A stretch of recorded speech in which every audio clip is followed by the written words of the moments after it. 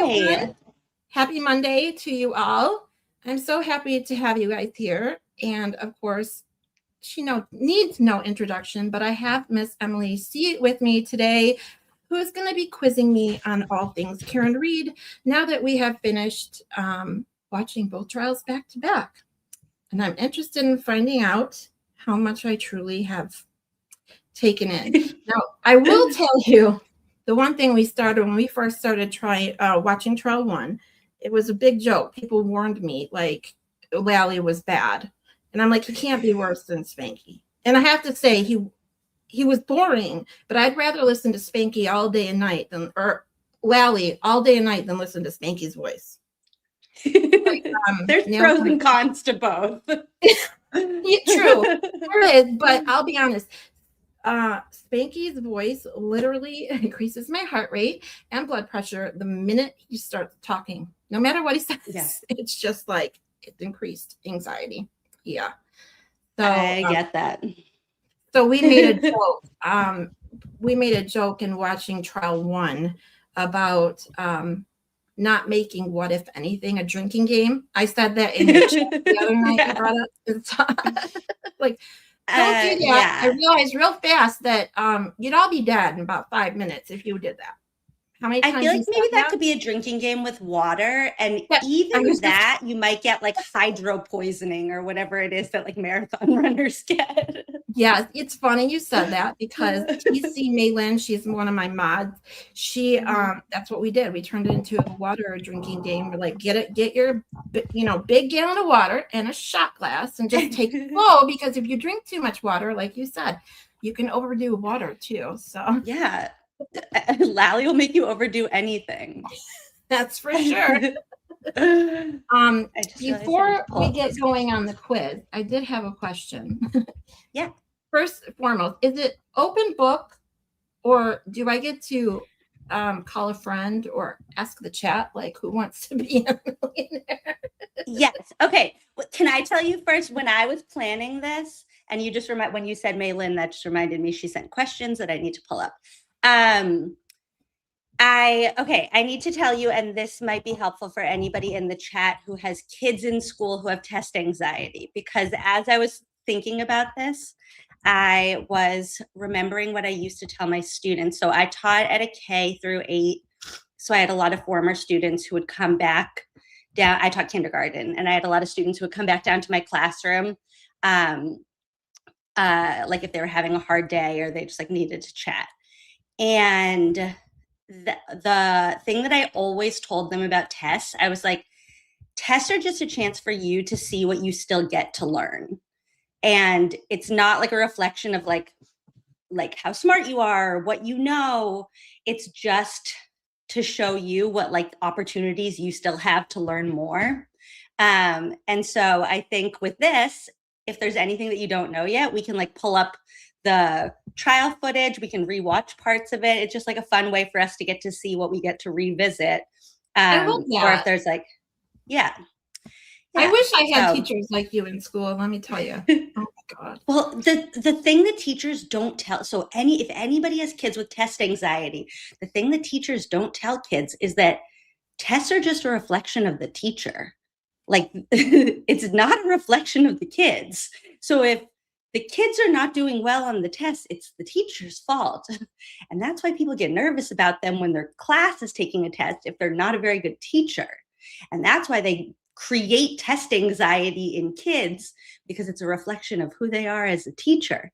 And we're not shaming those teachers. It is also an opportunity for those teachers to grow and learn more and get better. But like, think about it for real. Like, I used to tell, like, I had a student, like, starting in 4th grade, she used to get, like, horrible test anxiety. It's when, like, state testing started. My school made a really big deal about state testing. And I was like, listen, Gabby, you're not going to be a 4th grader forever. So do you want to only know what you know right now? Or do you want to know what you don't know so that then you can be a really smart 5th grader and a really smart 6th grader and a really smart college student and a really smart adult? Or do you want to only know what you're going to know on this test and that's it. And she was like, oh yeah. And I was like, okay, so just like bring the test back to me when you're done, once you get your grade, and we'll see what you still need to learn. And then she's like, okay. And then she would bring me back her test and we would look over, what she still needed to work on, and then she'd work on it. And it's like, great, now you get to learn more. That's excellent. I actually have a prime example of teacher being the problem. When I took geometry in 7th or 8th grade, whatever comes first, I can't remember, algebra or geometry. I did okay in algebra, but I had geometry, I had the same teacher. And he was horrible. All he did was talk to the boys about hunting. And he would write the assignments on the chalkboard. That's it. He didn't teach anything. And I had probably like a 3.7 or something GPA or whatever goes in junior high. Math, I loved math. Loved it. Hated those classes. I got D's. There was only 2 D's I ever got in my life was in geometry. And I ended up passing my AP Calc exam in high school because once I went to high school, I had way better math teachers. And like, just tells you something that, if the teachers make the most difference in what your children learn. Totally. And a bad teacher can really make like a really big impact in a really negative way. And like, I hate that. 100%. And you want to talk about kids back in the 90s, early 90s, I'm talking like 1991, 92, when back this happened. He would literally leave the windows shut because he was an old man and he was always cold. And at the end of the year, it would get so hot in there, we'd beg. There's like 4 girls in the entire class, and we're begging him to open the window. And he's like, no, you women just cover your ears and stop letting all the hot air out. He literally told this. We're like 11, 12 years old. Swear to God. Oh, yeah. You want to talk about how bad your Massachusetts state police are? That's how bad our teachers are here. He got paid extra to retire early instead of getting fired for that crap. Oh, yeah. Yeah. Yeah, it's not great. Yeah. The only other funny teacher story I had is my mythology teacher in high school looked like, her name was Mrs. Baricci. We called her Mrs. Bitchy. She looked just like that woman on Drew Carey with the blue eyeshadow all the way up to here and the really dark brown. I know exactly what you're talking about. That's exactly what she looked like. It was funny. Oh, man. But yeah, so thank you guys all for being here. Sorry, my chat, you guys that know me know that I notoriously get behind on chat, so I'm specifically not paying attention to the chat too much today, so I can give my full attention to Miss Emily. Otherwise, I will get so distracted and we'll be here for like 6 hours. I'll tell you if anything comes up that we need to address. Thank you. That's one thing I still have to learn is how to multitask. It's funny, people ask me when I talk about this if I'm ADHD or ADD. I've never been diagnosed that, but I'm like, no, because I become hyper focused. Like I have to focus on one thing at a time. I'm not a multitasker. No. So I don't know if that's still a possibility, but people are like, you exhibit the symptoms of ADHD. And for me, in the psych field, I have no clue. Probably ADHD is probably one of the disorders I know the least about. Well, I have ADHD, and actually I have a funny, if we're on teacher stories before we get started, I have a funny story about that. I think it plays into why I became a kindergarten teacher, because in school, and Zach knows this story, in school, I was a really like difficult student. And not because of like the reasons that some kids are difficult students. I just never really got the point of like doing something that, if I had a good teacher, I would be very invested, like all in, like whatever the teacher said I would do. I was like perfect little angel student. And then if I had a teacher that I felt like was wasting my time, or like I wanted to like learn more, I felt like you were the perfect angel student, really? Just kidding. Of course you were. No, but this is my point, is only when I had a teacher that I like felt like brought that out in me. And then I had a lot of teachers that I would like, they would be talking about something and I was like, I already know how to do this. I would just like get up and leave the rug and go like start reading a book. And they'd be like, Emily, come back. And I was like, but I already know how to do this. And like, I want to read that book. And in those cases, I was really annoying. And when I was in kindergarten, they moved me up to first grade for 2 weeks. And I was just like in another class, like in January for like 2.5 weeks. And then I like drove that teacher crazy. So then she like moved me back to kindergarten. And they were just like passing me around because they like didn't know what to do with me. It's funny you say that because I actually skipped first grade for well, I mean, it's kind of the same reason because I was annoying my teacher because I was bored. I had all my work done by like 11 o'clock in the morning, and she's like, "I don't know what to do with your daughter. I don't know." So I started correcting the other kids' homework before they moved me. Yeah, they would like give you weird jobs and stuff. They'd be like, "Go like walk this to the nurse's office." Like they'd just like send me out to wander around. But it worked out because I was in Miss Nelson's class, then Miss Clark's class, then back in Miss Nelson's class. And then I went to first grade and I had a really good first grade teacher. She ended up winning like Massachusetts Teacher of the Year and stuff. I probably like gave her a run for her money, but she like settled me down. Like she gave me at least enough like tools that I could like get by for the next couple of years. And then I forgot about her and started doing nonsense again. But it does show you that a good teacher makes difference. Yeah, I had an excellent first grade teacher, I have to say, because at least she paid attention enough to make sure that I wasn't bored. Because most teachers would just be like, "We'll do something else." You know, they just don't. Yeah. They don't really care about whatever challenging you at some points. I saw my son. He actually went to a pretty good what's considered a pretty good school district here in Southeast Michigan, and still I couldn't believe some of the stuff that they just now they send him home with these pre-done workbooks in elementary. I mean, my son's 22 now, but back when he was in elementary school, they do just to send these home with workbooks. We used to have to come home with textbooks and do homework and write out questions. They just come out with these sheets that take them like 2 minutes to do, and it's like, what, are you learning anything? I didn't get it. But Moni Sunshine said that they're having PTSD talking about all this school and teacher stuff. I'm sorry. Sorry, Moni. We'll stop. We'll talk about a new PTSD topic, and that is the Karen Reed. There'll be another PTSD. Exactly. That will be like totally calming for everybody. Okay. I have questions. Maylin sent in questions. And then I guess it's kind of good you ignore the chat so that if anybody answers the questions in the chat, then you won't see. Oh, you want to hear a quick funny story about that? Yes. I got a text message from Maylin. She's like, I sent questions to Emily C. She's like, but I emailed them to you so you could, okay them first. And I said, Maylin, that defeats the purpose. I'm like, I'm not supposed to see them. So I literally just deleted the email. I didn't read it, I swear. I actually don't even know if I know the answer to the first one, to be perfectly honest. She told me it's were. Like one. It's one of two. Yeah, that's a good first question. Should we start with the hard one? Right? You take your own advice, right? Yeah. Okay. The first question. Dun, dun, I feel like we need like a theme song or something. Like dun, dun, dun, show.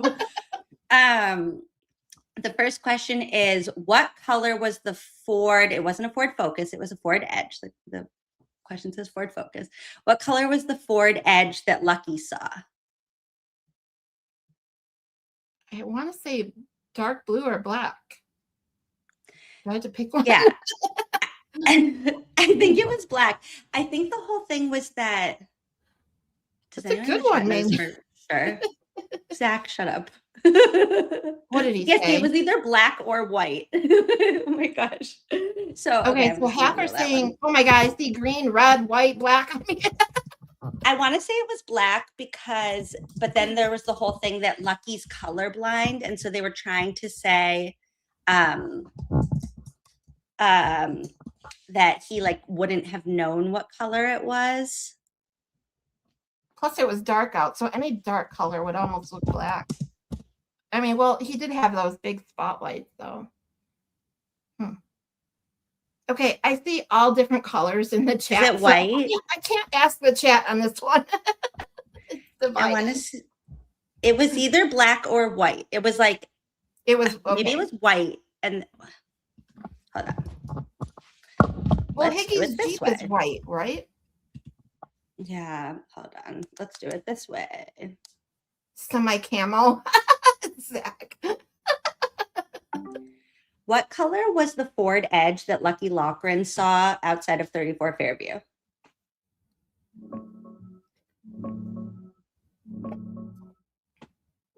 Lori Marie says, we're all wrong according to Google.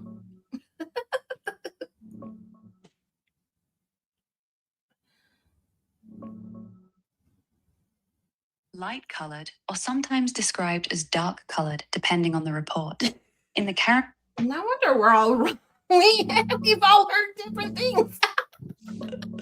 We need Malin to tell. Do we get an answer to this? Is she here? I haven't seen her. She streams early in the morning too, so she might have taken a nap. She just did this to torture us. Like, why was this the first question? She didn't know that she'd be stumping the teacher too. Wait, Darvader said that I changed my angle so my polka dots aren't hidden anymore. And I feel like I've changed my layout of where I am in my room every single time I've streamed. And now I think this is finally like, we're doing it. Like, this is, we're staying here. I was in your chat one of the nights they were talking about that, about why the lighting. When people were really concerned that this spot didn't have a dot. Yes, because people with, just an OCD or that, they're like, you need to put 2 dots up there. You're like, no, they're really there. You just can't see them. No, but we're staying here now. We're not moving anything anymore. I have a desk. I have a chair. When I first started, I was standing up at a table at a dresser. Well, okay. I'm gonna be honest. I am on my couch. I have a desk. It's just I have this really old computer chair and it's so uncomfortable. And I don't know if you've watched any of my streams. I've talked about it a few times. I have both my hips were replaced in my 30s because I have severe osteoarthritis and I also have CRPS. And so I deal with daily pain. And so when I just started coming on camera because during the trials, it was so long of streaming that I would literally be on my chair, my couch, the floor, my bed. And it's like, wow, who cares where I'm at? So right now, the couch is the most comfortable place to stream on camera until I get a nice setup. Yeah, you look comfortable. Okay, so Lori Marie says tan/beige based on old FKR Facebook group posts. Okay. Joy says light gray. I think that was the whole thing, was that because Lucky was colorblind, he couldn't identify like the exact color, but he could tell it was like a light colored Ford Edge. Plus, I'm sure with it being dark and the because the spotlights from those big trucks can sometimes change those light colors or make them look funky. So, but you know what? This is just highlights. Like, this is the thing that I will come back to forever and ever is that should be a detail that we know, like the back of our hand from an because like that is the detail of the investigation. Like Aiden was talking about last night, like when he was about to do his perp walk and he was thinking like, what is the one thing that I want to like shout out to like get to the news media? And he was like, I'm going to say when they take me out of this car, like when he was arrested, did you find who was driving that Ford Edge? Like that Ford Edge is so important. And Proctor and Buchanan were just like, okay, thanks for letting us know. They're like, never find and the fact Ford that Edge. Nobody knows the actual color for sure it's crazy. It's great. This is a detail, like you just said. We should know who drove it. We should know what time it was there. We should have ring camera footage of that car driving from wherever house it came from to wherever house it went to and how long it was there. Like, so I think that just highlights what a ridiculous. That was one of the craziest things that I heard. Because I don't think when I was watching the second trial, I had really heard about that detail of the ring camera footage that was across the street. Not only was it across the street, it was the Arlo. When I found that out, when it was my chat, I was like, what? And then listening to them testify about why they didn't go get it. Well, I knew. How did you know? Are you psychic? And then because I picked up packages from him before. Okay, Yeah. but when you pick up packages from somebody, you don't see their Ring camera. No. Just because you see the angle of the camera doesn't mean you know exactly how much it picks up. How the F did you know? He knew. I knew. Oh, okay. So you're psychic now, just like the crime scene talked to Trooper Pooper Paul. I that was hysterical. Oh my god. Yeah. Yeah. Wait, Watching Malin, that was Malin one of said the. she's still streaming, but she'll be here as soon as she can. Okay. What color was the forehead? You got it, Malin. You stopped the teacher already. Help. I have to say that watching trial 2, having seen trial 2 and not trial 1, going back and watching it, I have to say anybody out there that has not seen trial 1, you have to at least go watch Trooper Paul's testimony. Oh my God. Not for anything else, but even just to laugh at that shit. It just did. When he said that, my jaw hit the floor.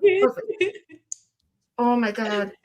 I spent a really long time trying to find if there was any other like televised court cases that he's testified in to see if he's like always dumb or if they just gave him an impossible question and he tried so his best, but like it's impossible to answer an impossible question.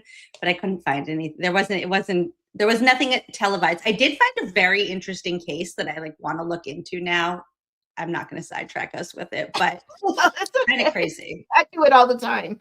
It was like I was told by someone, is this maybe you know, I had heard, I don't know who it was, but said that he has like social anxiety or something. That's why he was like that on the stand, or is it? I'm like, to me, psychologically speaking, that didn't look like social anxiety. That looked like just someone who didn't know the answers. I'm sorry. Well, and like in defense, I always say justice for Trooper Paul, because in his defense, like, yeah, Judd Welcher didn't sound like an absolute lunatic trying to answer those questions, but they were impossible questions to answer. Like, you can't explain.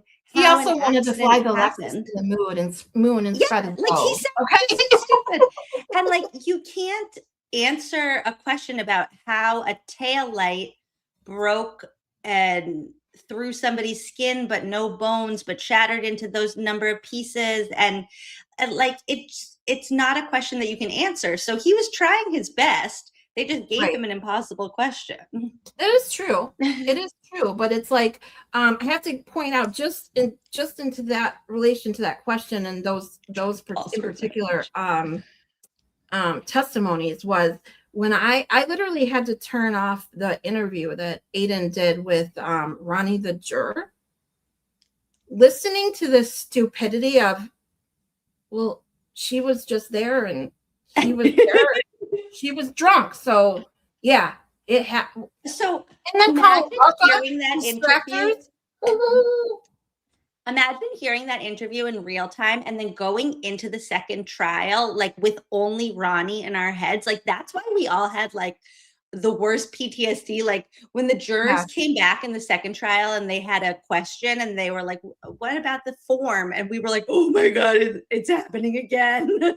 Yes. And then of course, them coming back with the whole, we got a verdict. Oh, wait, no, we don't. I've never seen that. In all my trial watching, never seen anything like it. Oh my God.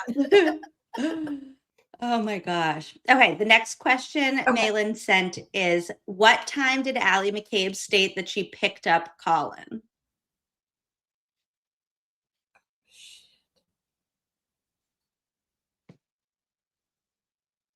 I'll give you a hint. It's in the screenshot. It's the only thing Colin knows. Oh my God, it's so funny because I'm trying to think back to his testimony and all I can hear is, I don't know. I don't remember. So the night before they went to the bar, oh, wait a minute. When did can't even remember all of a sudden when she picked him up. It was before, because he was at the house before they all came home from the bar. So we're talking before they all went to the bar, right? No? I have no idea. Like, I'm lost. Hold on. think about what would just squeak Colin out in the nick of time. 12:10. Yes, Oh my exactly. Well, that you see, you gave me the most perfect clue. And 12:10 is when the text message was sent. Yep. But also, we just did this in squirrel school the other night. So also, Allie sends the text message at 12:10. Hey, I'm here. He doesn't specify where here is, but that's fine. Right. Colin writes back and says, okay. Allie testifies that Colin then comes out a few minutes later. So now we're looking at like 12:11, 12:12, 12:13, 12:14. Brian Albert gets home at 12:15. He says it could be 12:07. So let's give him 12:10. We'll split the difference and say it's 12:10. Right.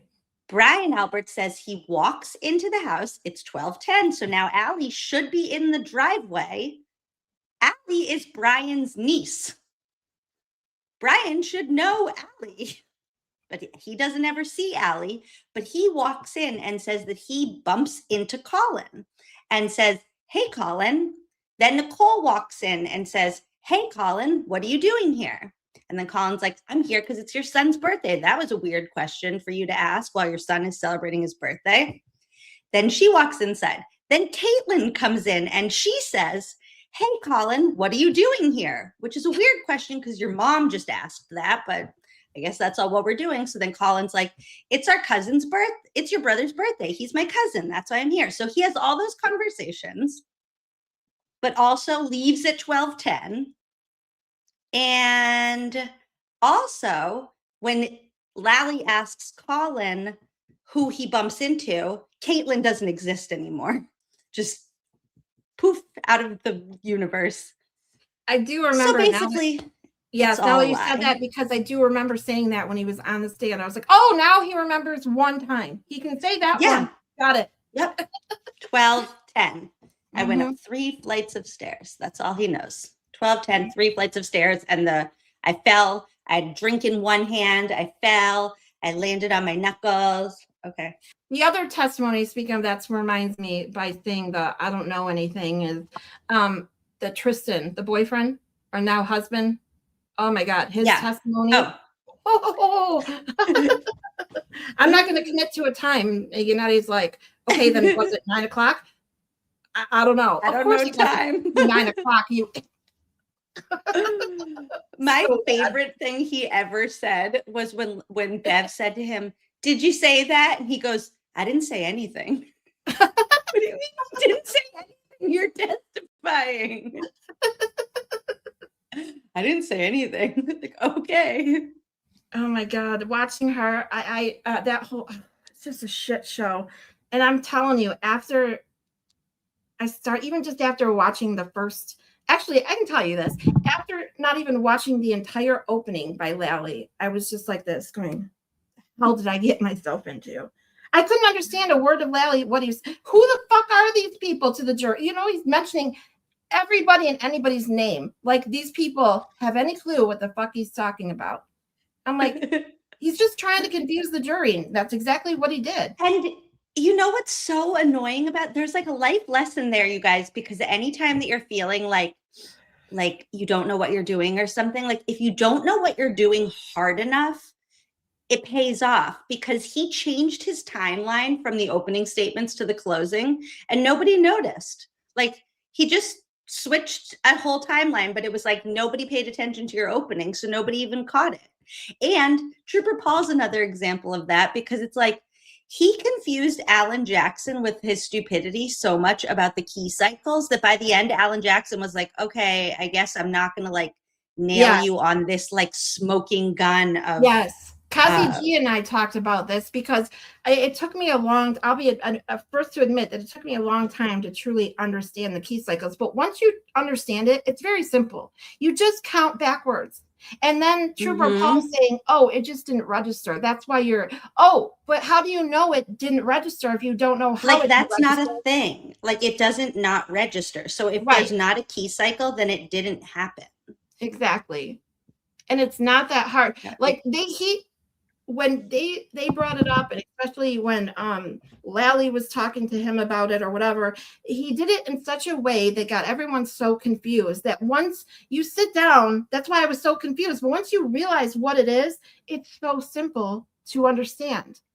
But he did that, and that's why but then Lally bogged everybody down with asking, like, which table were you at the bar? Oh yeah. Was it the long table or the short table or the high table or this table? And then by the end of that, nobody's paying attention to the important stuff. Exactly. That's why Kathy G Okay. even said to me, and I realized it after the fact, is that Lally, he's smarter than people gave him credit for. He Smarter or just more evil? I think a little of both, to be honest, because if you just think Lally's a big gummy moron, you don't take in the fact that he did strategically confuse the fuck out of that jury to get him to the point where, like, we don't care about the important stuff. We call the important stuff distractors, and all they're paying attention to are the actual distractors. Like, what high top are they sitting at? Yeah. Like, why do I know that Karina Kolokithis' daughter was like on the injured reserve list and now is like playing varsity college basketball? Like, that has nothing to do with John O'Keefe being found on the lawn. Why are we talking about this? Oh yeah. Why do I care who Karina sat with at the basketball game? Oh my God. Okay. Yeah. The next question from Malin is, what was Nicole Albert doing after they got home? Nicole, cleaning the kitchen or being a mom. Cleaning everything. We don't know what. They never tell us what she was cleaning. No, she that's just right. says, like, which is actually so interesting. Samantha Beningo talks a lot about like what we like fill in our mind that like the fact that you just said cleaning the kitchen is like you filled in that detail because that makes sense. Right. In like when you're picturing the scene, but because they never said that, Samantha always says like, if they don't say it, then we can't, I forget what her exact term is, but basically like we can't fill in their like make their lies make sense. And like all they tell us is that she's cleaning. Were you cleaning up after a accidental murder? Exactly. Yeah, I watch a lot of Samantha's too. I truly enjoy her breakdowns. That's where my mind goes, is the psychological breakdowns, and I truly enjoy them. That's your background too. Yep. Although I'm obviously I do not have as much of a background as she does. You know, I have my bachelor's. I was almost done with my master's when I was getting my divorce, and I just couldn't afford to go back and finish it. I was already started my thesis and that, but you know, I still spent 20 years in different roles in the mental health field, and I'm okay. I actually had to leave the field in 2021 mentally. My own mental health was going to take it was already going down, dealing with COVID and being in the position that I was in. And I went, and now I'm still in healthcare, but it's totally different. And I love it. I'm enjoying it right now. So. But that's why awesome. I like doing this as a side thing, because it truly that's my passion. Is I've always asked every question. It's always why. I want to know why. I want to try and understand why. Have you gotten to the bottom of TBDS yet? So I have some questions. Not really the bottom of it. I don't think you truly can. But I addressed it. I did have a stream a couple weeks ago. I need to watch Friday night, and I said TBDS is real, and we are not in a cult. And I went over why we are not in a cult, what a cult truly is. But I truly, in my evaluations that I've done so far, especially in the TBDS crowd, is it's a lot of group thinking. It's it's called common enemy. I always forget the third word. But basically bonding over a common enemy. It's not that they have similar viewpoints, similar anything. It's just that they're automatically bonding over someone they don't like, which is, you know, is the number one thing when it comes to Aiden. Yeah. And then it just trickles down to all of us. I was sending Meatball a screen grab earlier of this one account on Twitter that watches every single one of my Squirrel School episodes. They're like 4 hours long. Like, people who are there every week don't even watch all 4 hours. And they clip clips from every single squirrel school, and they're like, "Can you believe it, Emily? Look how stupid she is." And I'm like, you don't have to watch. Nobody's forcing you to watch this. Like, well, I'm sorry that you hate this so much. You can turn it off. Yeah. Yep. Exactly. It's the same thing with the ridiculousness that Aiden says something, and within less than 60 seconds, it's on Twitter. I mean, and then they're like, "Look at these crazy people," and it's like, I haven't even seen that yet. What do you mean? oh yeah. And then, so whenever they say something that's proven wrong, and I mean really proven wrong, like I'm new to Twitter, I'm gonna be honest. I just made my account in December and I still try to avoid it as much as I can.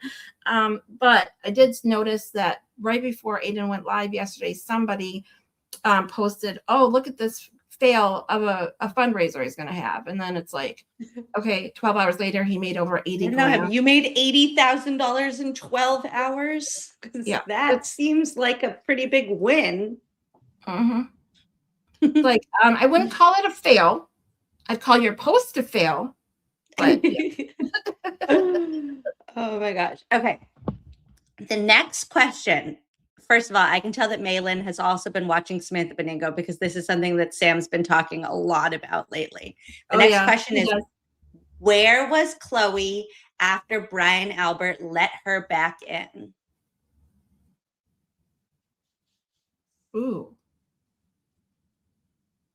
Do we even know the answer to that? Like, hold on, let me think for a second.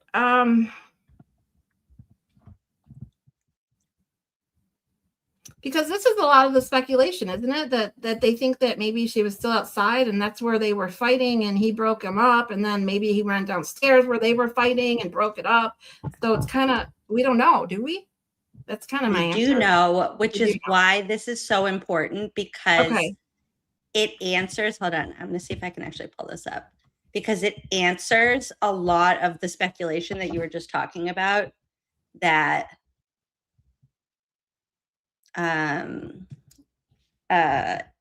it makes everybody's theories who say things like, well, maybe they were outside to the side behind the this and in the garage and this and that. And it's like, actually, I can tell you exactly where they were.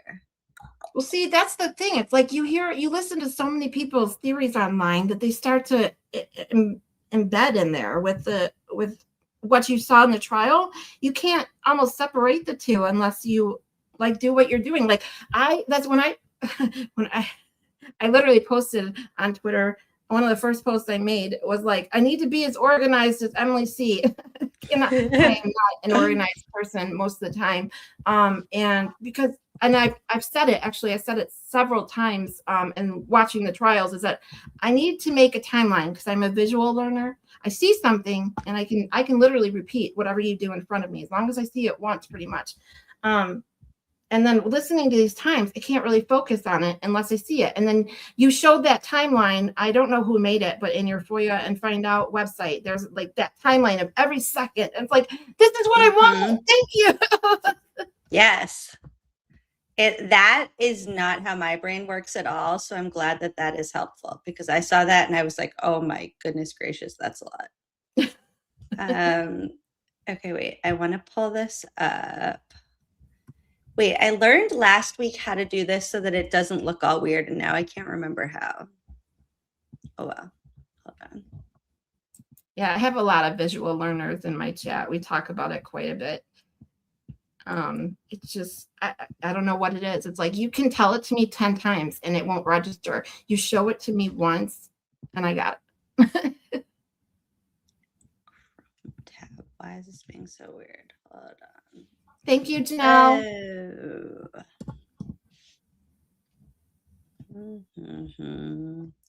Yeah, it's funny. I was in Baker's chat this morning talking about, I'm nervous. I think I'm going to fail. And they're like, no, you're nervous.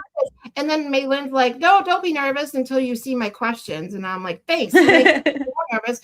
And then at least I feel a little better, because Maylin's first question, by the way, stump the teacher. Yeah. Still don't really know the answer. Okay. That tells you everything. I mean, right there in that fact alone tells you what you need to know about this case, that they didn't do a proper investigation. That's it. at all. Okay. Can you see down at the bottom? Is there a, yeah. I got it. Now tell me, can you hear it? You owned a dog at the time, correct? Yes. Can you hear that? Yes. The German Shepherd named Chloe. Yes. Mix. Described that dog as being not great with strangers. Isn't that true? I did describe it that way. Yes. You testified that, quote, it started barking because it realized that people were downstairs, end quote, right? Yes. Chloe had a penchant for barking when she heard people, correct? No, not necessarily. She did that night. Yeah, I think she wanted to use the bathroom. Well, that's not what you said in your testimony. You said it started barking because it realized there were people downstairs, right? Right. So your German Shepherd, probably a decent dog, guard dog, if she heard commotion and people, she would bark.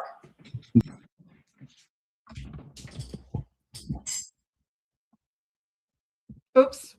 Wait. I didn't mean to share that right away. We made memes as we were watching trial 1 because it was giving us something to do while Lally was so dang boring. So people were giving me ideas for memes. And speaking of Brian Albert, give me a second. I'm going to show you the one we made of him. Someone said, all right, where is it? Oh, there he is. Okay. Someone said he looked like a grumpy cat. So I had just started playing around. With Chat GPT and came up with this. Wait, that's perfect. Oh my God, the coloring is perfect too. Okay. Basically, in that, hold on, did he say it yet?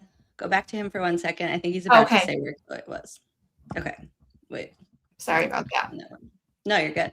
Barking when people walk into the house. No, it's not the first time ever, but she didn't bark often. Okay. But she did bark that night, right? Yes. And the reason that you gave under oath for why she started barking was because there were people downstairs milling about, right? Yes. So in that instance, on January 29th, in the early morning hours, she was barking because she heard people. Well, I can't say why she was barking. Well, you did say why she was barking. I let her out to use the bathroom, so I think that's probably why. Except your testimony was it started barking because it realized there were people downstairs. Those are your words, Mr. Albert. Not Right. mine. Okay. Do you stand by those? Yes. Okay. Ready? You ultimately did let Chloe out to go to the bathroom, correct? Yes. And then you allowed her to stay downstairs and you monitored her with the others who were in the house. Isn't that right? Yes.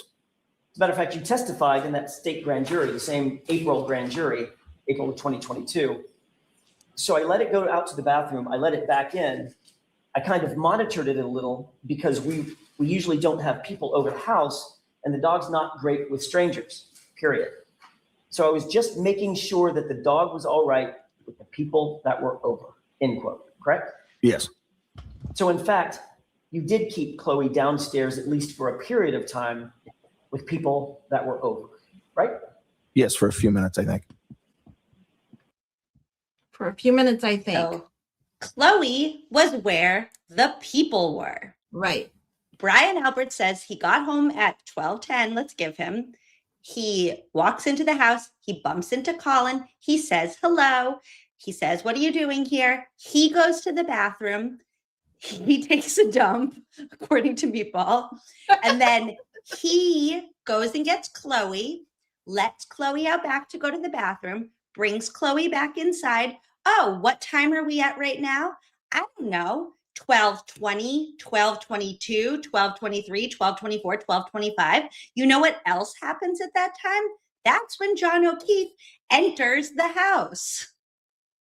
Yes. Chloe is with the people in the house. Chloe doesn't like strangers. It probably also doesn't like strangers that might be having words with Brian Higgins. Exactly. Oh, chaos ensues. It only takes a minute for whatever happened to have happened. This is not like a pre-planned psycho, like serial killer moment. This is minutes, like what he just said. Yes, it was just briefly. Like, yeah, exactly. It was very brief. It lines up exactly to when John O'Keefe arrived. Yep. Wow. Well, I mean, literally, it's funny how that little statement is forgotten about so easily, because if Right? you take that statement in and you believe that this is true, okay, you have to, I mean, we have to say, one, we don't know everything he says is true. We already know they all lie. So, but if that's true, that the dog was in the house, came in the house where the people were, then John obviously went in the house, not the garage, not outside. He was in the house. End of story. Yeah, with the people. And With the people. like, I agree with you. I take what they said at the grand jury as Yes. more true than anything, because especially the federal grand jury, like they're told, like, if you even tell a single lie to us and we find that out, like, you can go to jail for 10 years just for saying, like, the sky is green, and we can prove to you it was blue, and the end of that. So I feel like anything that they're like, you said this at the grand jury, I'm like, tell me. Yeah.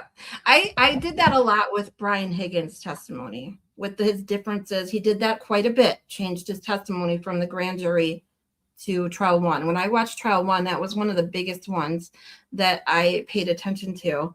I made the most notes on his testimony, ironically enough. Because even before I'd seen trial one, I'd seen a couple clips of Brian Higgins' testimony, and it was Loophole Lawyer, one of his shorter videos that I caught. He was going over something else, and I caught him going, well, I was parked at the end of the garage mailbox. He literally almost says garage. I clipped it. I played it a couple times in my chat. I'm like, do you hear what I hear? Because I hear him literally almost say it was at the back end of the garage mailbox. He literally almost says garage. And it's like, okay. Why would his truck, and why is he plowing a driveway that has like no snow? So literally no snow. It has not started snowing yet. Yeah. And then he tells Yuri Buchanan that he couldn't see John over the snowbank, and Buchanan is like, cool, good talk. The one thing I did notice too in trial one, the biggest thing, and I kept saying this every time a new witness would come on the stand, the other thing Lally did was constantly use that one freaking photograph that not only gave the impression that there was a shit ton of snow that night, it also gave the impression that that yard is huge, that they could easily miss a 6 foot some guy laying on the lawn. No, I saw Aiden's video and your picture that shows a totally different, aspect. That they took that picture for that reason, and the way they did, it's all in the photography to give it perspective. And the fact that you use that same picture with every witness to make it look like it's something it's not was like, this is you insane. could literally mow that lawn with like one of those like little old-fashioned push mowers. Yes, I saw your video on the yeah, like it would take like a non-motorized lawnmower, like from the olden days. You could mow it in 20 minutes. Like it's tiny. Yep. Okay, the next question is, what song was the party listening to? Allegedly, because I don't believe that part of the story. Wait, what song were they listening to? It's Raining Men, right? How can you forget that? Hey, Maylin, I got one. And the part of that story that I'm like, what are we doing here? When Jen McCabe is like, because I have a sister who sometimes drinks too much and then dances to it. Well, is that sister Coco? Because if it is, then I thought she was cleaning. And if it's not, then that sister wasn't there. So what are you talking about? Yep. Like, oh, I have a friend who likes to get drunk and dance to this song. So I played it even though my friend was at home. And I also found it funny that not a single one forgot the title of that song. How many people in here is going to if it wasn't talked about, and they can't remember other things that were talked about for every day pretty much for 3 years, but all of a sudden they all remember the title of that song though. All of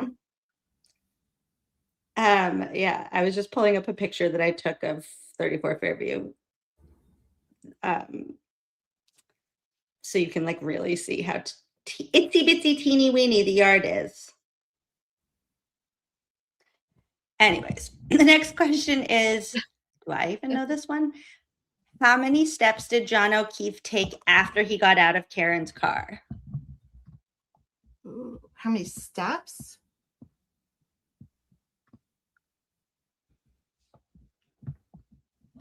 Okay, I Is it like agree, 30 virtual like juror, that 32? picture. No. I want to say 30 something. It's a little more. It is. Mm-hmm.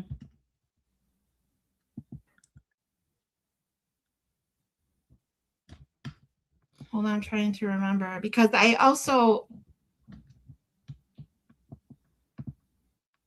I got distracted when I watched with that whole steps thing and the Apple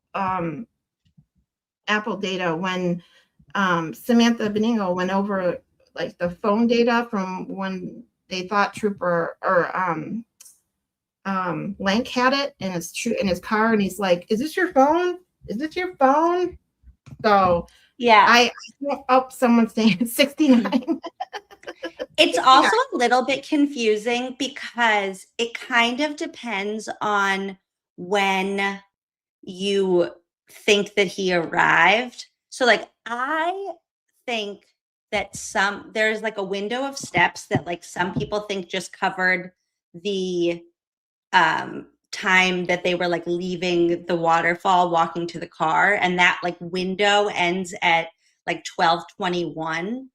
But if John gets there at 12:20, then some of those steps can count in that window, if you get what I'm saying. Yeah. So it's like there's like 100 something steps in that window that ends at 12:21. Then there's 80 steps from 80, like okay. 12:21 to 12:24, and then there's like 32 steps or 30 something That's steps. the one I was remembering was the 30 something. Yeah, and then those are the ones that is like not even clear if that was John with his phone. Right. I think that's why I'm remembering that one the most, because that's what's talked about is they don't even know if it was they thought that was maybe during the time that they were calling it, even though he was in the house, because maybe they couldn't find it. Yeah. I don't know that that's now them like not being able to find his phone. I don't know. Everything about it is so weird. I saw this. You got this picture. Yes.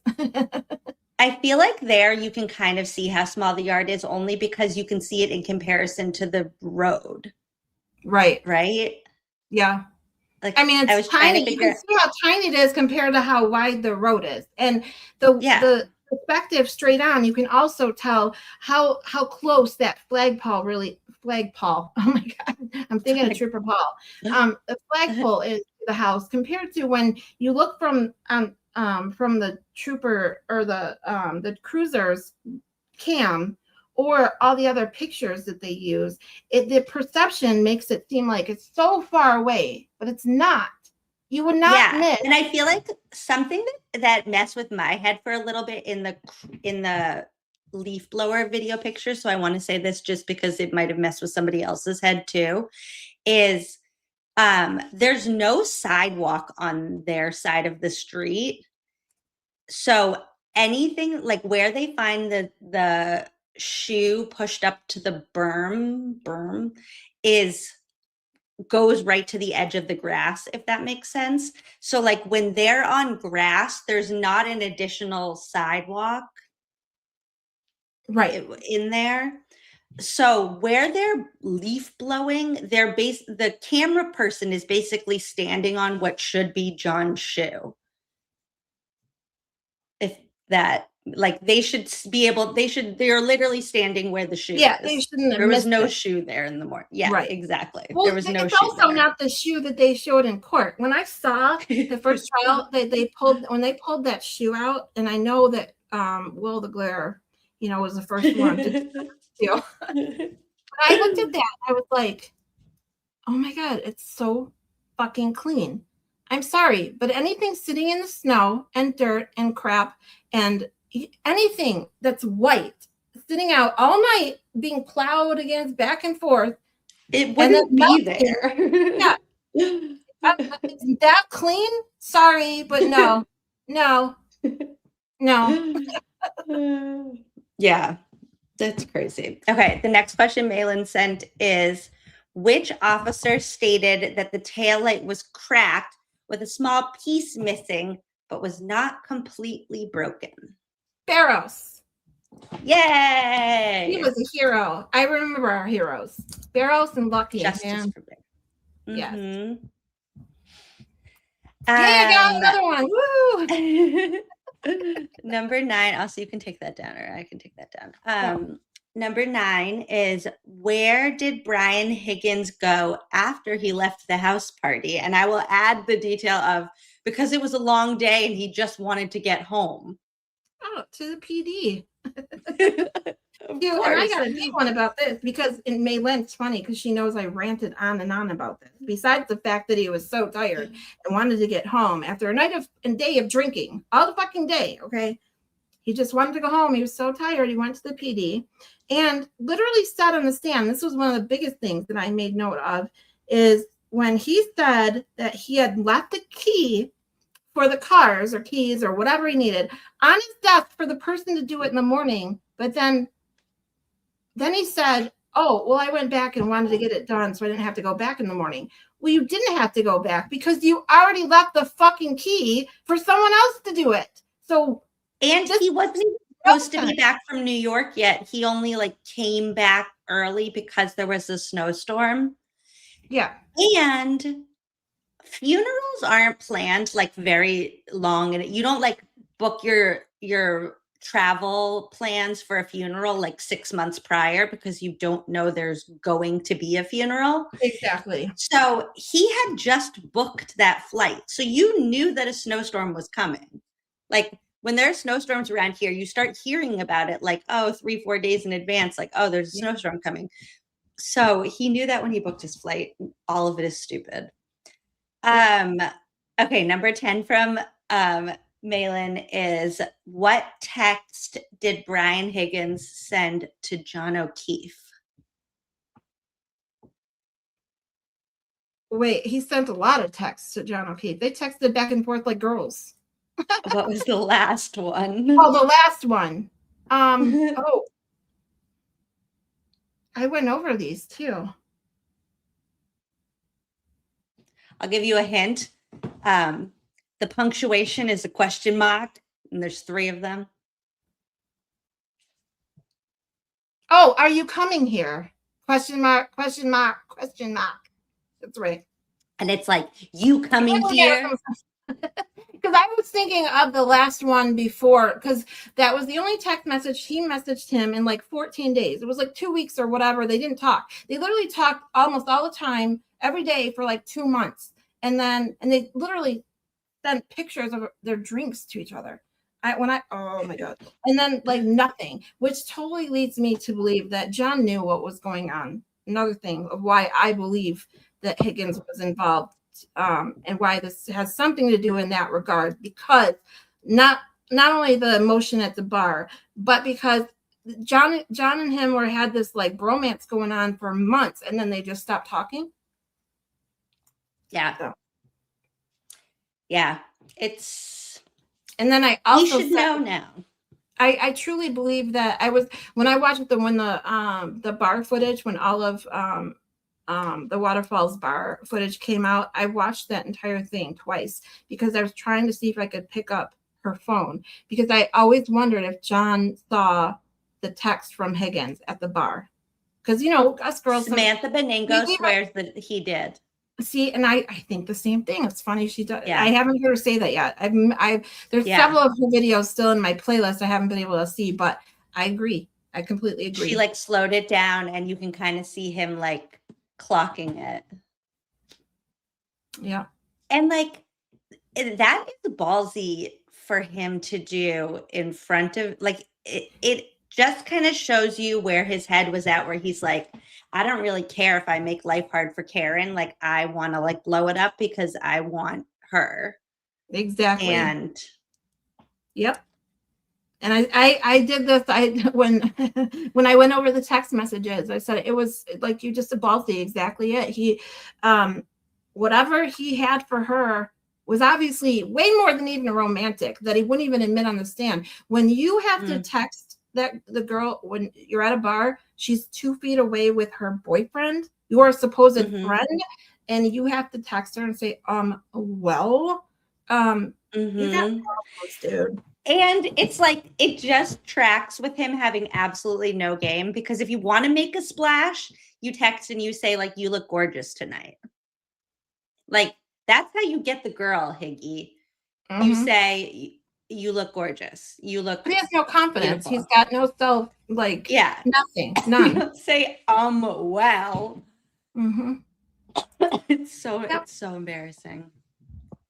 Okay, those were all Malin's questions. So I have questions from Grok, or Okay. if anybody in the chat has questions you want me to ask, we could start there. If you guys have a suggested question, but you have to do them kind of slowly so that we can take our time with them. So whoever has one first, we'll go with that, and then I'll pull you guys after.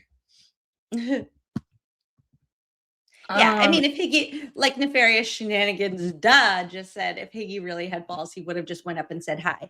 But I do think there exactly. is something about the text that like is like, if you get in their like headspace of like they were doing stuff behind John's back, it kind of keeps it like sneaky, like it tracks with what they had been doing. Like there was a time where they were in John's living room texting each other, like across with John in the room. And then like he went back to the Canton PD, John went to sleep, and Karen's still just like up at home texting him. Like it does track with like their relationship. Darth Vader wants to know what sea creature you are. So hold on just a second. Oh. You know what? I have to look at the chart. I'm going to pull it up. Hold on. Oh, okay. Like I always forget. I haven't done it in a while. Updated them. You put so many, you got new ones and stuff. So because the sea creatures are closed now. Okay. If you can pull that up. Zach, you're not a platypus. Oh yes. Okay. How many am I allowed to pick? As many as you feel like. Okay, I have to go with the starfish. And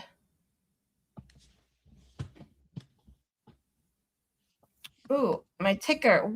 What's the little guy at the bottom next to the dolphin? I can't see what that says. On the left, the little otter. That one's hungry. Oh, hungry. Oh, yeah, probably him too. I haven't eaten yet hungry today. too. I'm hungry too. I was actually just thinking that. Yeah. So yeah, starfish and the little otter and the little pink, what is that? A little pink fish that's tired. I'm always tired. I never sleep. So, but yeah. Same. I kind of feel exactly the same. Okay, Meatball has a good question. That Meatball has a good, like, these are side quest questions though. These are not from the trial. Oh, this one right here. Okay. Who said what about Higgins to take the focus off of Colin Albert? Who said this is not somebody from the trial?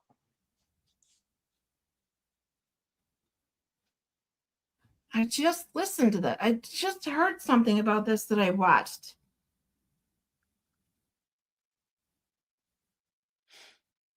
Because wasn't it? Or the other question could be, who did they say it to? Who did they say it to? Wasn't it Yannetti? I mean, they told Yannetti. Not in the trial. Not in the trial. This is side story stuff. Ooh.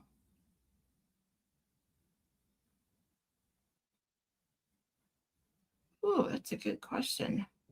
Who said what about Higgins? Aiden? I would assume Aiden. Because Aiden didn't know about Aiden. Oh, he said it to Aiden. Okay, because Aiden didn't know about him. Oh, Natalie? That Natalie girl? Maybe? No.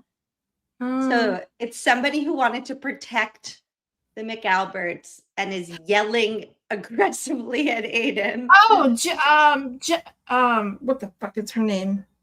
The one that came up and slapped him? Yes. Why do I always forget her name? Oh my God. You're right. Keep going. Because I want to go, Jen. Oh my God. It's literally at the tip of my, oh my God.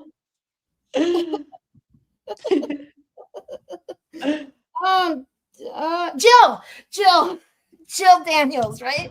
Yay! Oh thank God. I'm like, I know it's a J, damn it. And I can literally see her crazy face coming out of that car. She whips up that car and runs after Aiden so fast. I know. Yeah. But there is something like so interesting about like the way that she says, like, basically she's like, can't you just like not look at Colin because like there's a lot with the Higgins story. Why don't you focus on, she's like giving us the roadmap. Wow. See, I didn't even know that. I don't think I've ever heard that she was the one that actually brought this up. Mm-hmm. Hippie chick was giving you the hint, think leather. It's a good hint. Good hint. Speaking of, real quick, if you want to read the next question, I do have a couple more memes for you for our lovely. Yes, let's see. I don't have any questions. Let me bring these up. Hold on. Joy, I don't think they're turning on Higgins because they would have already. That means that Higgins has something. Okay, can I just do my whole like, because Joy just said, how fast do you think they'll turn on Higgins? If it was only Higgins, they already would have turned on him. That means that Higgins has something on them too. As in, maybe the fight started between John and Higgins, but somebody else did whatever happened to end it. I'll warn you, this might be a jump scare. Oh my God. Somebody take the comment down so that I can get the full effect. What? Take the comment, take Meatball's comment down so I can get the full effect. That is so scary. Oh my God, it's so scary. I hate it. I literally, this is when my ChatGPT is named Wanda. This is when Wanda truly understood me. This was like the third or fourth meme I ever made. And I give it Chloe's mouth. And oh my God, I hate it so much. Darth Vader said her teeth look great.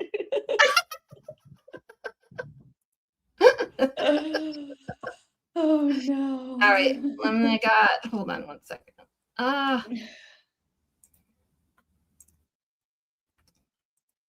This computer, I work on the tiniest laptops and it's so hard to deal with all these windows and this small screen. Let's see, where's that other one? There's another really good one we did quite a few, but the other one I was thinking of, I wanted to show you. It was hysterical. And it's not even anything big. It made me laugh. I was laughing hysterical because someone called her a goat and they're like, oh, make her eat grass. And so this is what we got. Oh no.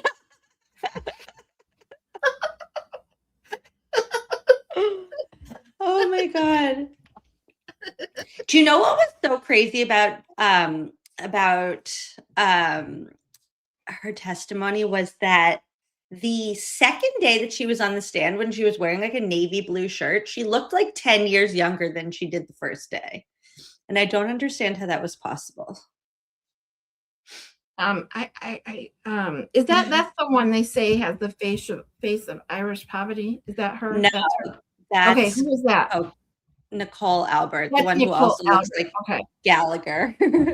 All I know is they all got problems. I mean, Jill Daniels tans a little too much, which is why she looks like a leather face. I think they're all proof that like when you live an honest life, it shows, and when you don't, it shows. That's a good idea. And when you drink too much, it shows. I mean, when you're in your 40s and 50s still drinking and partying like you're in your 20s, whatever. What?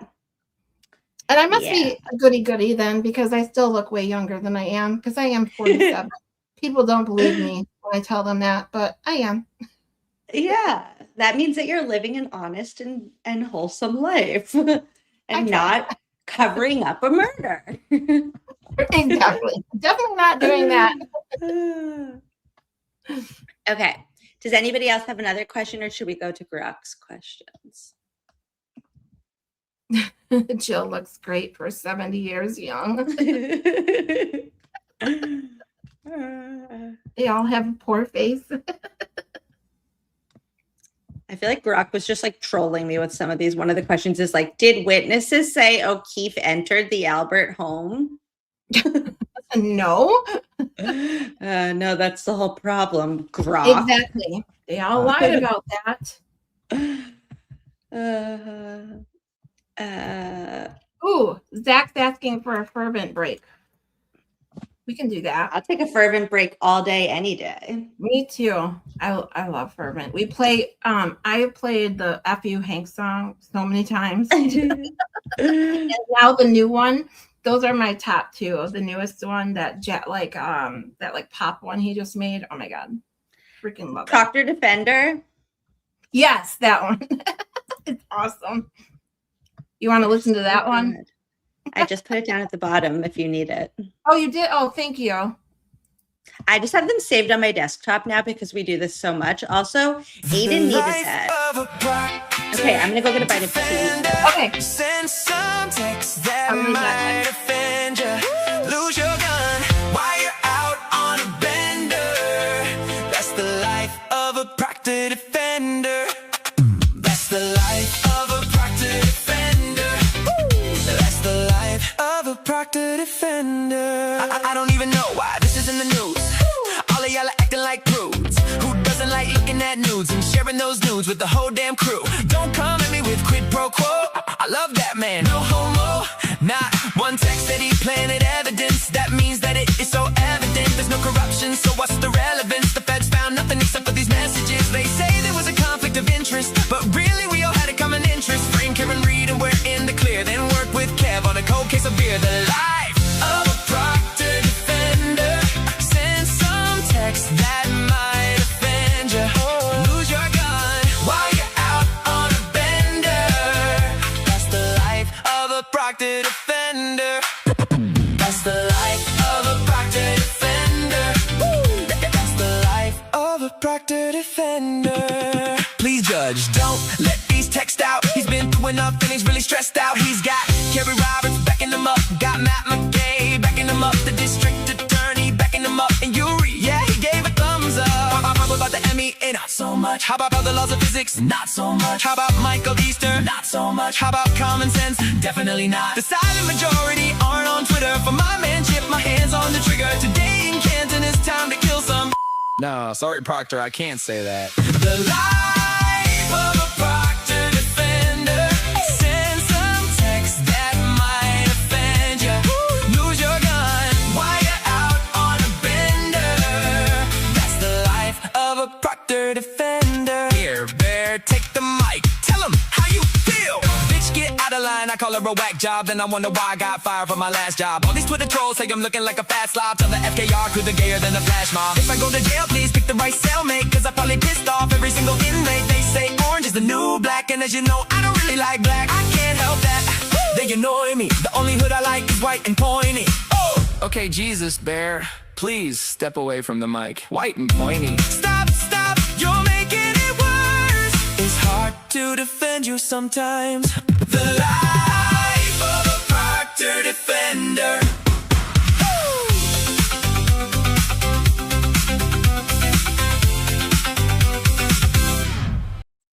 Biting my tongue for so long. Fuck you, Hank. Think you're better than me. Fuck you, Hank. You are not Lally. Fuck you, Hank. Think you're better than me. Fuck you, Hank. But why don't we see?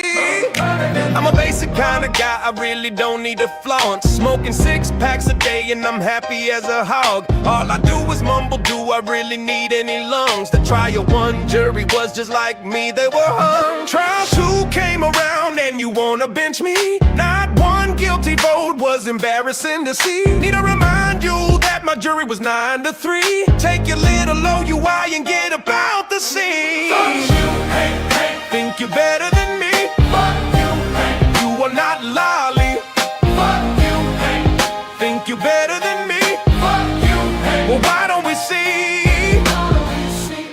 I know what will get us the win. Ask Rachel about his fucking ham sandwich again. That'll prove this beyond all reasonable doubt. Oh, who am I kidding? This shit is around. You took this case so damn personally, and I hold that opinion to a scientific certainty. You weasel face, fuck, bet, Arca Major P.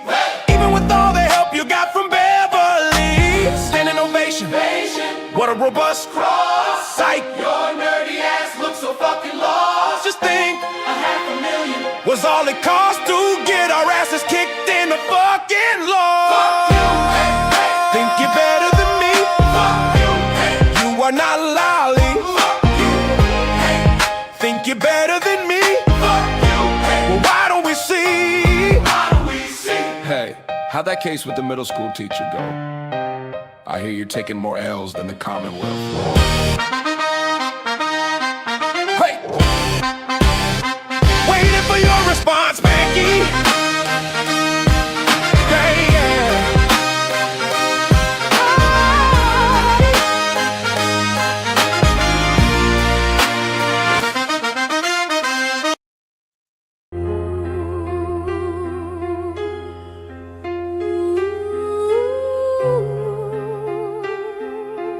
Today we say a prayer for Adam Lally, the once mediocre prosecutor who stayed mediocre. May the Lord hear our prayer. In the words of Auntie Bear, speak up loudly. Got a $500,000 cause of your incompetency. Calling me a nerd with creativity.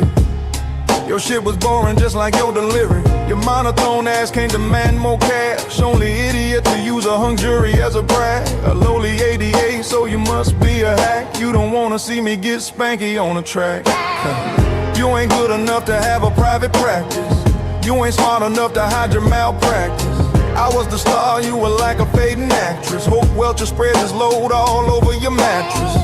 I know a lot of times that raps be fiction, but really let these next 2 bars sink in. You ain't skilled enough to get a conviction, even when in a corrupt jurisdiction. As for the aftermath, well, I'm making more cash. As for you, I think I saw you on DoorDash. Man, I kinda feel bad, sitting back with a laugh, counting up all my stacks. But let me end this quite plainly, just in case that your memory's hazy. It was confirmed on the stand that you're lazy when Rosemary made you her baby. Lolly wanna baba, stank. Lolly wanna baba, spank. Lolly wanna baba, stank. Lolly wanna baba.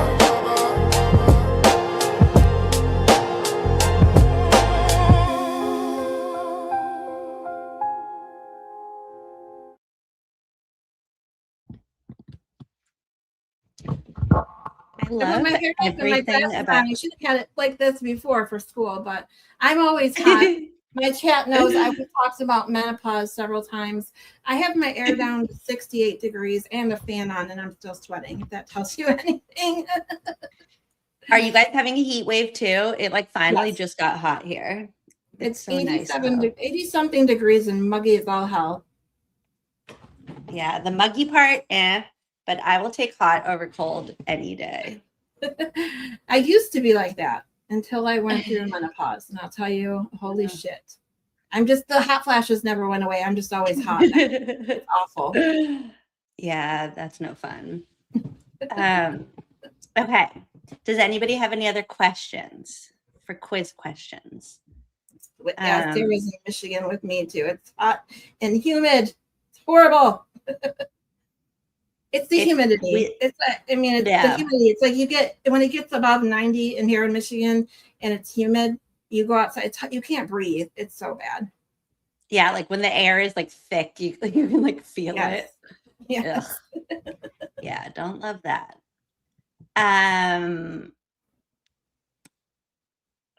Let's see. Grok has Grok threw some shade with this question. Oh yeah, okay, that's a good one, Zach. Who's the lady lawyer on the team? Liza Little. We love Liza. You know, she's a singer too. They used to listen to her music in the car. She's a singer. I didn't know that. Yeah, they Alessi said at one point in one interview that they were like playing some music and he was like, "Oh, I love this. Who is this?" And it was Liza singing. Aww. That's awesome. Grok, I just asked Grok for 100 questions to like quiz somebody about the trial, and they threw some shade with this one. Number 26 is, who was the lead investigator criticized during the trials, and then in parentheses, later fired? Wait, who was the what? Lead investigator. Oh, criticized during the trial. I don't know why I was thinking lawyer, and I'm like, he wasn't fired, of course, Michael Proctor. We just listened to his stuff. Later fired. Also, Darth Vader, I saw your question about if Fervent dances around to his songs after he makes them. I just asked him. I will let you know the answer when I get it.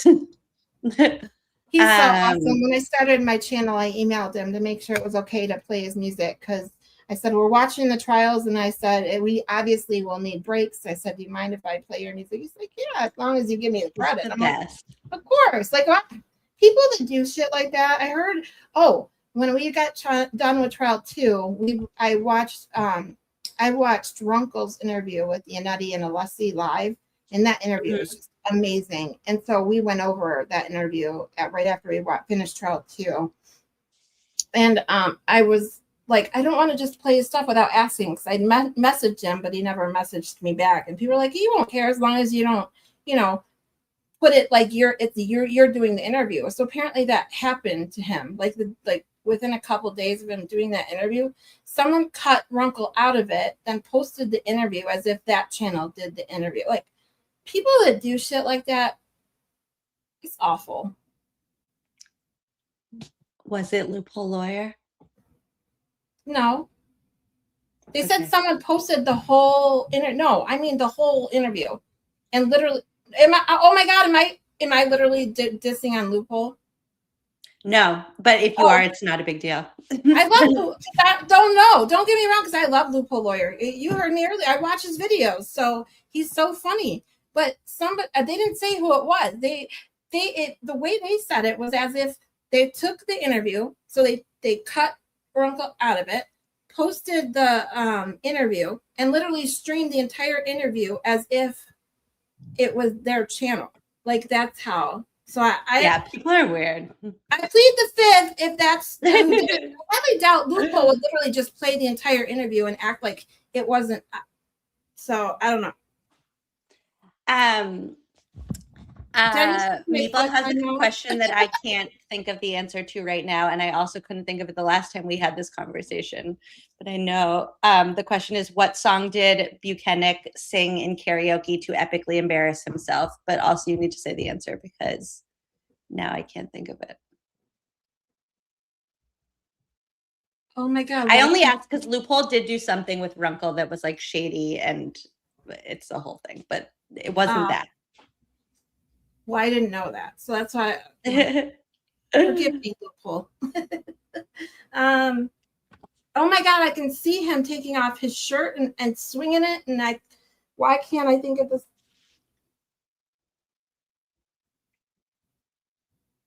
Oh my God. I can't think of it. What is the song? I can't. I can literally hear it, but I can't think of the name of it.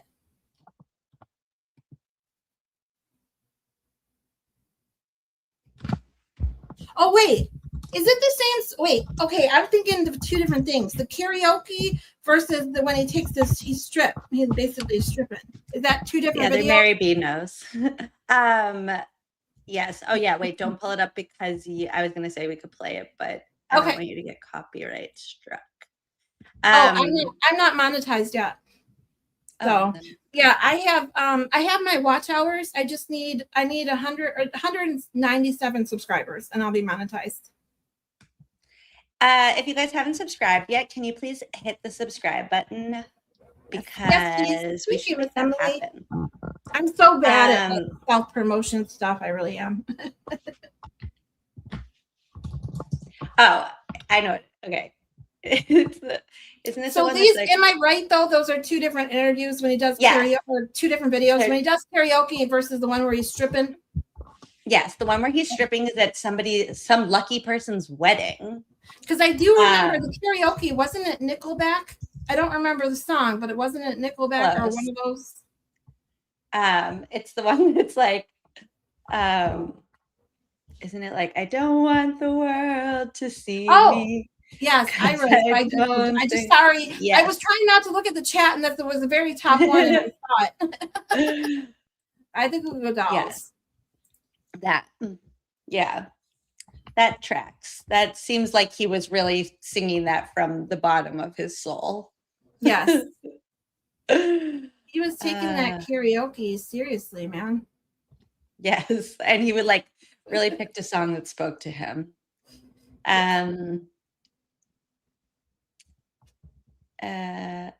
What did Julie Nagel claim to see on the lawn? Oh, a black blob. Well, nothing Nice at first, and then she just randomly said a black blob, right? Yeah, it evolved. There was something in between nothing. There was nothing, and then there was like a shadowy figure. And then in the trial, it was a 5 to 6 foot black blob. That's what I thought was funny too. And they're like, "Oh, it was a big black blob. It was nothing, or never mentioned it." And then, like, whatever it was, months, years later, apparently a big black blob appeared out of nowhere, and then it's automatically, oh, it's 5 to 6 feet. Oh, Yeah. okay. Yeah, You just thought of that a year later. Sure. Okay. See what happens when you're always hot. I literally can't wear my glasses because I'm always fogging them up. It's terrible. On our Friday, I have Joy and Maylin and Hippie Chick join me on Friday nights for our Friday night laugh riots. You're welcome to join anytime. We just sit there and shoot the shit and laugh as much as we can. So we have these funny glasses and stuff that we wear, and I can't wear the ones that have lenses. So she got me, here, I'll show you these. Hippie Chick sent me this awesome care package of glasses and wigs to have fun with. So like these ones that have lenses and stuff, they get fogged up because they get so hot. So I got these though. Have no lenses. That's the ones in my picture, but they literally wink at you.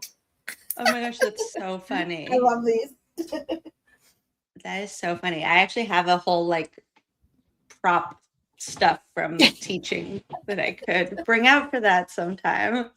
Yes, well, you're welcome anytime. Feel free. We start at 10 o'clock on Friday nights. Joy told me that just 10 o'clock on Friday feels so late. Yeah, the Darth Vader said that's my bedtime, like same. Except sometimes not. It's like I just don't know until like that day. You know? Right. Yeah, it's definitely different when you got, the little one hanging around and, their bedtime. And when you're like me and single and empty nester, it's just me. I do whatever I want when I want, not to mention my work schedule's midnight. So I try to find something to do on my nights off to keep me awake. So that sounds lovely. To just have like a day where it's like you just do what you want to do. So if you can ever join us at 9, I'm sure we can start an hour early for you. Okay. Let us know. I'll let you know. Yeah, I mean, that sounds like so much fun. I can't predict my schedule ever. I totally understand. Number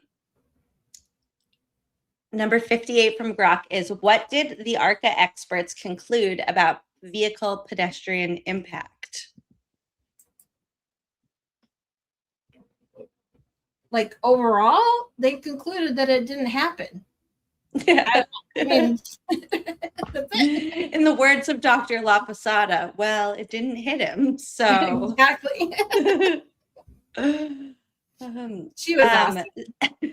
I love watching her testimony. Zach wants to know, what size does a jury have to be considered hung?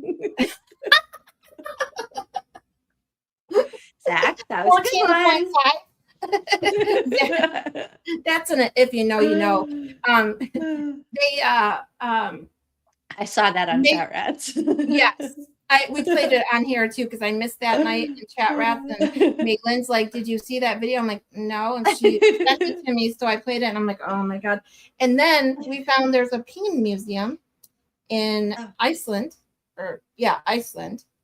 All things peen, every mammal species you can think of, there's some sort of wax, plastic. I don't know. They use all kinds of different mediums to make different species peens, and that's all it is. The whole entire museum is nothing but peens. I've been to one of those in Amsterdam. I have a very inappropriate picture that I'll share with you guys because this is not my channel. So yes, feel free. Hey, when I pulled up the website of that peen museum, I didn't really want to show a bunch, but it was playing a little commercial of the little gift shop, and this girl was holding up a peen keychain. Look at that thing.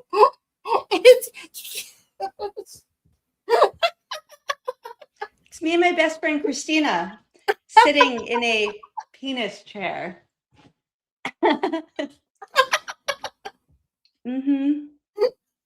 Yeah. Peens again. There's Christina alone in the chair.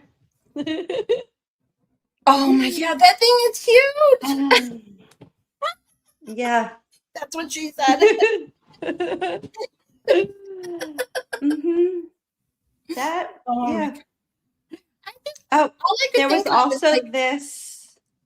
I don't know what that is there. I don't know if you can see the details. Is that like an ashtray made of peens around the side? It's like a bowl. Or a bowl?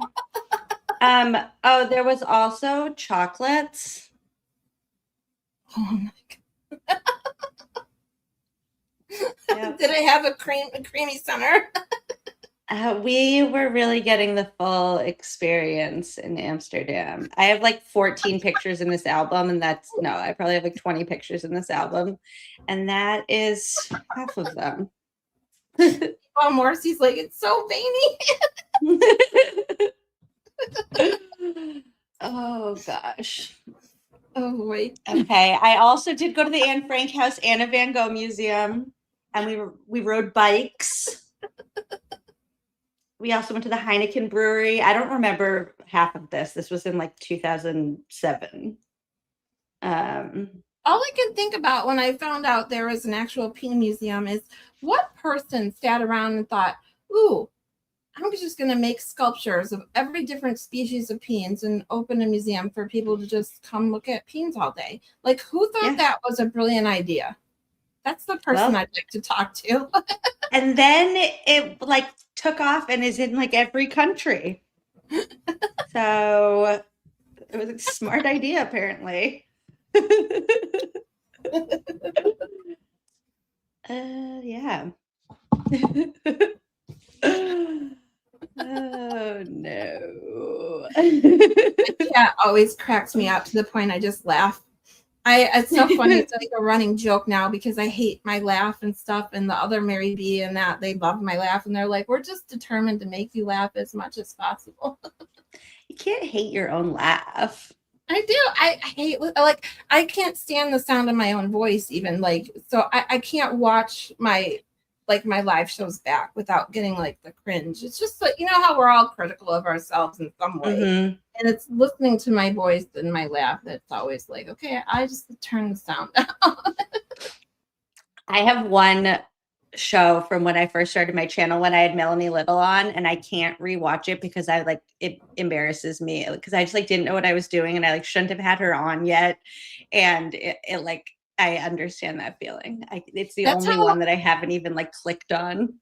And that's how I feel like I'm pretty, good at the streaming by myself, but it's like trying to stream with someone else I started doing it right when I did my channel with Crispy Treat. We did a couple just shoot the shit kind of nights, but her and I talk on the phone off this, so it was nothing that we hadn't already done. It was just like putting our phone call on YouTube, But like the other day, I've been wanting to have Baker on. I've wanted to have a lot of people on, and I've just been too nervous to ask because I'm just the type of person, even though I have a lot to say and never shut up.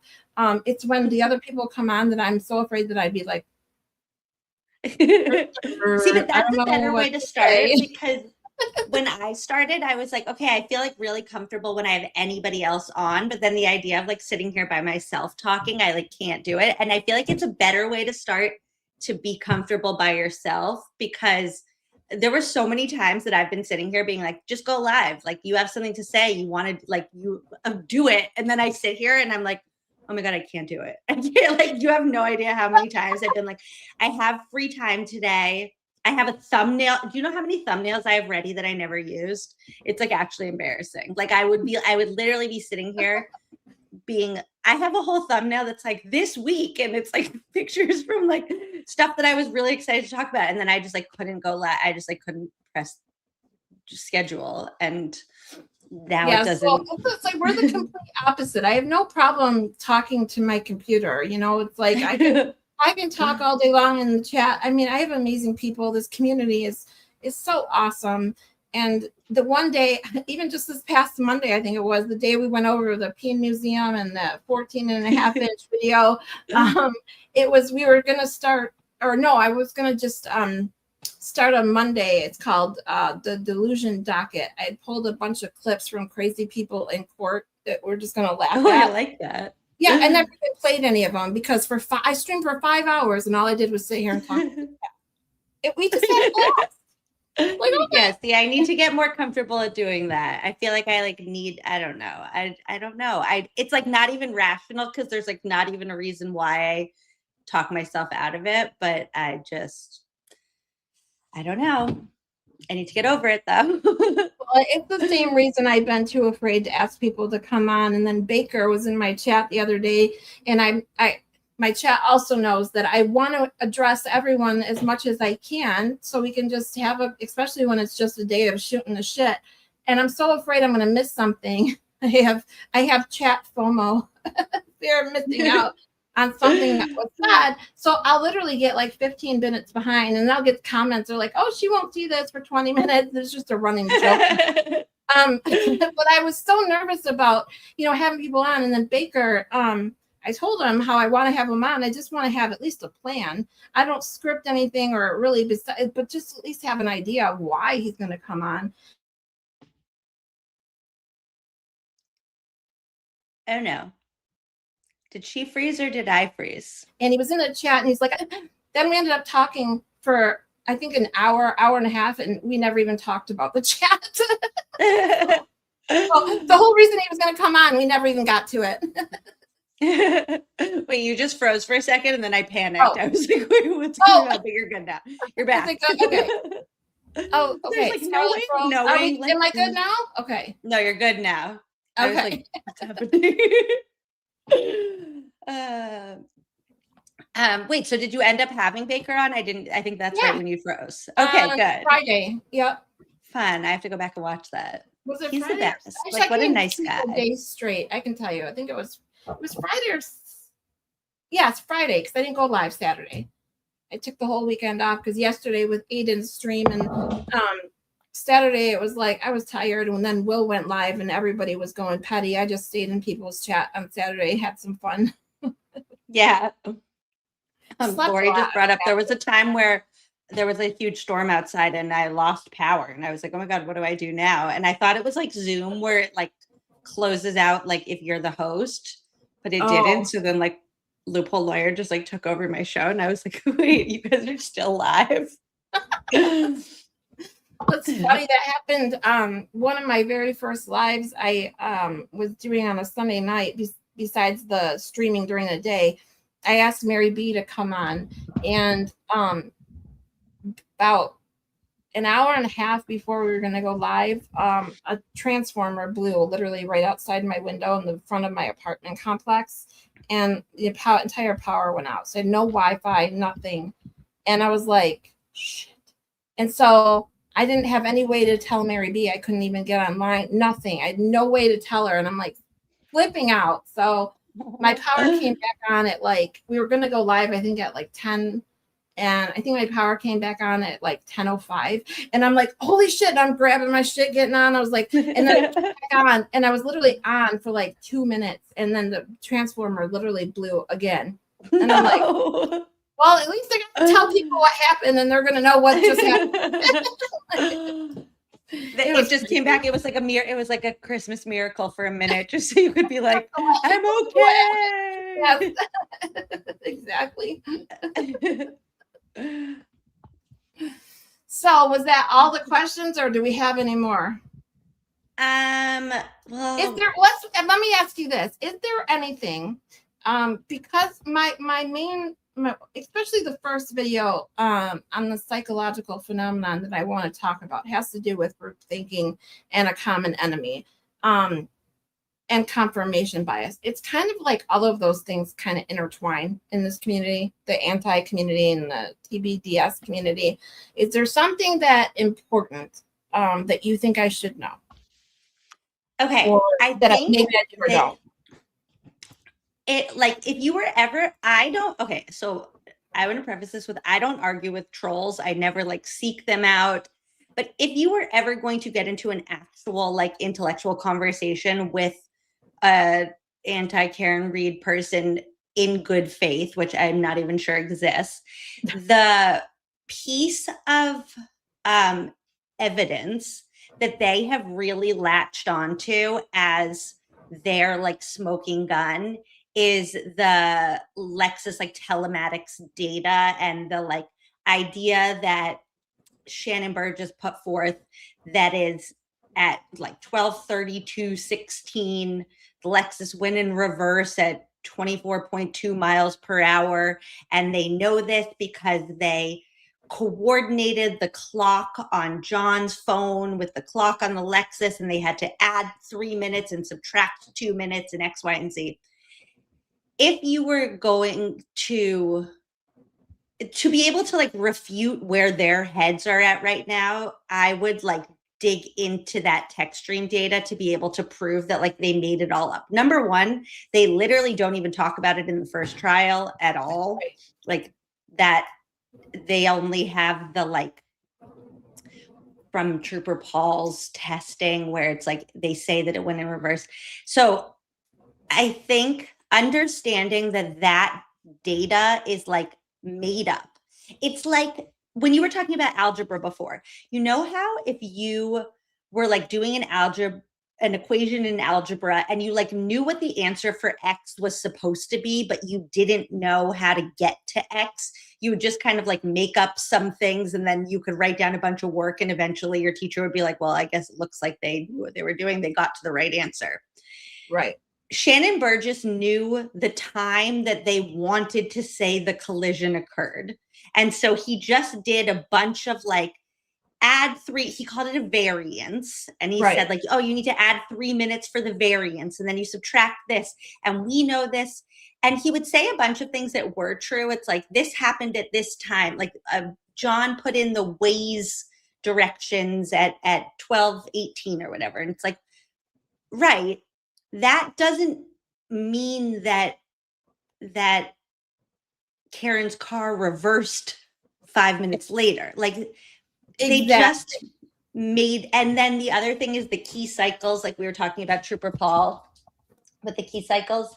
Like if you can, I feel like I need to just make a video and do this sometime, but I feel like I can prove that if you watch the Lexus being reversed out of the driveway in Dighton, that it corresponds exactly with what the 1162 key cycle, which is when they say the accident happened. It is doing the thing that they said happened right in the driveway in Dighton. It also makes sense. G on that because he has like a whole breakdown. You two together would be perfect for that. Writing this down. Let's do it. Because that's one that I've just been putting off and I like want to do. Lexus 1162.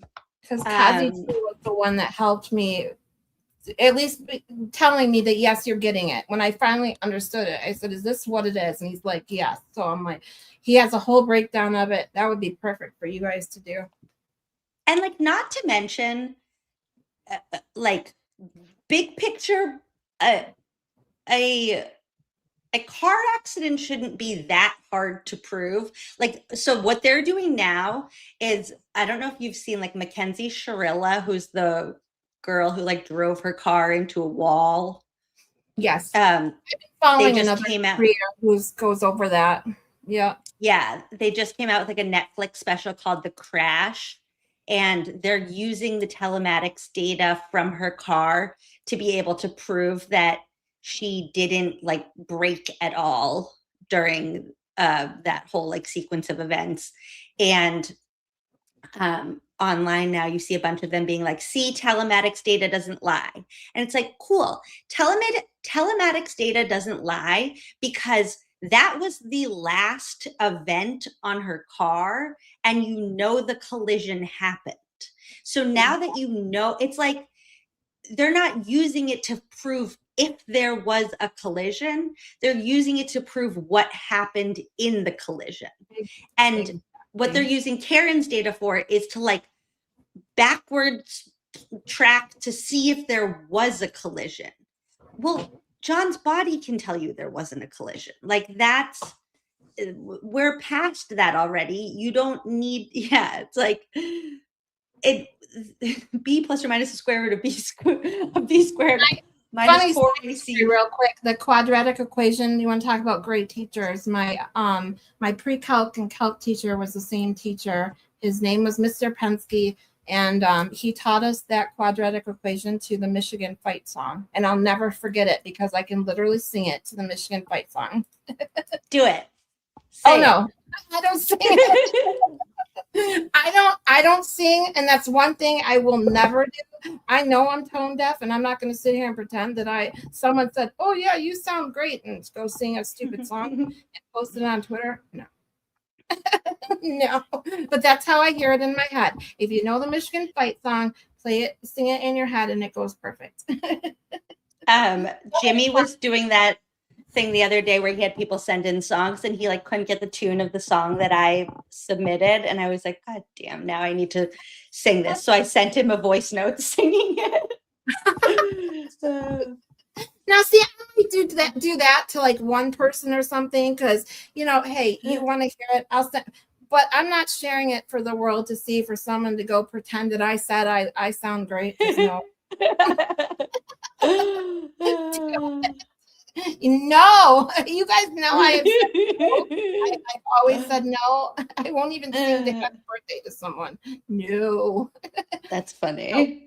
I will find one of you know what, I should email one of my friends that I don't get to talk to her much, but one of my friends that I was in class with, I'm still friends with on Facebook. She sings. I'm gonna have her sing it and I'll play it for you guys next time. Perfect. And then you can just tell us it was you. There you go. That'll work. Like, I was just shy, so I recorded myself. Yes. If Chastity is still here, Chastity has an amazing voice. She should sing this all the time. Oh my gosh, she's amazing. I didn't know she sang. She's been in my chat for a while here and there, and Zach was the one that's like, play your music, and I'm like, I didn't know she sang. I didn't know she had a channel. I played her song a couple times, and her voice, it's like one of those ones that just gives you the chills. It's so beautiful. And she writes her own music. It's awesome. I know, she's so good. I was like, hey, I know you didn't actually ask me for advice or anything, but I think you need to make more videos where you're singing and we can see you singing, because I think you would go viral and I think you would be famous, and I think we need that to happen. I just need something autographed before that happens. Okay, thank you. Yeah, exactly. Exactly. Don't forget about us little people. Yes, exactly. Make sure you tell everyone that I shared your videos I don't know if I shared them first, but at least one of the first. Exactly. Yeah, so that I would, because if you can understand that like the telematics data is a lie, right, and the fact that they don't question that, like I still question, like I can admit things about like our side that are weird. I think a lot of things that Karen did were weird. I'm not like gung-ho, like I love everything that Karen did. I feel like she's still keeping secrets or something, and it like makes me feel a little weird, but it doesn't mean that she hit John. And the fact that like they're unwilling to even say things like, yeah, like the investigation was not great. Like, right. They won't even say that. Oh, no. yeah, And it's like every officer lost their job because of this investigation. So how can you not even concede that? right. And that one video I played of the, I know we don't talk about them much with you anymore, but the foreskin who loved Big Red said, "Oh, there's absolutely no corruption in Massachusetts." And Aiden's laugh, like him just hysterically. Oh my God, I laughed so hard I almost pissed my pants. It was so funny. Like that's, I'm not allowed to talk about them. How can you not admit that there is corruption and some serious problems with the way they investigated this case? And they can't even do that. Even Proctor admits that there's police corruption. In the Matt Gutman interview, Matt Gutman asks him, like, there's historically been problems with the police and blah, blah, blah. And even Proctor is like, yeah, there has been, but not in this case. Like, the fact that you can't concede anything, just that alone tells me that you're not, like, believing this in good faith. Like, even like a diehard sports fan who's like, I am like the biggest Celtics fan ever, like #1 fan of all time, would still be like, yeah, our coach this year sucks, or like we need better defense on the Patriots. Like, there's just, even when you're all the way in on something, you can still concede your weaknesses. And the fact that they're unwilling to do any of that, like, I just feel like that plays into the whole like TBDS. And they never have an answer. That's why they're, and this is part of the psychological part of it that I want to evaluate, is that in watching a lot of the stuff that they say, and one of the biggest ones was watching Plevin interview with Loophole and Samantha. Oh my God, his answers were all the same. Well, I don't know, but but that's his answer to. And then he's like, oh, I didn't see that because I have cancer. And then you can't be like, well, you can't argue. Like, yeah, and then he's arguing that girl was, I don't remember her name, Maxon, was asleep in the back seat. No, she wasn't. And then he's like, she didn't testify on trial 1. Yeah, she did.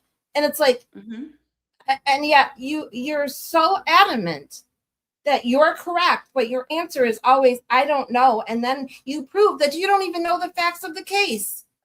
I know. No, it's really, yeah.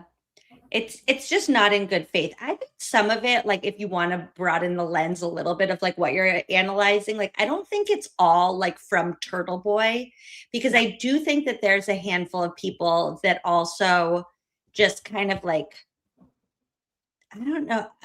I think there's contrarian. I think there's kind of two separate things. I think there's like contrarians that like being on the like argumentative side of a fight like this, where it's like, you like, they're not ever putting forth anything or at least the people in my mentions, it's never positive. It's all like you're this, you're off. I mean, I could read you my mentions right now and it's like crazy.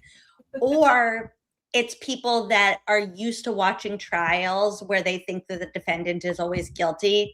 And so they like can't understand why somebody would have been brought to a trial if they weren't guilty. And so they're just convinced that they're guilty, that she's guilty, even though.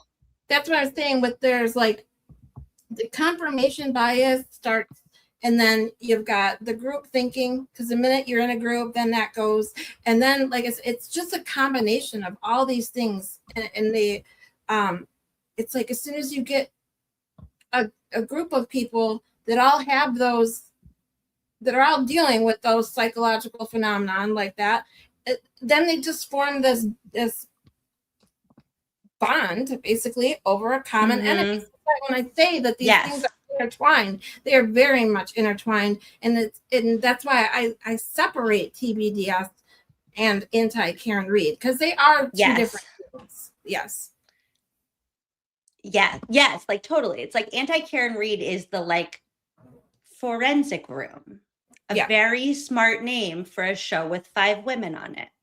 I know. And wait, can I read you some, now that we're just talking about these crazy people, can I read you some of my mentions lately? No, please do. But you do live in an echo chamber, a very low IQ one. Emily C. and Carney, you worship an abusive sexual pervert. You trust Aiden Carney, who lies to your face whilst pig butchering you. But you don't trust the government to deal with a simple OUI hit and run case. Oh my God. Emily C. is all lies. And okay. What? It's a good one. Did you see the stupid shit?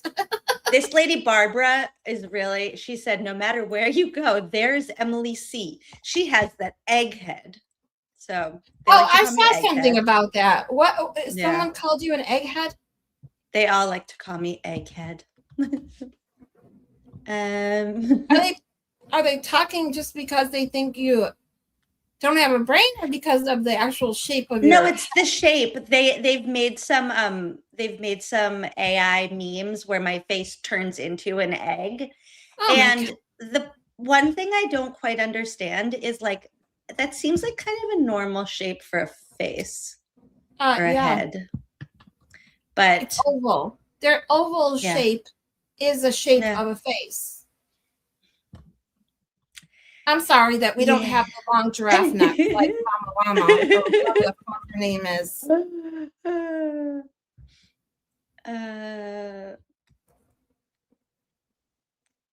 This one just says, I hate Broken Baker the Glare, Turtle Boy, Melanie Little, Auntie Deb, Emily C., and everybody else that supports Turtle Boy. Okay. Well, thank you. We hate you too, okay? Yeah.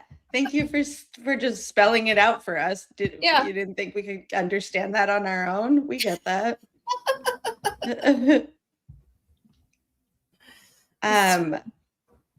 I wrote about when they were talking about suing everybody. I said, when they sue me, can I get discovery about The Rock?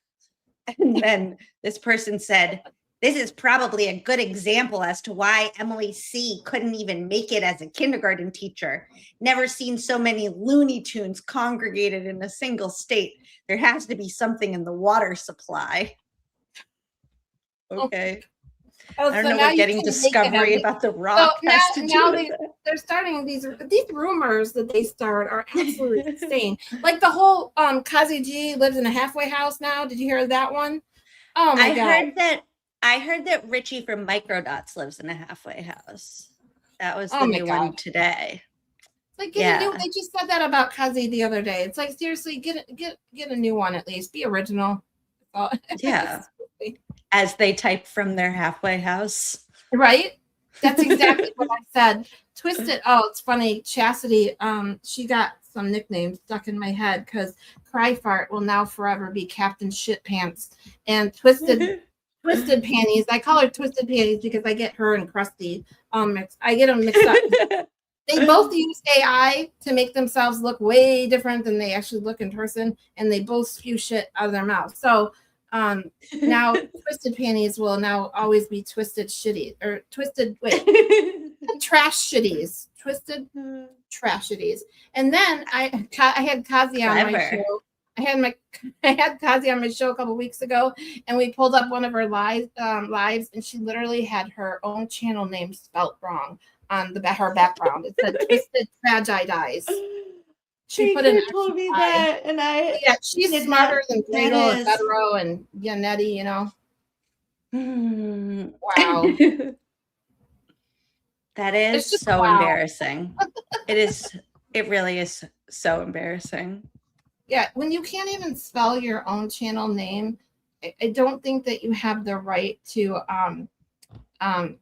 put down anybody who actually has a law degree and passed the bar. Yeah, she does that quite a bit. Yeah, it's so embarrassing. Oh, man.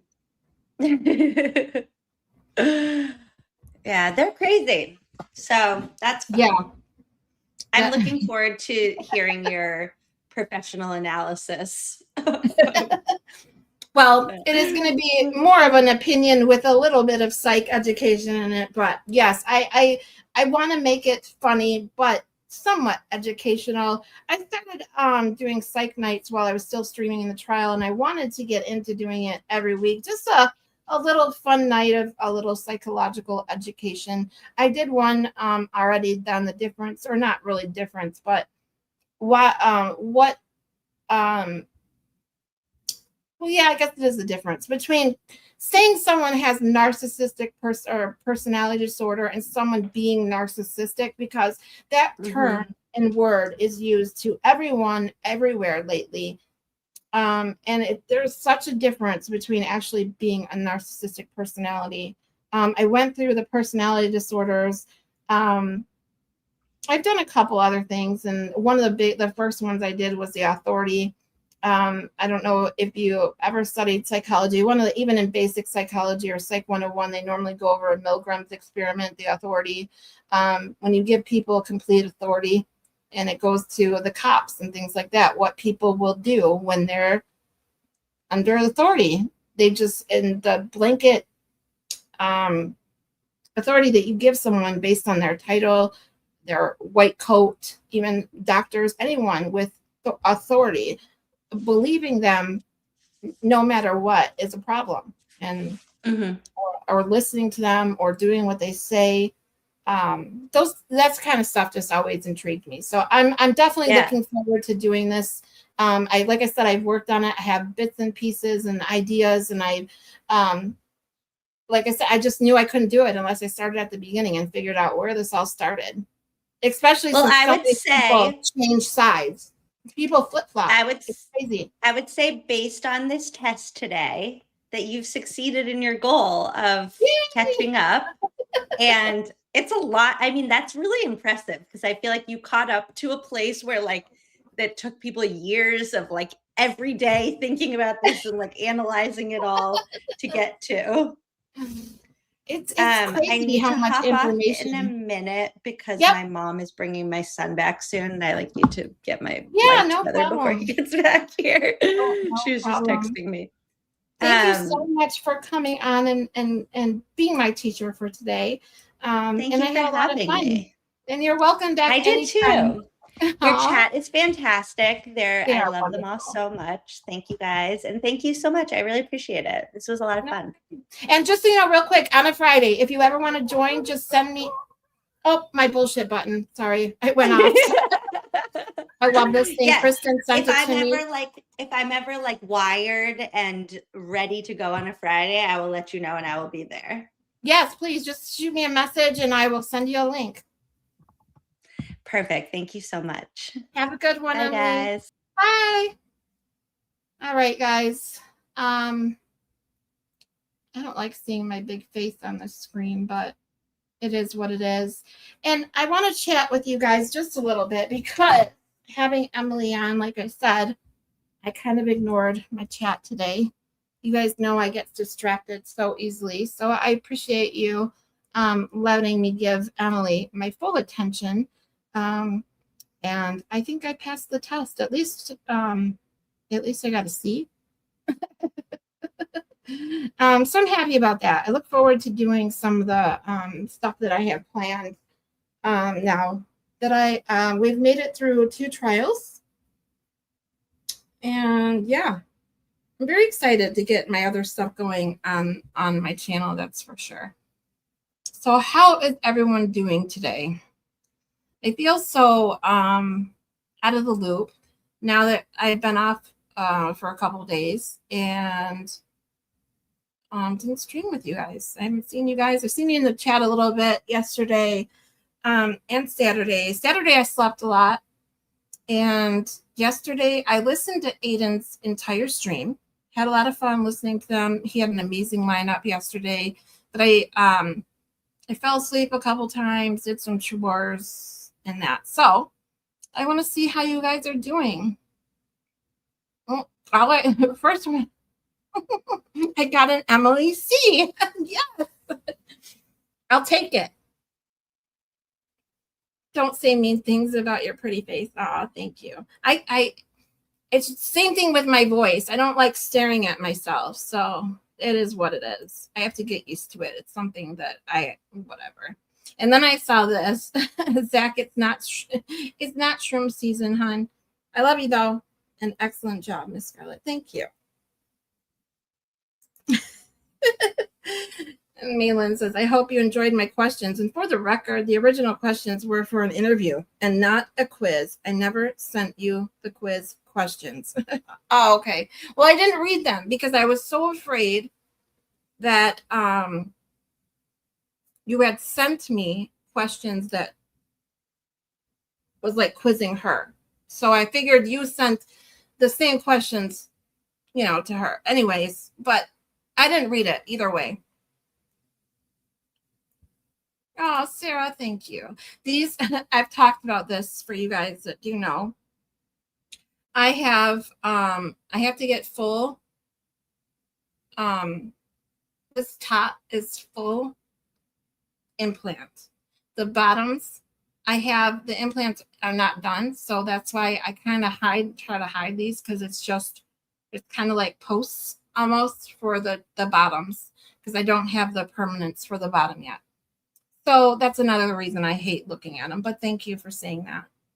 Yeah, soon I'll have an entire mouth of beautiful teeth. Thankfully, it's the disease I have takes a toll on every bone and stuff I have in my body, including my teeth.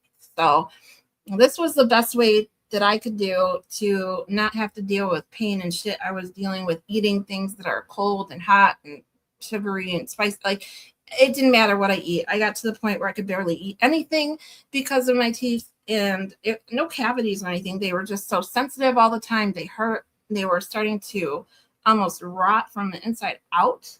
It was painful. And so this was all I could do. This is another reason why I'm so broke. And this is another reason why the bottoms aren't done yet, is because I've had to put other things first. So, because they're very, very expensive, which sucks. But speaking of that, if you would like to support the channel, I do have PayPal. QR link is in the corner. PayPal Buy Me a Coffee is in the ticker at the bottom. I also have all my links in the description for the video, including my Gifts and Go.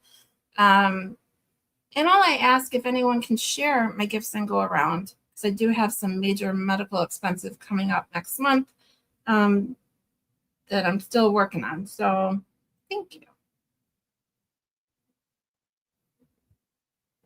You had a fun time listening to Spaces. That Spaces was nuts. Let's just say that. I had to listen to Nan several times, listening to Will and then Kazi go over it. And I don't even know who else went over it. Aiden went over it, I think, too. Like, no, he didn't. He was like, what's the point? But she got problems. I'm just going to say that. Thank you, Janelle. You guys are awesome.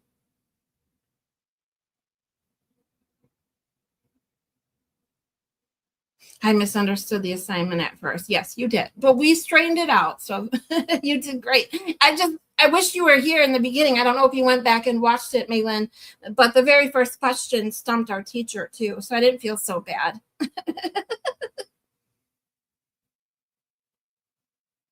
It is hot. It is hot. I have my air. I literally, when we went on our fervent break, I had my air set at 69, ironically enough, and I had to turn it down to 67, and my fan is on, and I'm like just now getting comfortable. I started finally not being hot. Yes, implants are a ton of money. This is why it's embarrassing. This is another part of the reason I never wanted to go on camera, is because I was hoping to get these done. But now with me having to have a medical procedure that's more important right now than this, I have to do what I have to do. You can't tell it, and you are beautiful. Aw, thank you, Jeannie Lynn. You guys are all beautiful. I love you. You guys are awesome. I had an implant that went bad after 3 years, and I had to have it yanked out. Now I'm afraid to get another. Ooh, that's not easy. We'll see. What's worse is that when I scared the shit out of you. Wait, what? Oh, thank you, Meatball Morrissey. I love your name. It's so funny. Scotty saying it's hysterical. Why did I scare you, Jeannie Lynn? But I was going to tell a story. Oh,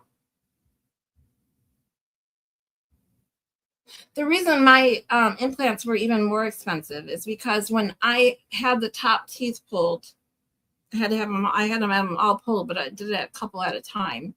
And by the time I had them all pulled, then I had something else happen.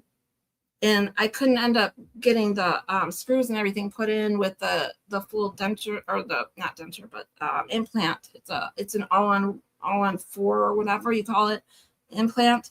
And I ended up having to get bone grafting, because once you take the roots out and all the teeth, your bone starts to, like, I don't know, shift. Your sinuses start to, like, expand. I don't know how it works. All I know is that there wasn't enough bone in the area to screw, to put the screws in. So, which cost me more money. It's insane. It's insane. Let's just put it this way. So any help or donations is greatly appreciated. However, I do know that Aiden needed help yesterday, and a lot of you helped him. So I totally understand.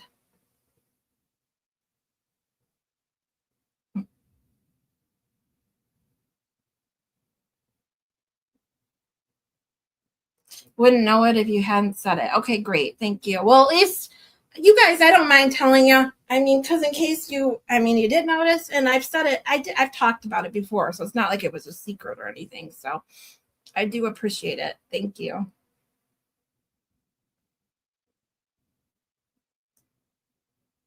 I have four posts.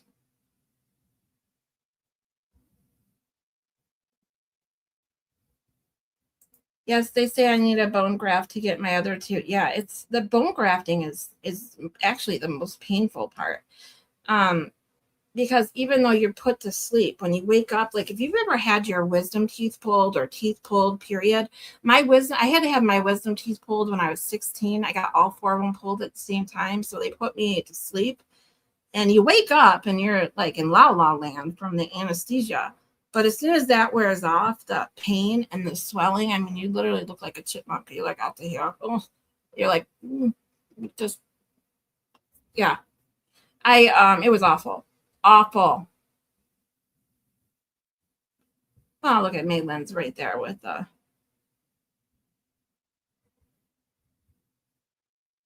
Because she's Superwoman.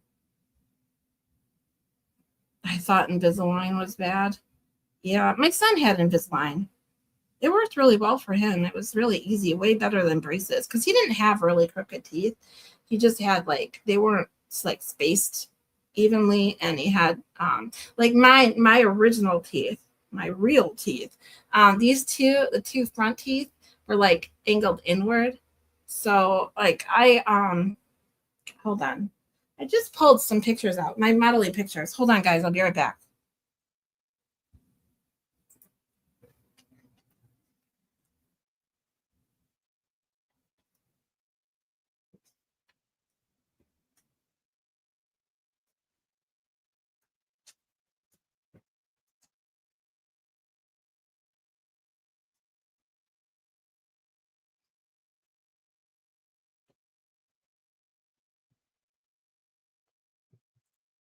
Okay, so I pulled some of these out to show someone the other day. Yeah, they put me to sleep, TBJ. Yeah, because I had mine weren't my wisdom teeth, they weren't out yet, so they had to cut, like, my gums open to yank them out, because mine were impacted. So impacted when they're sideways, your teeth are like this instead of like this, so they would have never came out properly. My husband had posts for his 2 front teeth, and you would never know, but he always thinks people can tell. It is. It's hard to it's hard to, you know, pretend that they're not and think that no one else can tell, because you can tell, you can feel it. No matter how long I've had these top ones, I can know, you can just tell they don't feel, you know, like regular teeth. So I get it. Oops. Sorry, guys.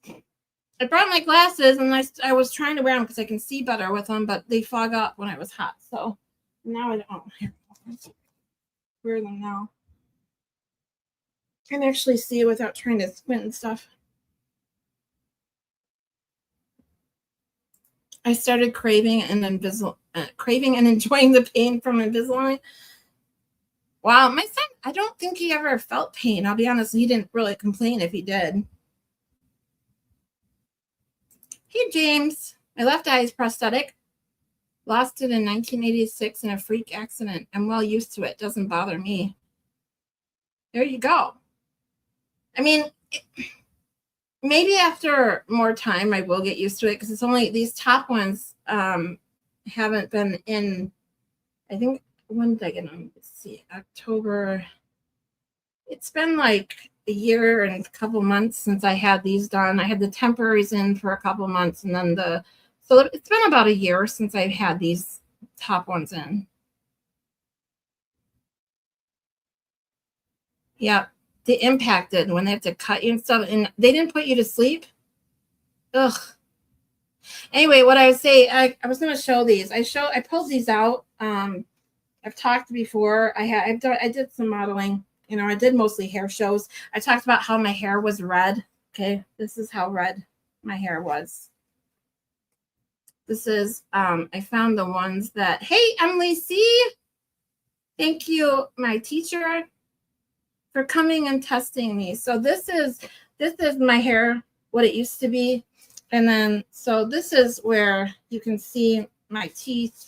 So you can see my original teeth, the front two teeth were kind of crooked inward.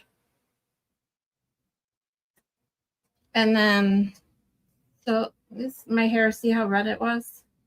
I had it mixed. It was mahogany and cinnamon, my hairstylist. And then this was one of the black and white ones.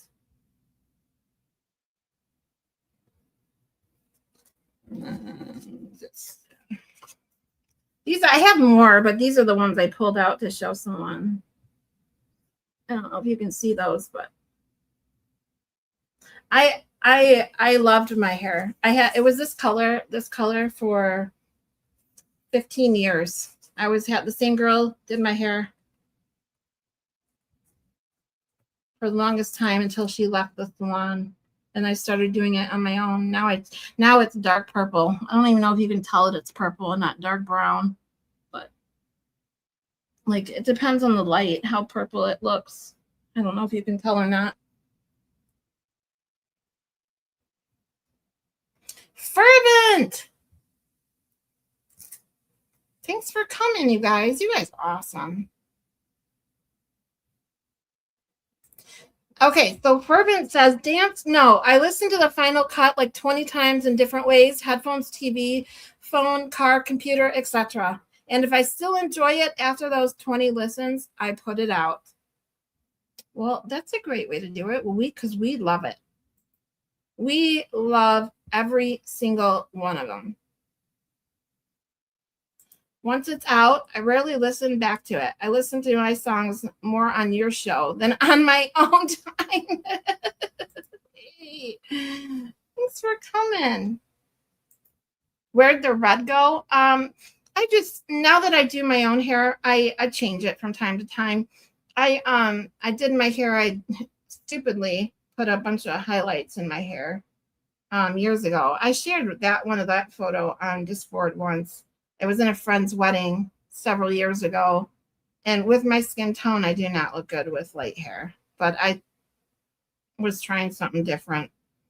But my hair, I've started dyeing my hair purple about two years ago. And I just love it. I love it dark.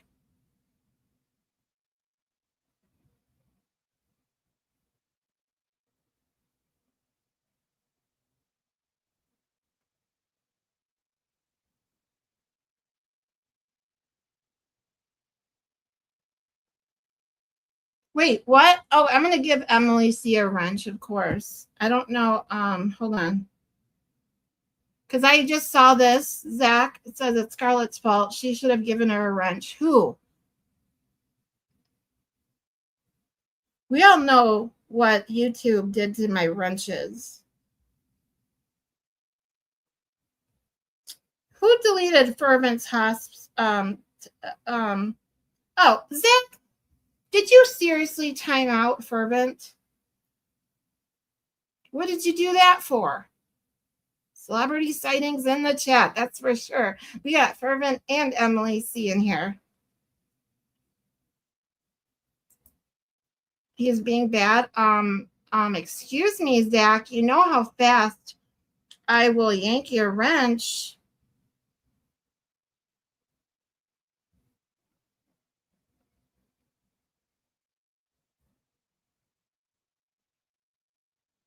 Two mods saying that Zach is bad. Sheesh, Zach, be good. Okay, Zach, give Fervent a wrench too. You got it. Fervent. The celebrities always get a wrench here. And I'll just yank Zach's if I have to. But see, that's how I get Zach to be good. I give him a wrench and then threaten to take it away if he's not good. Well, now I can't even get, oh, there he is. I'm like, I can't even give Fervent a wrench because Zach timed him out, but I got it. Okay. Have you tried using the X Mondo semi hair dye? No. Hold on, let me write that one down. X Mondo. I normally use stuff, I can't remember the name brand, from Sally's. But a few times ago, they had this color on sale. It's out of a box. I showed it actually on stream when I opened Malin's gift. I think it's Furbia, or whatever that brand is. But because they were buy one get one free, so I bought 4 boxes because it takes, my hair is so long and it's not as thick as it used to be, but it takes 2 bottles of a boxed dye. But I normally use a different brand. It's the purple that I got from Sally's. It's in can't remember the name of it, but I'm going to check that X Mondo out. Thanks. I'm posting Fervent links while all the other mods sit around and do nothing. See, Zach's being a good mod. He timed out Emily too. All right, Zach, be good.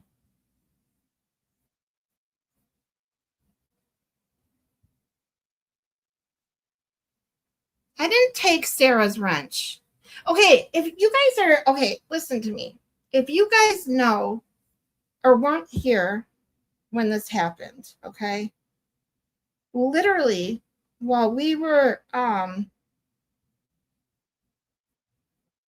was in the middle of a stream, YouTube yanked Shelly's wrench. She literally made a comment, had a wrench. 2 seconds later, she makes another comment, didn't have a wrench. You can see I do not hold my phone when I'm streaming. I have no idea how that happened.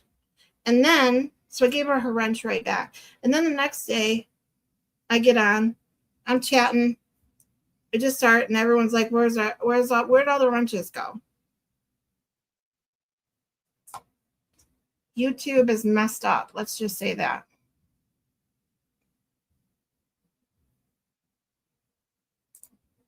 Zach wants you to yank his wrench. You need a different threat. Okay, Zach. Let's see. Mary B, I need a good one. X Mondo is at Sally's. I wrote it down. Thank you. I'm going to check that one out. Zach considers every chat an audition for a sea creature wrench. Yep. He just takes every chat and acts as if it's what do you call it? His improv night. It's his stage. Ooh, blue looks good on me, I must say. Yes, it does.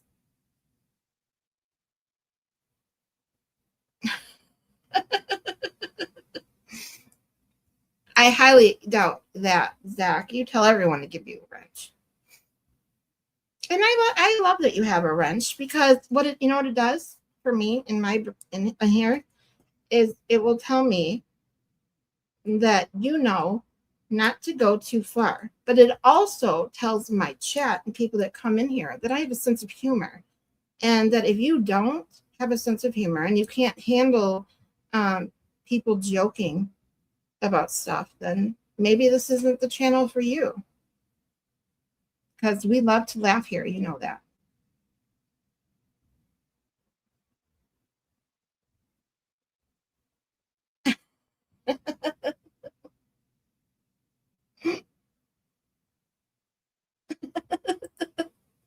You guys are cracking me up. Yep. You guys all lost your wrenches. YouTube being weird. I know you were. I love you guys. Stop giving her a heart attack. Yes, please don't give me a heart attack. YouTube is being dumb on the wrenches. It took away wrenches from one of my mods too, and I went to go check, and she was still listed as a mod. Yeah, I only just found out after all those wrenches were taken how to go to the YouTube studio, because I've always added my mods on the phone, because that's how someone told me you do it. You could click on their comment and it'll bring up the little whatever where it says add as moderator. I have barely used the YouTube studio, so I don't know. I have to go in there and check and see if all the people that had a wrench before that may not have one now are in there or not. Dearest, most talented, amazing, fervent, we would be so ever so thankful to one day be blessed with a Fuck Boost Mobile song from Miss Scarlet. Yes! That is exactly what I need, because fuck you, Boost Mobile, and fuck you, Boost Mobile. If you guys don't know that story, long story short, they took a bunch of my money, then said they'd give it back. And then when it was supposed to be back in my account, they said 10 business days. On the 9th day, they're like, oh, sorry, we changed our minds. You don't deserve it, basically. So, fuck you. Sorry, guys. I'm trying to use my pump, and it's not connecting. Give me a second.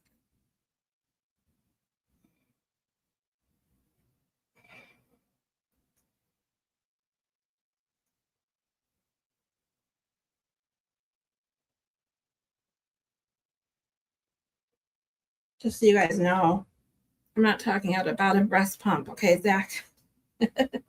It's my pain pump, see? All right.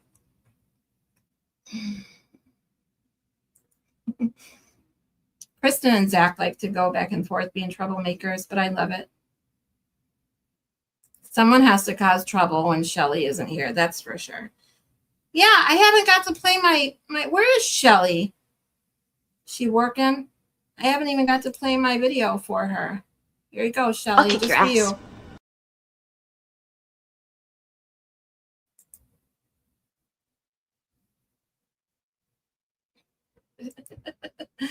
James just wants a screwdriver with vodka and OJ. The curses of 1,000 Boost Mobiles shall rain down upon Zach. Yes, that one's better. Okay, Zach? You misbehave, and you're going to get that. Okay? Got it? I'm going to call Boost Mobile and give them your phone number. Oh, my God, Joy, I've seen you go back and forth like 3 times. This is another prime example as to why YouTube is, like, got problems, okay? Joy has obviously a different account. And it just randomly decides you can't chat today, or at least she can, but no one can see her. So thankfully, she does have a second account that she then has to sign into to chat with everyone. It's absolutely ridiculous. YouTube and StreamYard have had more problems lately than when I first started streaming. I can't imagine what it was like a year or years ago, for that matter.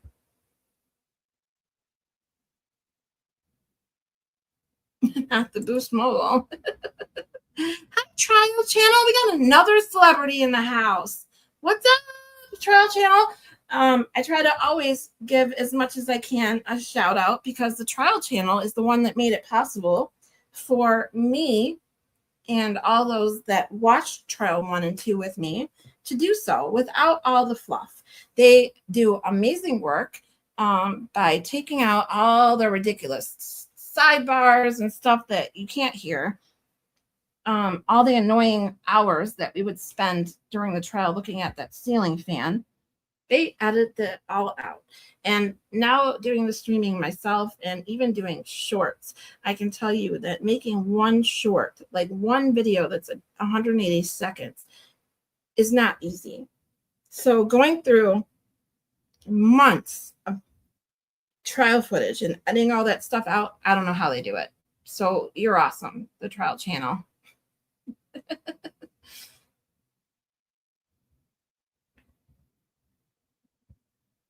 Curse you, Books Mobile, that's for sure. We haven't been gang in so long. What are those? I can't tell. Are those disco balls? Hold on. I gotta look at my phone. I can't tell what those are in a lot of the emojis. I can't tell what they are in the StreamYard. I have to look on my phone to see what they are.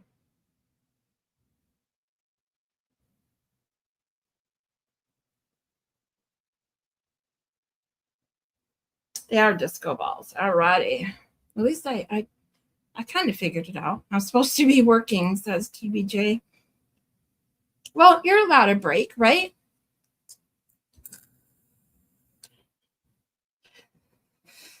Don't get her going on the Boost Mobile. She's having a happy day. Yes, I am.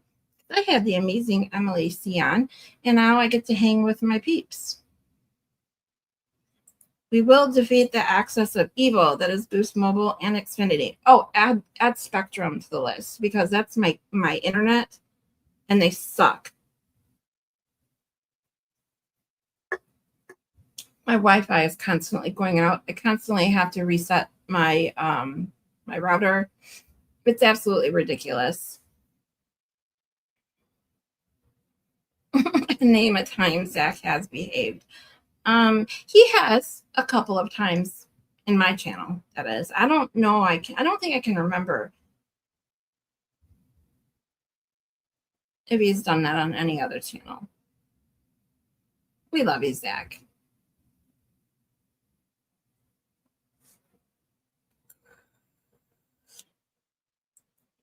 Hello, hello. Expert pulled up Emily's first show. You were not behaving in the chat. Zach. Yes. Please go subscribe to the Trial Channel. They are amazing. It makes Zach behave sometimes, apparently.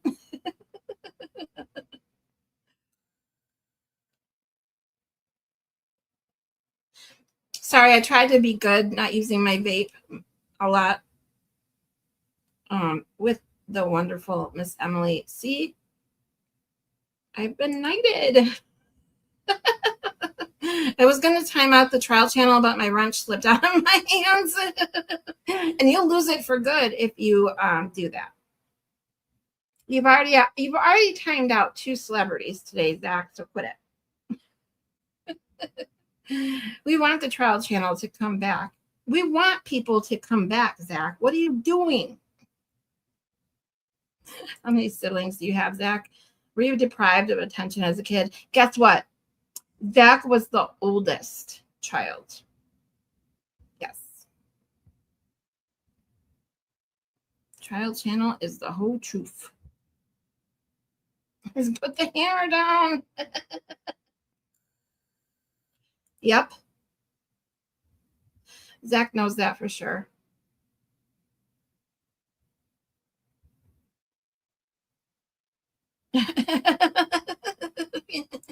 Your palms get sweaty when I show up. Ooh, I want a sandwich. I'm hungry, dude. I'm not kidding when I said I was hungry. What was that? It was an otter.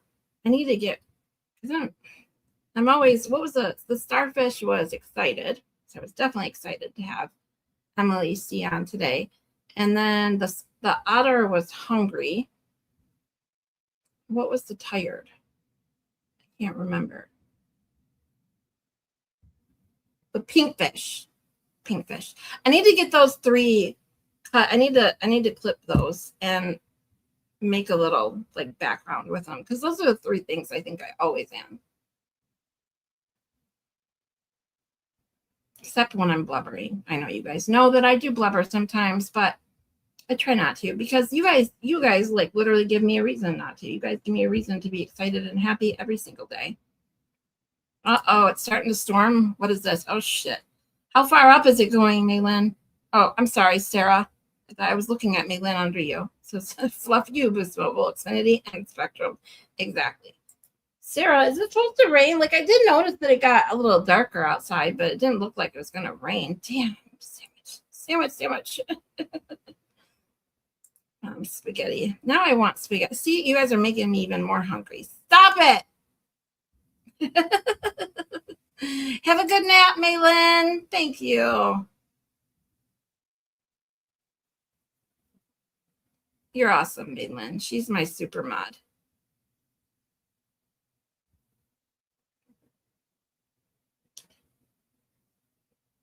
I'd still maintain I'd watch a live stream of Zach just causing havoc in the chats all day. Me too. Oh my God, that would be so fun. Oh my God, I just had an idea. Okay, so you guys know I was working on, and still, you guys know I get hyper focused on things. So I have things that I've started and haven't finished, including a short I was making of the Ian Whiffen puns that we were making that day. That I'm going to make that. I am going to make a short video at least of all, like the J Will that the next witness made, or J, I said J Will, J Brill. That was an amazing video. The J Brill video is hysterical. I'm going to literally go back and just clip out a bunch of Zach's chats, and I'm going to make one for you, Emily. No joke. You can watch over and over and over again. I have 5 brothers and 2 sisters, and I'm not nearly as needy as someone in this chat.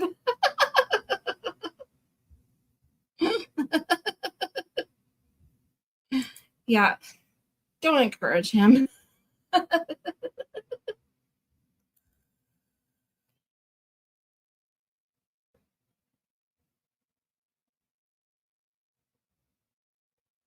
Oh, I love the Schnork videos.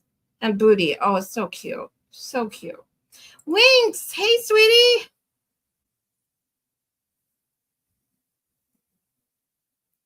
Zach is a fervent shareholder, so I can't hate on him. Understood. And see, I hope that Zach and all of my peeps here will be a super. Wow. I can't talk today all of a sudden, you know. Thankfully, I didn't have this issue when Emily was on. But you guys know I do this now. The brain fog that I have been suffering off and on lately is so bad. But when I do become monetized, if you don't know, I've got my viewing hours. I hit over 3,000 watch hours a couple weekends ago. So now I just need subscribers. I think I was just over 300 when Emily and I started today. So let's see where I'm at. Oh, I'm at, look at that, 307. That's my birthday, March 7th. Every time I see 307, that's good luck to me. So I need 193 subscribers, people. Help me get to 500 and I will be monetized. And I hope that you all will want to be a shareholder for my channel. Thank you so much. Afternoon chats help me survive. That's awesome. I love that. And that's what I said. I love you guys.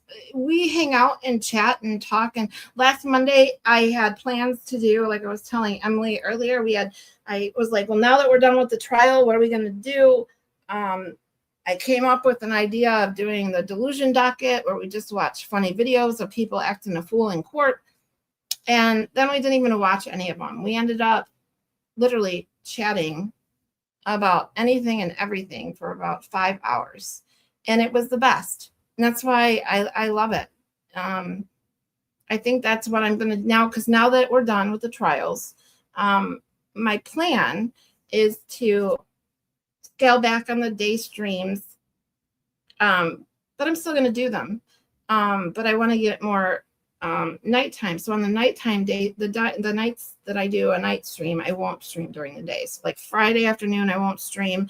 And then I'm picking another day. And right now it's looking like Wednesday. You guys voted before, but now that I have a few more people, I think I might put up here. Actually, now that I got more of you, I'm going to put up a poll. My psych nights, if you guys are interested in my psych nights, there's 2 different days.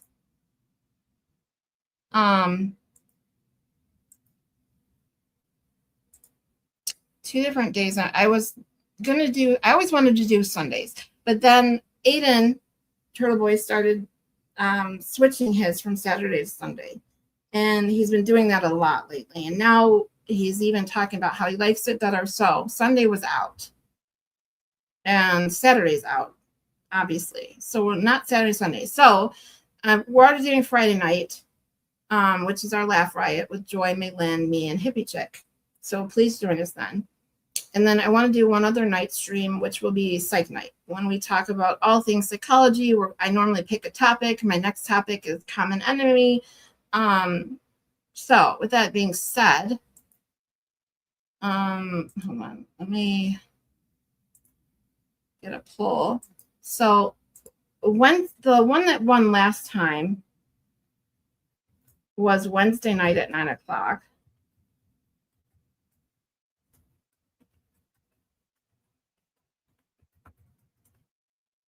So let me put up this poll. Bear with me a second.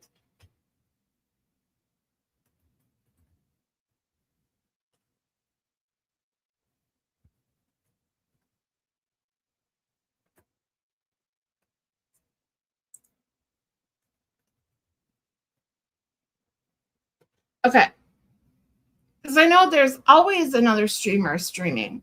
So it's hard to compete. So I just got to pick a night and stick with it. So we got Monday nights or Wednesday nights at 9 o'clock. If you want to do me to do psych nights on Wednesdays at 9, put a 1 in the chat. If you want me to do them on Mondays at 9, put a 2 in the chat.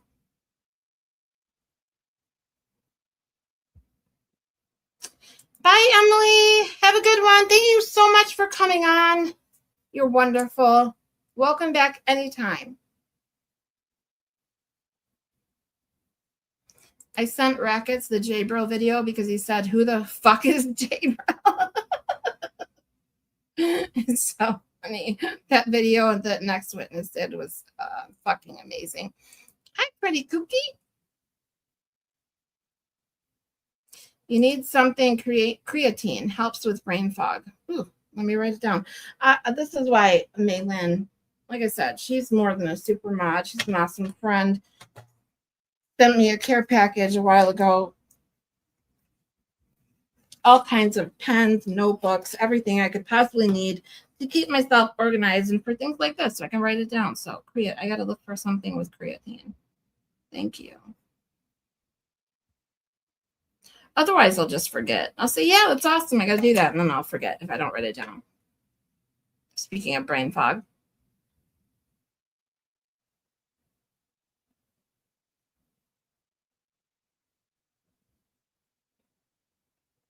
Kazi G, what's up?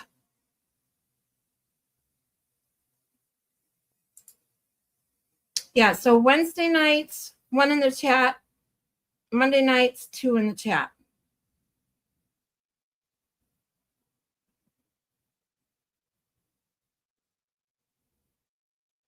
God, wow. Looks like everybody's voting 1.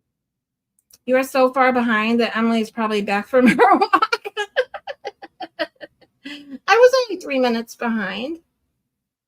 It looks like. Unless, StreamYard's fucking up again, which wouldn't surprise me.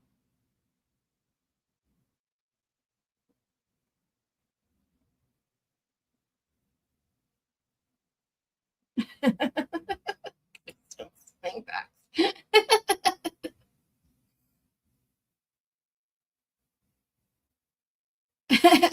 Well, now I want to know. Oh, I know one wants Monday nights. What do y'all got going on Monday nights? And I hate that. Hold on, I gotta move the poll because no, not there. There we go. No, let's put it over here.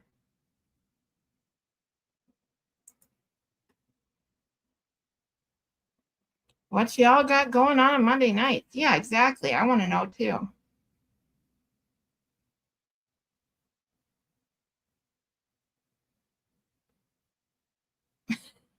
What was the question again?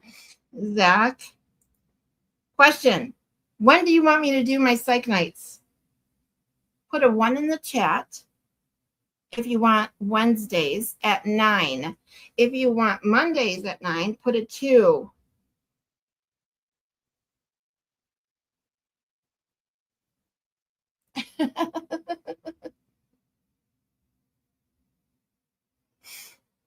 What's 314? Hold on. What's this? Zach, what's 314? Hold on. What did I miss?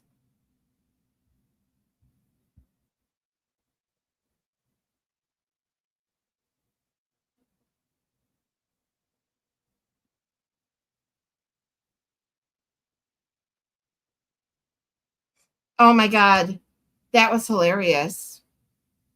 When Zach was playing around with uncivil law, whatever its name is, he's apparently got a ridiculous amount of rules for his channel. If you guys are new by any chance, I have 1. I'm like, 1 rule. Okay. Do not blatantly disrespect me. And most importantly, do not blatantly disrespect my chat. Otherwise, you can say whatever you want. And trigger warning, the F word flies out of my mouth many, many times.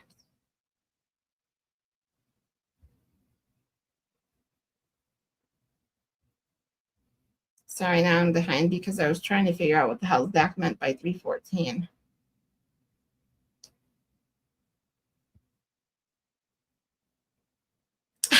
Hey, Seagull Gunner.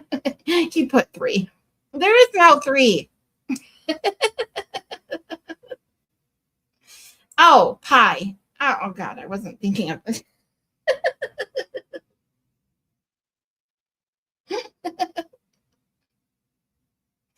It just goes to tell you that, no, my birthday's 3/7, hippie chick. 307. 3/7. Old dog. 2 or 1. 2 just to be different.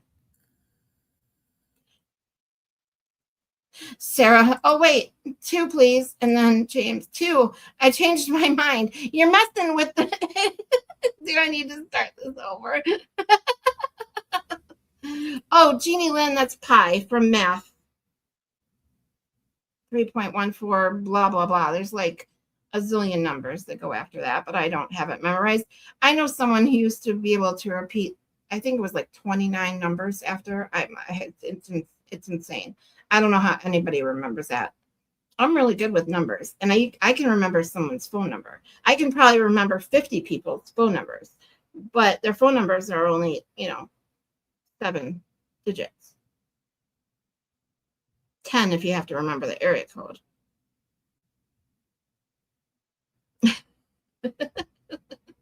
Micro bean. I thought one was Monday. No, one is Wednesday because the reason I should have done it the other way, but I just wanted to mess with you guys. I did it that way because when I last did this, everyone voted for Wednesdays. So I did Wednesdays as number 1, Mondays number 2.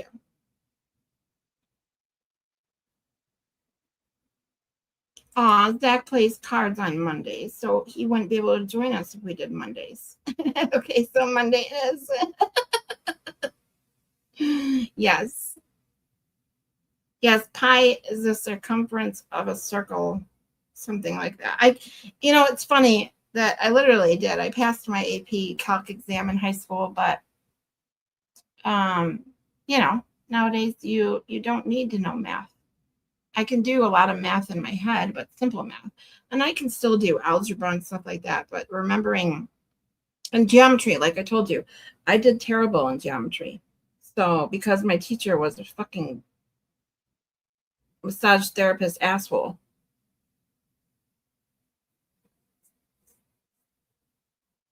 You don't want to know what 3 is? Okay.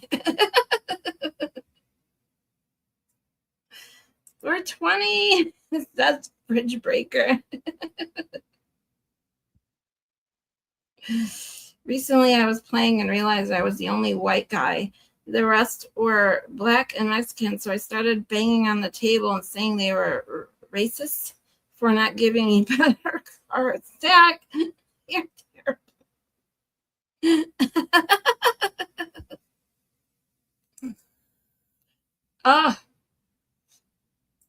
He told you to shut up. I was just a DEI. Oh my God. 867-5309. Oh my God. Speaking of video, that I watched I watch a lot of like funny videos, the shorts. That's what I like to watch, is something that'll make me laugh. Since they, YouTube shoves shorts up your, ass now. There was a guy that was going around asking people, based on like the age they looked. He obviously didn't know how old they were, but figured they were Gen Xers or whatever. Just going up to random people and asking them if what was Jenny's phone number.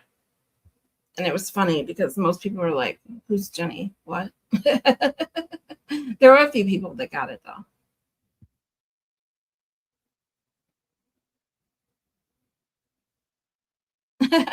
I'm saying I couldn't help it.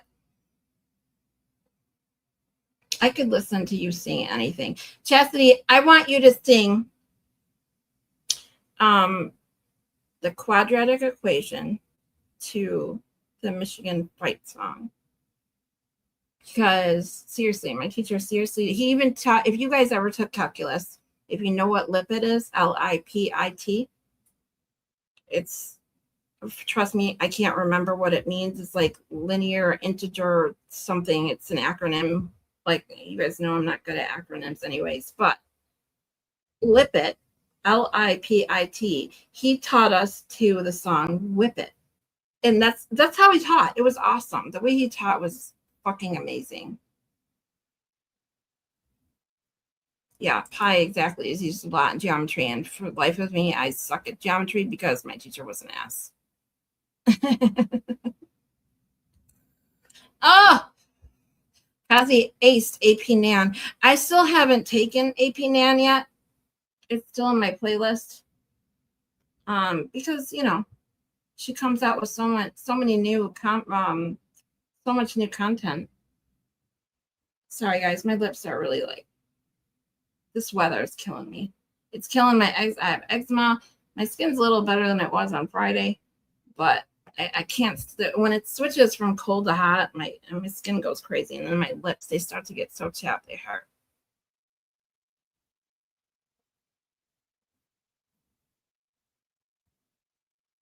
I want a mug with Jen with the dog. Oh. Oh my God. All right, you guys, see, I'm taking ideas for merch as well. Because some people have asked. And I also need some ideas for emojis for when I can have memberships. If people buy memberships, we got to do fun emojis. I have a couple ideas people gave me. We're going to have a fuck you Boost Mobile one, that's for sure. So, well, okay, emoji. Let me start another emoji and merch list.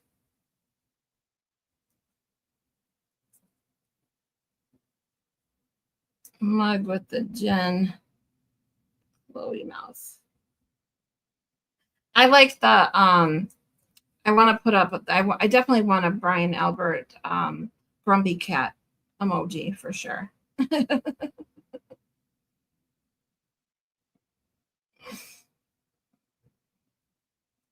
Shelly!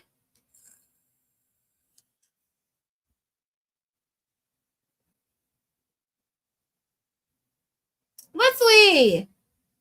It's actually 4 p.m. I'm popping in to say hello. I might stay a while. Well, we'd love to have you. For anybody just joining, or for any of you who may not have voted yet, I'm going to end the poll in a minute, but I'm doing a schedule. I'm trying to get my entire schedule set now that we're done with the Karen Ray trials to do my daily streams and night streams on, exactly the same time, exactly the same days of the week. Right now, I'm trying to figure out what night to do my psych nights. Put a 1 in the chat if you would do Wednesday at 9. Put a 2 in the chat if you prefer Monday at 9.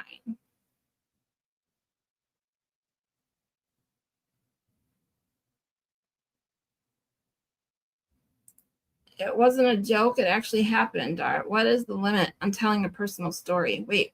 I missed what happened. See, this is what happens when I try to go through the chat too fast. And then I freak out. Like, what did I fucking miss? Oh, the white guy. Oh, I figured you. Who would someone say you didn't mean it? You didn't tell as much of a story as you want. Now, I won't necessarily talk about it, but you can put it up there.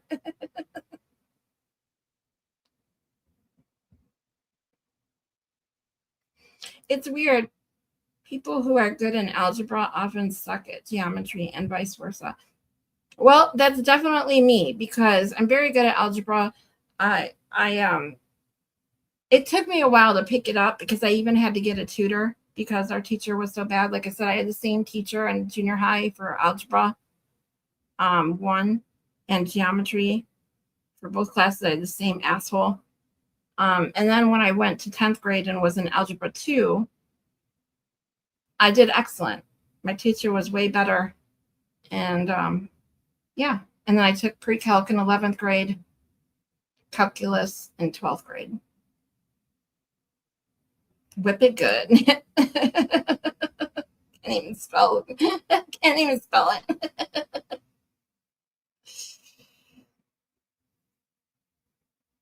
Genuine.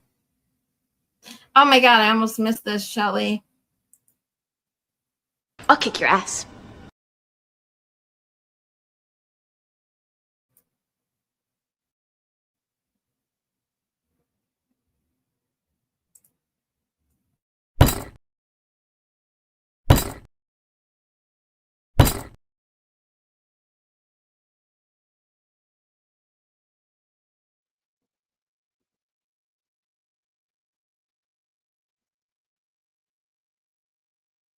Those are my fun. I got to work on getting a few more fun clips to play. I still have the Cardi B one. Actually, let me see if I can upload it.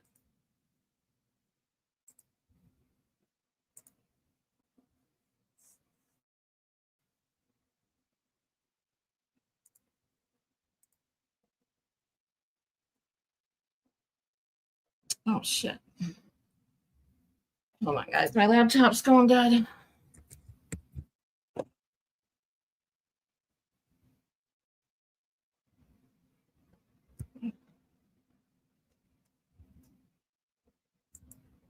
Oh, it's starting to rain. You were right, Sarah.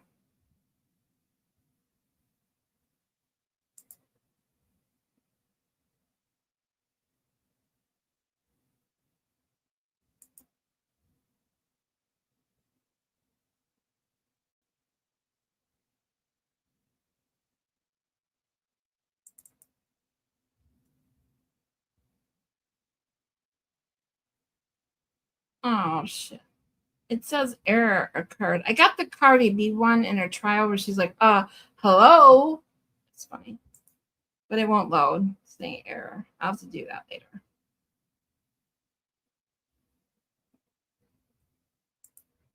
Sorry, guys. Trying to catch up. Where the hell was I?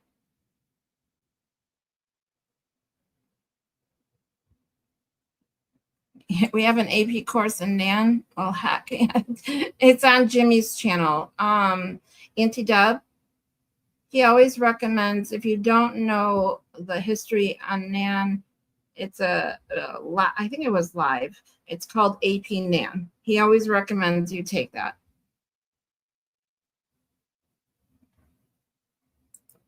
You have to take AP Nan to move on to Nanjabra.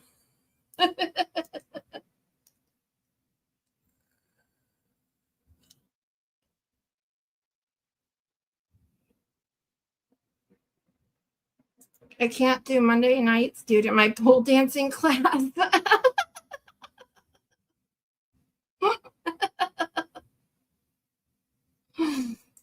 Poll on what percentage of a narcissist Zach is. I'd say 7. Well, see, now that's the thing. Are we talking like when I talked about that night on what the difference is between a narcissistic characteristic or a narcissistic personality? Because if we're talking narcissistic personality disorder, I'd say, yeah, 7%. But if we're talking about some narcissistic characteristics, I'd say like 97%. I'm just kidding. That.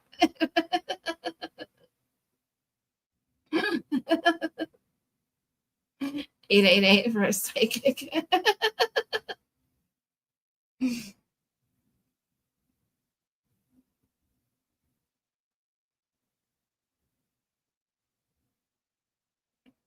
Ew. Twisted trash shitties cleans it before it's like, ugh. I wouldn't want to touch her pole with a 10-foot pole. Thank you very much.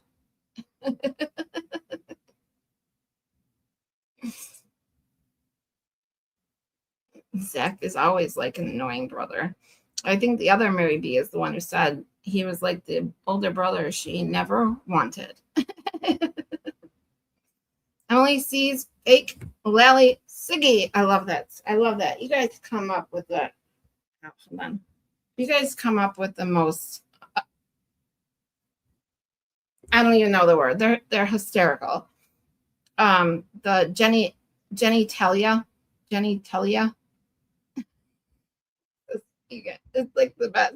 When Will does his handle of the day, I always wait because someone inevitably changes it to whatever happened that day, and they're hysterical.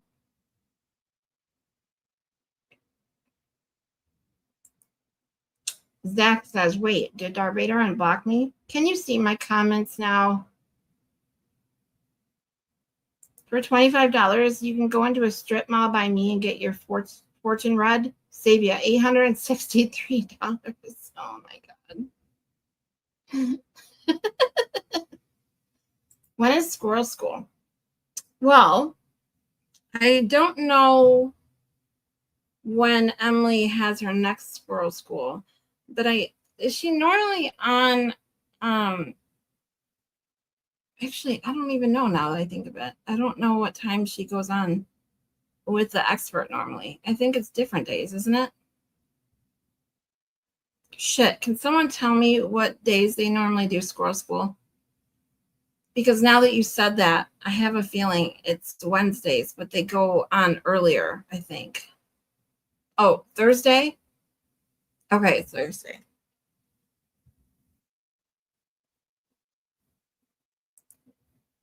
James says, I found geometry much easier than algebra. So I think I still think I would have found algebra easier, but I think I still would have been way better off had I had a better teacher.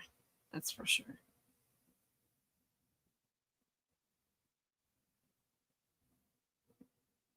Gulp It Down Like a Man Jam is a great t-shirt. Oh my God.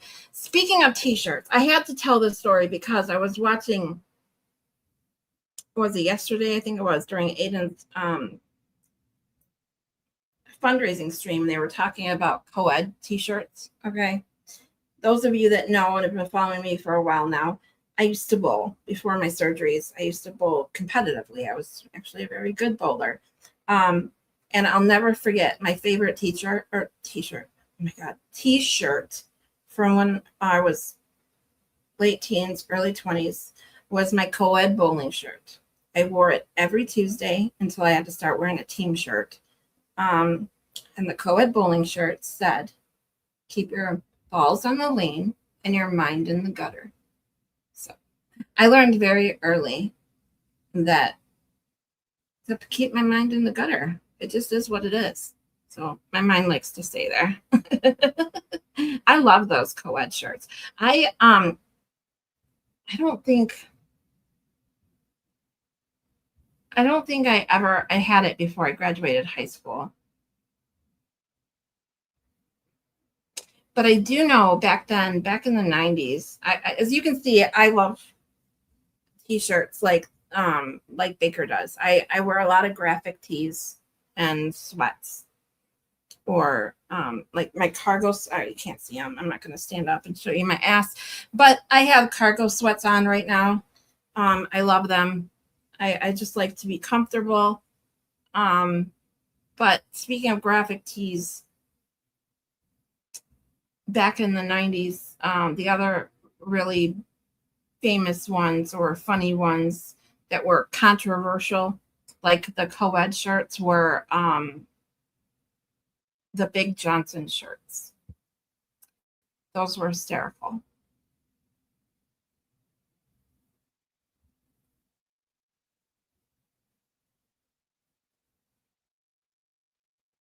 Do we even know if that damn t-shirt is actually for sale? Yeah, it just started raining here. Other Mary B. So you're not far from me. So if it hasn't started raining yet, because I am, like 7 minutes behind in the chat, it'll be there soon. I love the clip of Cardi B saying hello. Yes, I have it. I just it won't load right now. I keep forgetting to load it in. StreamYard, like I said, I've had all kinds of problems with StreamYard and YouTube lately.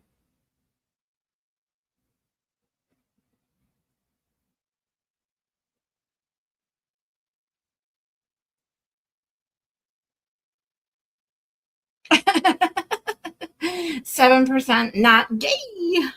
I can't say that. Oh, we need Baker Damas. That's for sure, Joy.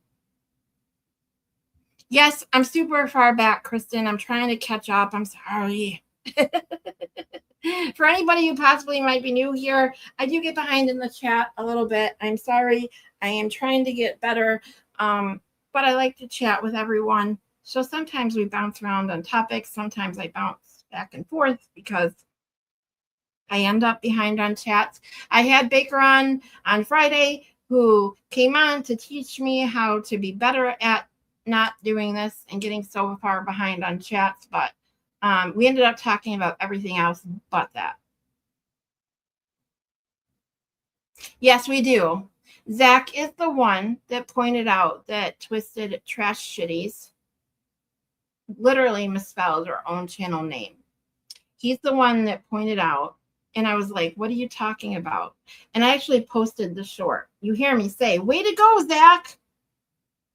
She can't even spell her own channel name.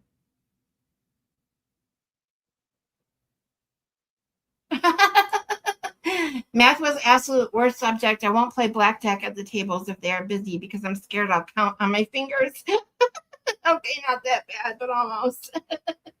I love blackjack. And the reason I'll tell you, I love blackjack because if you know the rules or strategy behind blackjack, you can basically sit there all day or all night and stay even. When I go to the casino, it's been a long time, but we used to go quite a bit actually with a friend of mine. We used to go up to Mount Pleasant. There's a because he went to Central Michigan, and that's where the Soaring Eagle Casino is, and we used to go just play blackjack, and I would sit there for hours and stay even. And if you just go by the, the rule. I guess it's not rules, but strategy of it, of when to bet, when to split, when to, based on your cards versus the dealer. You can basically sit there for hours. Because I don't play to win. If I'm going to play anything to win money, I'm going to play poker.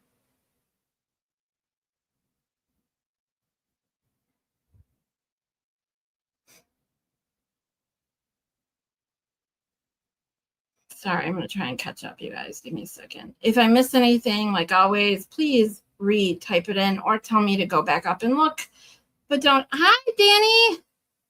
Miss Scarlet, was so looking forward to watching you with Emily C, but was late. I'll have to watch on replay. Love to see you. Sub count going up so much. Glad others are finding you. Aw, you're so sweet. I don't even know what my sub count is now. It was 307 when we checked. I don't know if it's gone up at all. But to all of you who subscribed today, thank you guys so much. I appreciate you. As far as I know, I need about 193 subscribers, and I can't wait. It'll be so much fun. But I want to tell you something for all of my original peeps that are here. I don't plan on really changing anything. This is how it's going to be. We're going to chat. We're going to have some fun, talk some psychology. And then, of course, Friday nights have some laugh riots. And if I get behind on the chat, I get behind on the chat because this is how I want it to be. I love hanging out with you guys. I love having random conversations that just, you never know where they're going to go. This is the best. I couldn't ask for anything more, honestly. But that being said, I still plan on asking Baker how to get better at,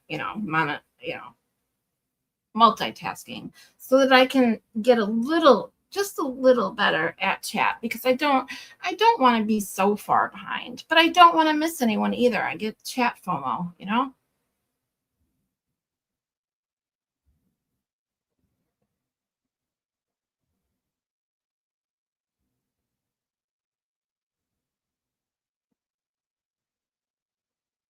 Zach has been training his whole life for finding typos.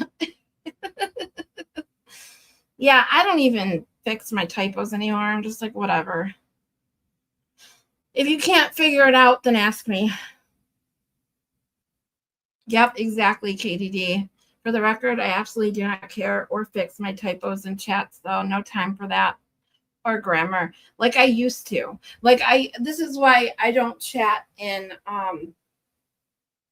like Turtle Boy's chat most of the time, because it goes so fast and I have so many misspellings that by the time I fix it, it's like a moot point. Like whatever I was going to say, it doesn't even matter anymore. Wish it was raining women. It's raining men. I'm new and already know it.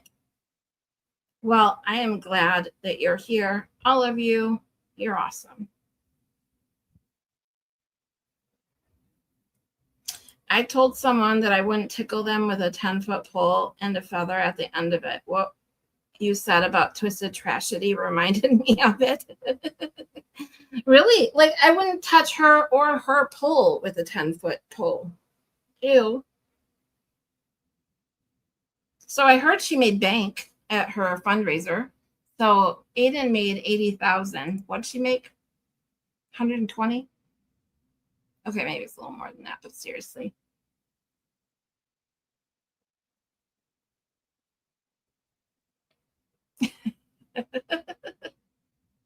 You guys are cracking me up.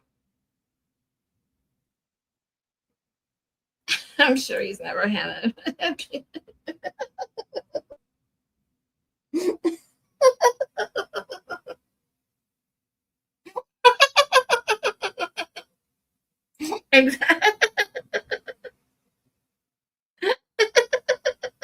I'm sorry. Okay, see when I tell you I have short, fat, stubby fingers, okay? I have my dad's hands. And when I don't have nails, which thankfully right now I do, but a lot of times they break and I just don't have any nail polish on, they're even worse. So like trying to text on this phone, see my thumbs, my short, fat thumbs, stubby thumbs. It is awful. Awful when I tell you how many mistakes I make. It's ridiculous.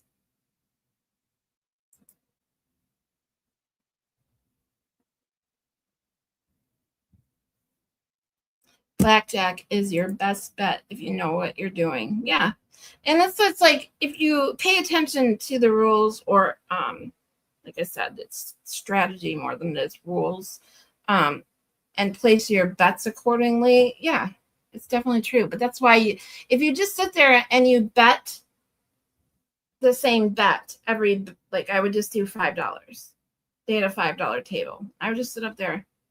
I could, buy in for like $50 and sit there for hours.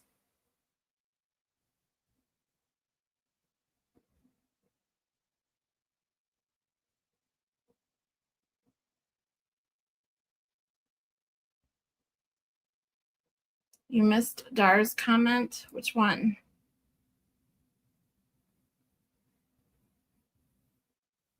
I went to Vegas with my mom, and wow, Let It Ride, best, most intriguing game I've ever seen. Let It Ride, I'll be honest, I've played it before, but I either want to sit at a table and not really think much and have to worry about betting at each stage, because Let It Ride, you have to, do different stages and different betting and things like that. Otherwise, if I want to pay attention that much to things, I'll play poker.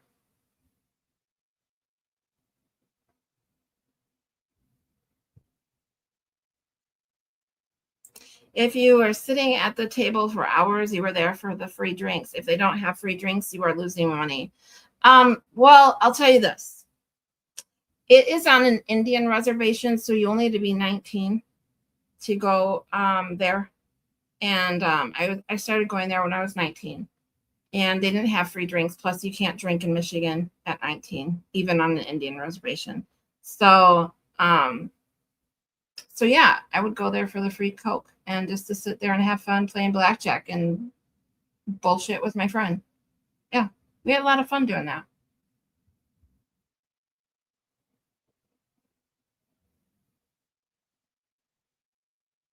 Oh my God, never sit down at a blackjack table if you do not know the rules. Trust me, we had a person who screwed up the whole table because they kept hitting on 14 or last one dealer at 16. Yeah, you got to watch that. See, that you can't just go sit. I mean, you can. Don't get me wrong. You can go sit at a blackjack table without knowing the rules. But if you don't abide by them, just be prepared for people to fucking scream at you. They will go, oh my God, I've seen really bad things. Because yeah, if you fuck up with if you ignore like that, if you hit so let's say you hit on a 13 and the dealer has a 6 showing, you have to automatically assume that the dealer has a 10 underneath. So that means they have 16 they have to hit. Most likely, statistically, they're going to bust.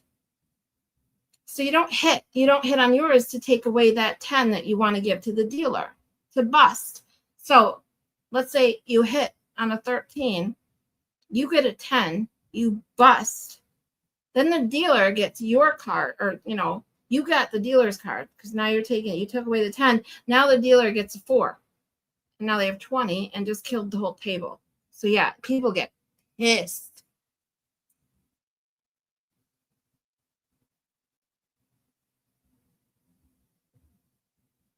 Never change. I'm not. I've already made a pact with a friend of mine called Moni G, who's been with me since the beginning. And I've known her since a while ago in Baker's Chat. We now know each other in real life. And I told her, if I ever say even one thing that goes against the things that I've said and want to be, you smack me and wake me up, something, because I don't ever want to be certain things that can be seen on YouTube. I have a very clear vision. This right now, what we're doing and how our this chat is, you amazing people, is how I want it to always be. I don't want to change it for no amount of money. Seriously. I don't, I've said this a million times. The only reason I even asked for money or asked you to share my link is because I got in a dire situation. If Boost Mobile hadn't have done what they did to me when they did, I don't think I would even have this stuff, any of this stuff. I might have my PayPal up there. Someone asked me to do the buy me a coffee. I was like, I really thought it was you buy a streamer coffee or like send Starbucks gift card or something. That's what I always thought it was until I looked into it myself. But I wouldn't have all this if it wasn't for that. And my focus wasn't on the money. I wanted to do something fun. I wanted to do something else. And this community gave me that. And that's you guys know.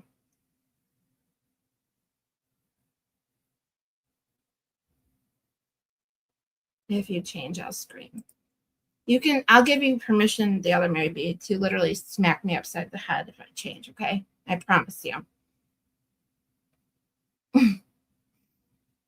You're good, Sarah. We all complain. We all need to now and then. You're allowed to here. You're allowed to do and say whatever you want here. Like I said, one rule. Don't disrespect my chat. That's the most important. And don't disrespect me. And God, it's getting dark out now. This thundering. My power better not go out.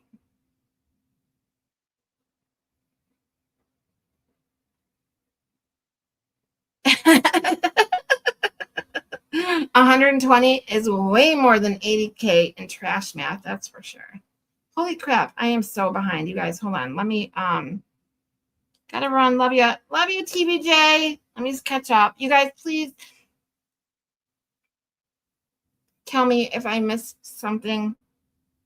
Oh boy, see, yep, the rain started, that's for sure. Yep, free free Coca-Cola, not booger sugar.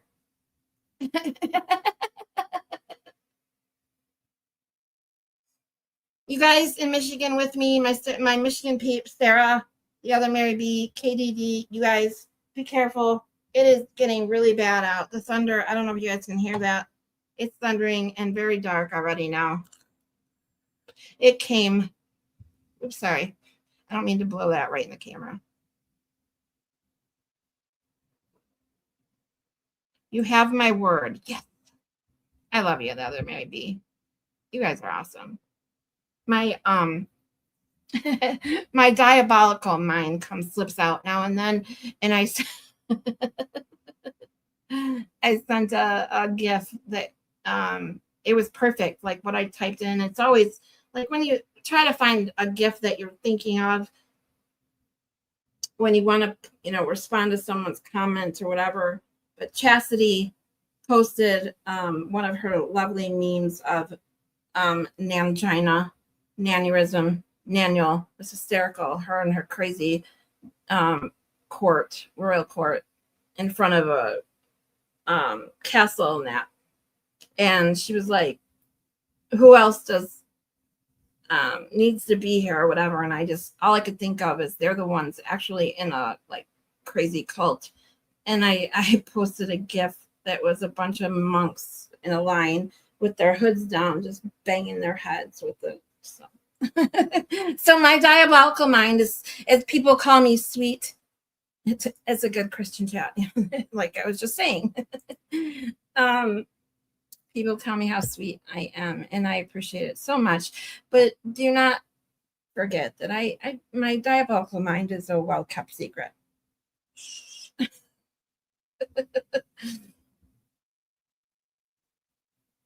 Thank you, Sarah, for sharing that. Hey, Catherine. Welcome. Finally caught alive. Hey, folks. Good to see you, sweetie.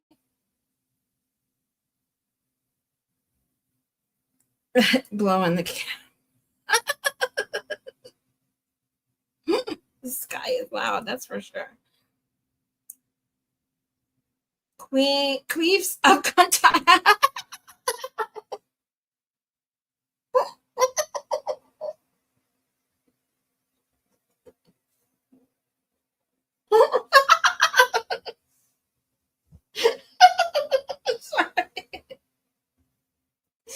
She always comes up with the best names. She calls Kryber Captain Shit Pants, and now that's all I call him. I literally called him it in Baker's chat this morning, and people were laughing, and I was like, oh yeah. I was like, it just stuck. And I told Chastity when she said that in the chat the other day that that was going to stick. And then she called Twisted Tragedies, Twisted Tragedies. And I was like, that's going to stick too. And so now that's all I can call them. It's perfect. My house is bipolar right now. Sky is mad as fuck in the back and the light and bright in the front. Never a good sign. Oh yeah, that's happened. When I was growing up, and I grew up in Garden City, and we had just a normal, brick ranch and a normal little subdivision. And in the front, it was sunny. And I was in the living room. We had a pool. My mom loved taking care of the pool. It was just an 18-foot, above ground, 4-foot pool, 18-foot round, 4-foot deep. But she took pride in that pool, which listening to Aiden talk about the pool and it needing to be shocked, I wanted to scream. But I was in the living room. I'll never forget this. And in the living room, like I was watching outside. In the front, it was sunny. And my mom comes running in from the back door, like, hurry up, close the windows, or something like that. I'm like, what? She's like, it's pouring rain. And I'm like, I'm looking out the window like, and literally I ran to the back door and it literally was pouring rain, and yet it was crazy. That's happened before several times. Like you can literally see where the rain is not, it's not raining and it's sunny way over here. And then over here it's dark and rainy. It's crazy. Welcome to Michigan. Yep, that's what my mom told me. That's so funny because my mom was a bowler. My brother's a bowler. I was a bowler. My son's a bowler. We're all bowlers here. Yep. Yep. Yeah, it was awesome.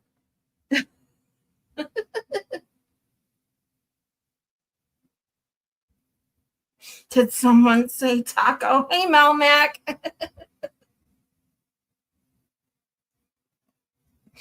What was that? No, I already forgot it. Queefs of Quantopia, right? Queefs. I gotta write that down so I don't forget it. I swear to God, I write everything down nowadays. Now I just gotta remember where I write things down. That's the problem. That was so funny.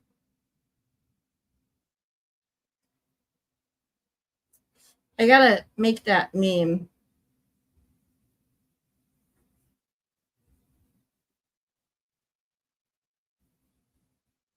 Of Zach's comments or video. Okay. Sorry, I wrote that down too before I forgot. At the beginning, I liked Nan. A lot of people did. And even after Jimmy went off on Nan and all that stuff, even Aiden, you know how Aiden is. He's very diplomatic. And it's like, well, I don't want to go on the Nan bashing spree because she's never done anything to me. She's always been nice to me, right? Well, it didn't take long for her to, obviously do something that he's like, okay, yeah, I'm done. Oh my God, did you see that X post today where someone said the Queens of Contopia and it was Nan 5150 and Shimon? Yeah. True inspiration for Mary B and Kazi G's fantastic art. Yes, exactly. I asked Kazi G and the other Mary B if I could join them sometime. Oh my God, I would have so much fun with them. They're awesome.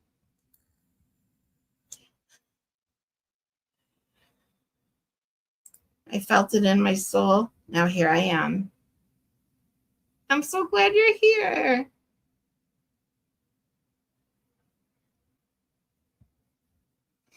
I love how TB can remember every name and every date.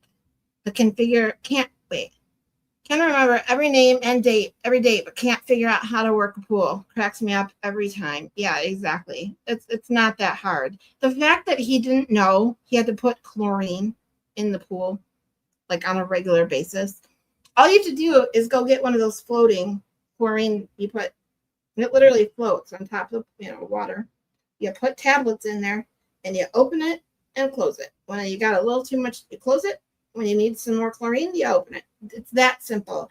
And taking your little thing and testing the pH in chlorine, it's very simple either. Little kids can do it, okay? I used to do it as a kid. My mom would be like, go test the pool. Because I'd be like, can I go in the pool as soon as I get home from school? Well, you got to test it first. Make sure the chlorine and pH are good. It's not hard. You put some water in there from the pool, deep down, not the top. And you put the drops in, however many it says. That's it. And then you compare the colors that the water turns for the chlorine and the pH. You compare it to the little chart. That's it. Very, very simple.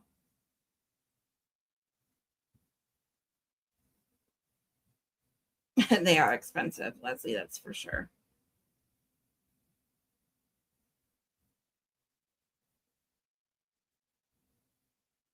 Check your DM, Scarlet. Okay. Check-in. On Discord or hold on, or X. Hold on, X, because I don't think you're on Discord. Okay.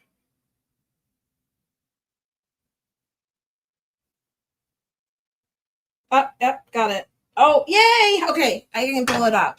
You guys got to see this.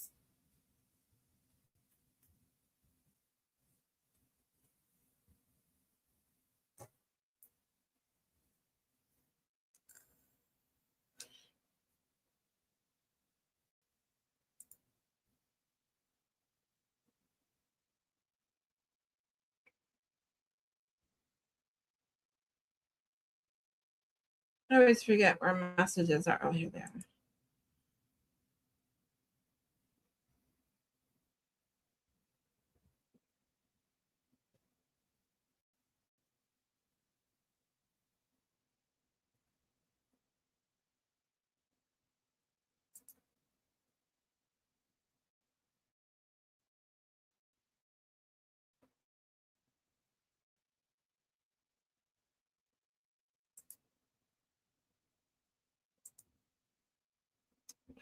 Let me add this.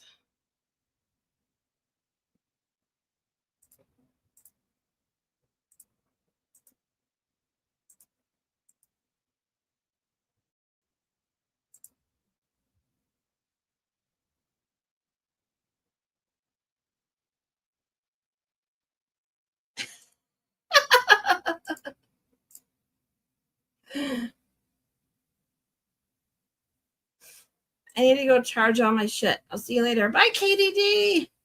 Have a good one. Jeannie Lynn. Hey, sweetie.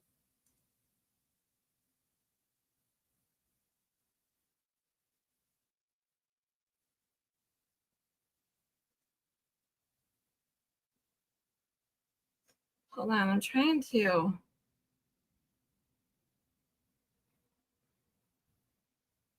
Yeah. Chastity made this. If you guys, I'm trying to get it to, hold on.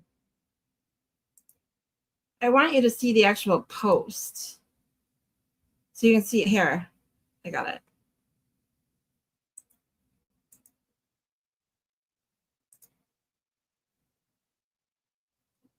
So it says, hear ye, the queefs of Contopia, Nanny McFlaps, and 5150 and their court jester, Jimbo Altman.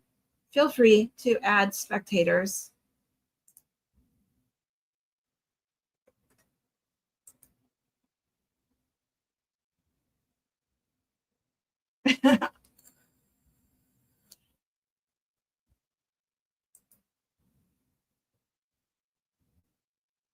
And then I posted this.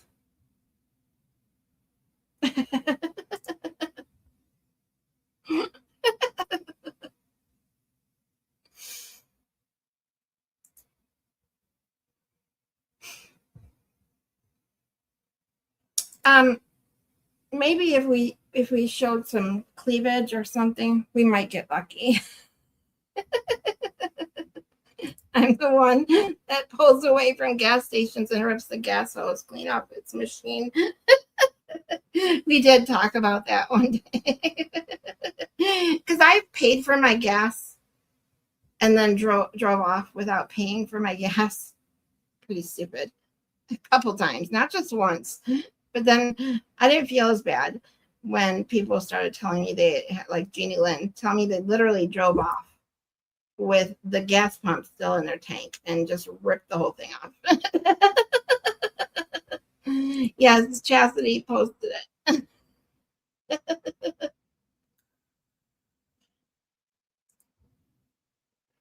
That's for sure, Jeannie Lynn. My cleavage is so white. It glows in the dark. I'm pretty sure it's not attractive. Mine is too, but hey, cleavage is cleavage.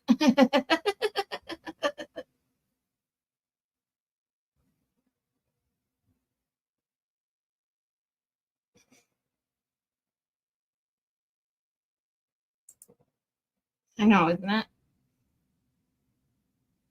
I looked up when I was searching for gifts.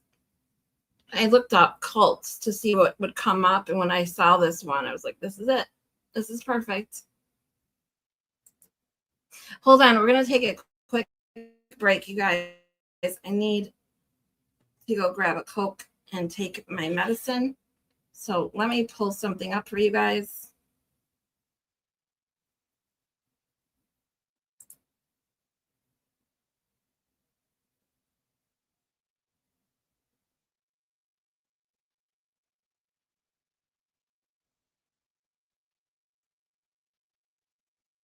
Oh, shit.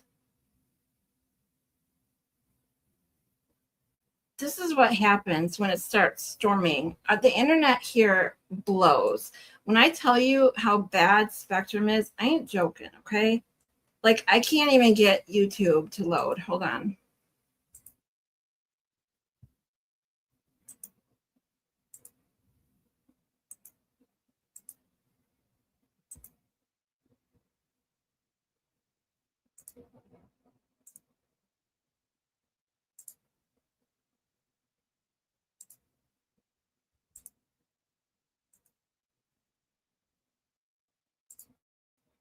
There we go. As long as I don't have to reset my router, we're all good.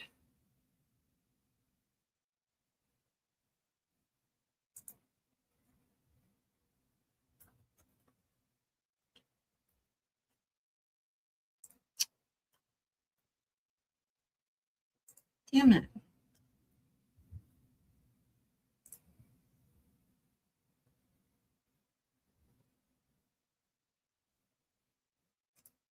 Nothing wrong with porcelain skin. Yeah. Oh, yes, Shelly. Before I end the vote, I'll end it when I come back. It's for Psych Night. Please vote if you haven't. What night would you like me to do them? Wednesday nights at 9 is a 1. Put a 1 in the chat. Monday nights at 9, put a 2 in the chat. And then I am going to play this for you while I take a quick break.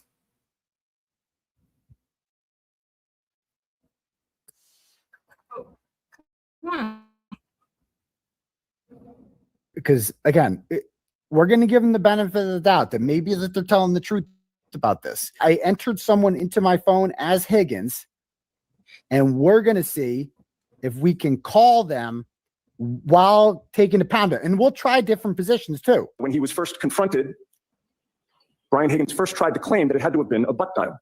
That term butt dial is used by many of the Commonwealth's witnesses to explain the many calls between them and among them. And I've never seen a case where there have been so many butt dials, to be frank.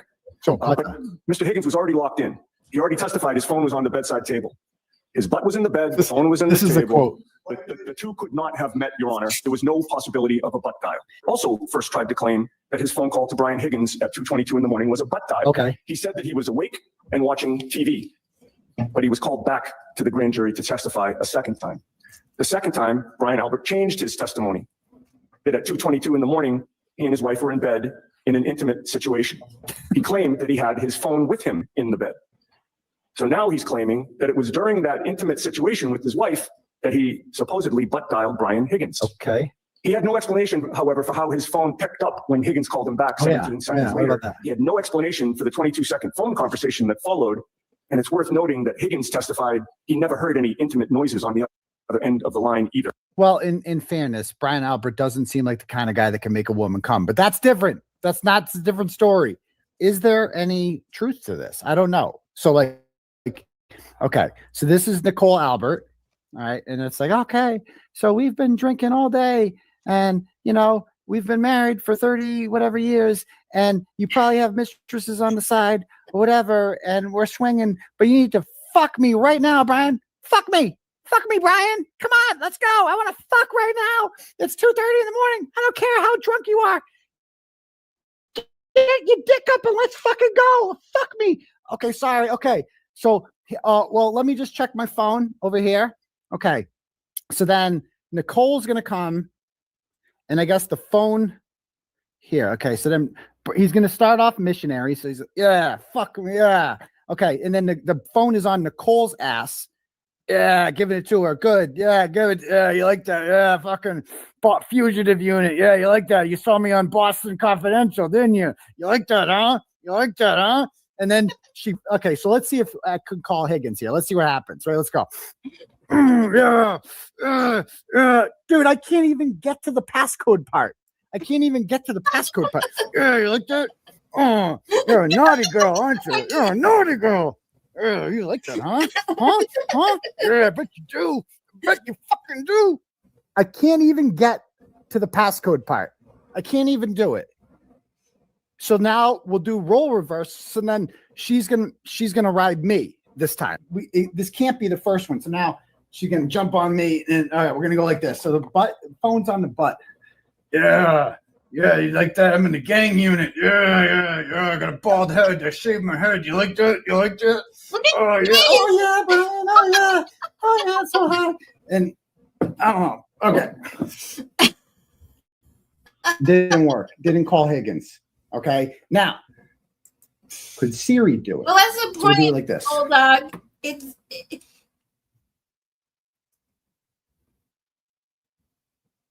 can't explain it.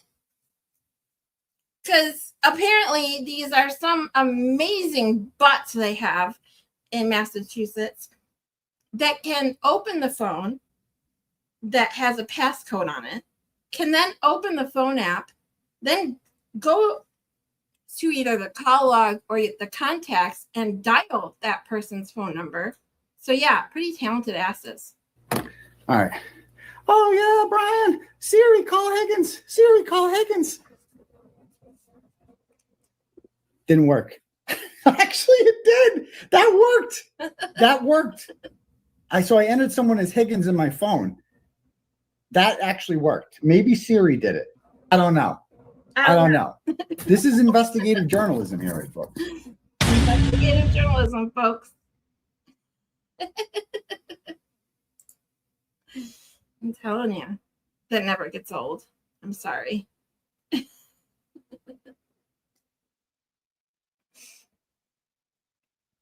I got a mental image in my head I want to unsee. Don't we all? Ew. You know, because apparently these talented magical asses can do some amazing things. And this is what I call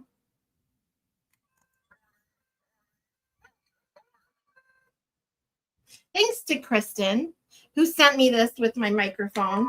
I love it. It has like 6 different sayings.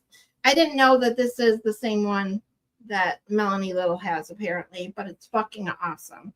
I knew she had a bullshit button or like one of these. I didn't know it said bullshit. I couldn't remember what it said because it's been a while since I've been able to watch her really. But I don't remember her actually playing. I don't know if she actually plays the sayings. So I was having fun with this. And I'm like, ooh, shiny, you know, when they say like, ooh, shiny, you got to press all the buttons. Like there's a button near me. I just got to keep pressing it. You know, I can't help myself because it's fucking hysterical. And the only reason that my microphone is not set up is, fortunately, I've talked about this. I only, on this ridiculously small laptop that I use, Chromebook, I only have one USB port. And the microphone is USB. So I wasn't thinking when I put it on to make sure it was like a Bluetooth one, if they even have those. But I love, don't get me wrong, I love the microphone. Problem is that I had just put on my Amazon wish list, or will end up buying one as soon as I can, because I want this also. I have a way to set this up for my recovery in June because I'm having surgery, if you guys don't know, where I can still stream. And I'm getting it all set up, and the microphone is going to play huge. It's going to be so much better. But I can't use it until I get a USB extender where I can plug something in to this USB that has a box where you has extra USB ports. So that's next on the list. That's really important because I can't do anything. This is the whole reason. Like, it sucks. I have to use the one USB port that I have now for my wireless mouse and keyboard. They're on the same little thing. Thankfully, it's a set, so it only needs one little USB thing to plug in, and both of these work off of that. And because I can't use on this tiny ass computer trying to get like scrolling and stuff, it sucks trying to use the mouse, the touchpad. So I absolutely have to have my mouse. Especially when you guys know how hard I get on the chat. I have to use the little scroller thing. It's so much easier to scroll up and down through the chat.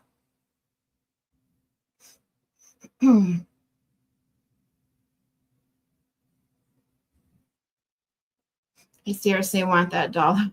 I had Raggedy Ann and Andy when I was little.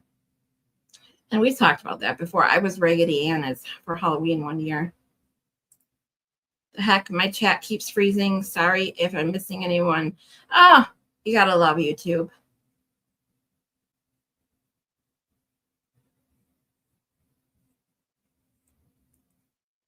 The thought of Brian Albert naked or Higgy makes me cringe. Yeah, you and me both.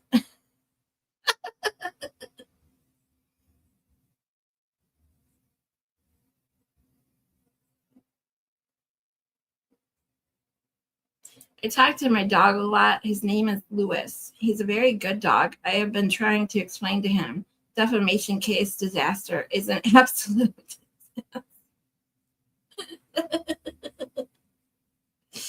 I can just see the cute little puppy looking up at you like, okay, Mom, I understand.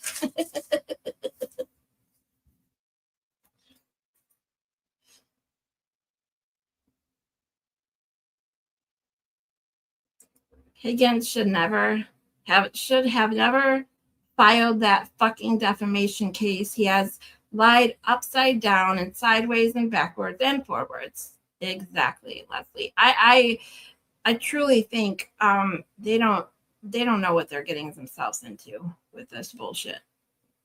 I think that they just felt they had to double down for whatever reason. They think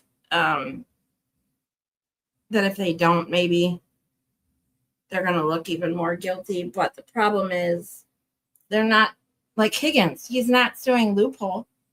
And Loophole lawyer has begged Higgins to sue him.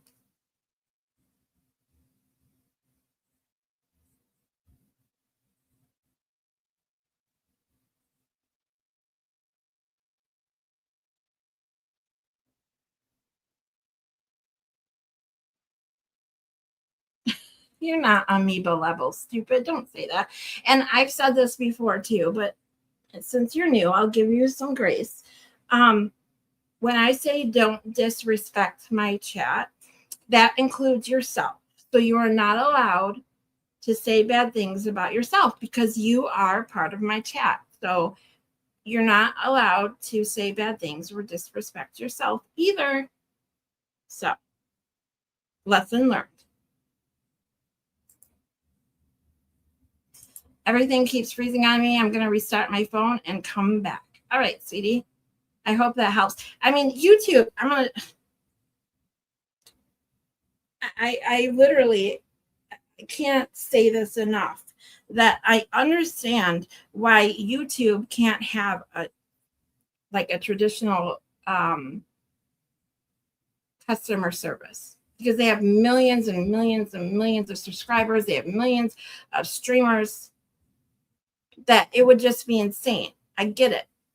However, tagging them on YouTube or on the Twitch bot cannot be the only and or best way for people to get their attention. There has to be a way that when things like this happen, where people aren't blocked but yet can't see each other in the chat, to contact them, to get it addressed, fixed, something.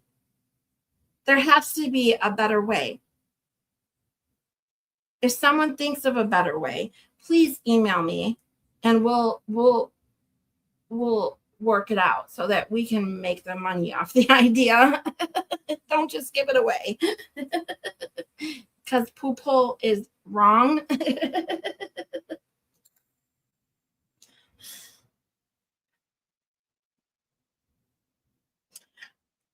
I'll be honest, I don't agree with Loophole on quite a few things after I've seen everything. I don't agree with a lot of, I'll be honest, everyone has their own opinions, their own evaluations, their own whatever, based on the evidence that they have seen. But now watching trial 1 and 2 and going to Squirrel School and looking at a lot of the stuff in the Google Drive, there's so much stuff in there. There's no way in my schedule right now to keep up. I'm so behind, but I did start out with like the text messages between John and Higgins, that I've come to a lot of my own conclusions that are different than quite a few people's that are on the internet right now.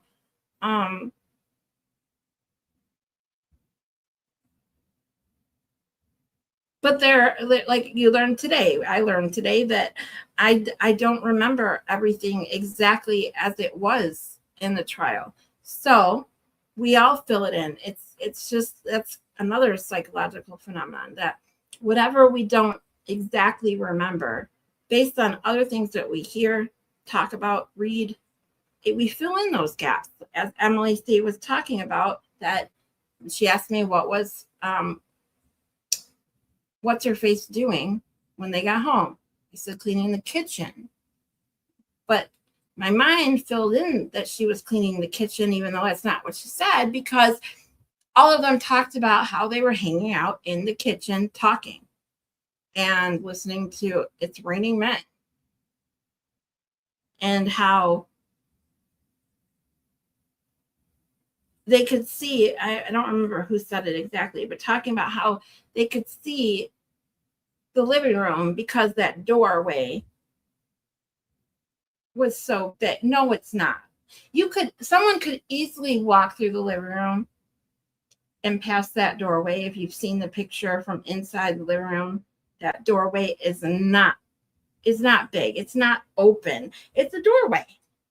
And it could be very easily missed. If someone's sitting in that kitchen paying attention to someone over here, and the door is over there, and it's just a doorway, it's not wide open. And even if it was wide open, if you're like me, hyper focused, you could easily miss someone walking by.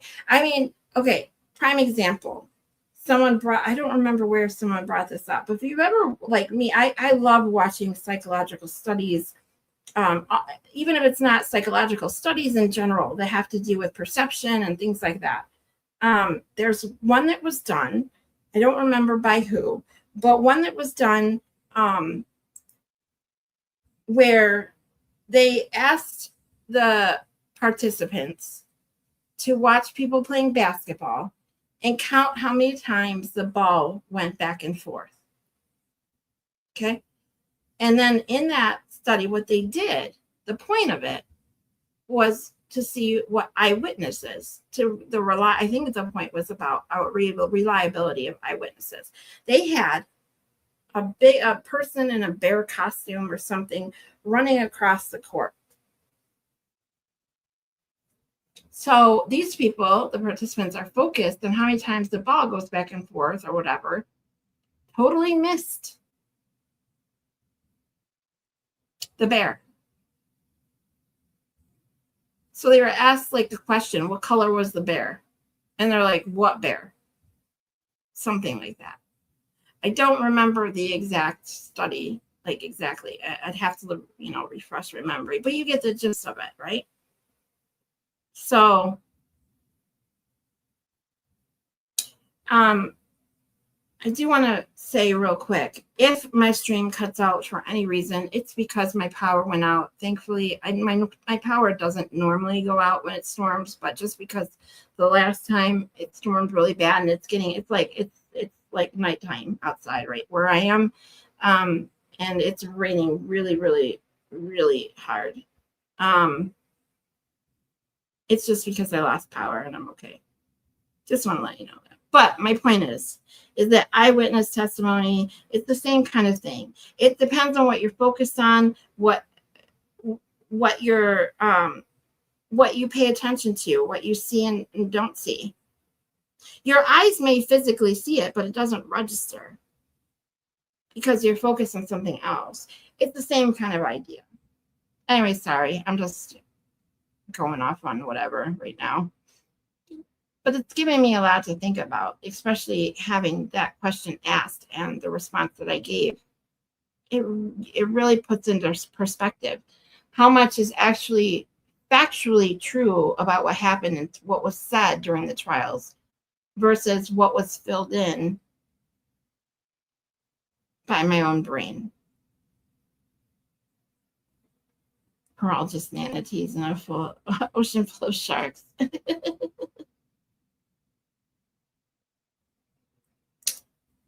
I fucking love Blue Pool, and he has been begging Higgins to loophole. Gotcha, loophole. He's been begging Higgins to sue him so he can get discovery. Lewis does not understand why the hell Higgins filed this case. Exactly.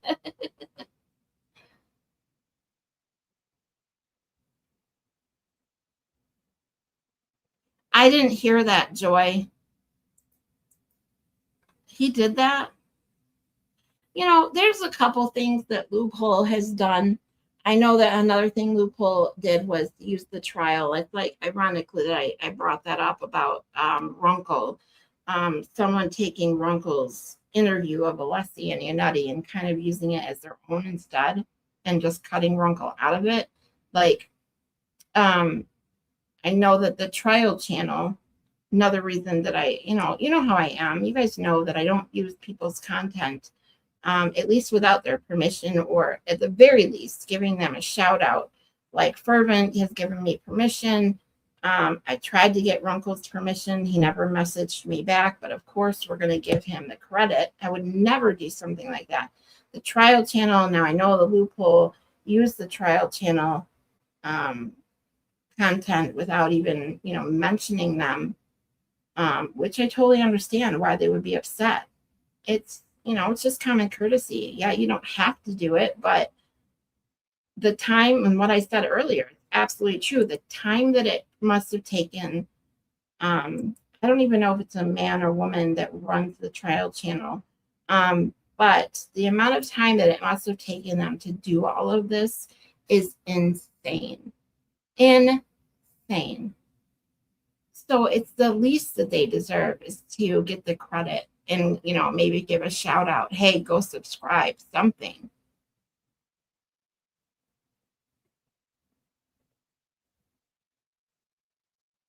boycott their butts.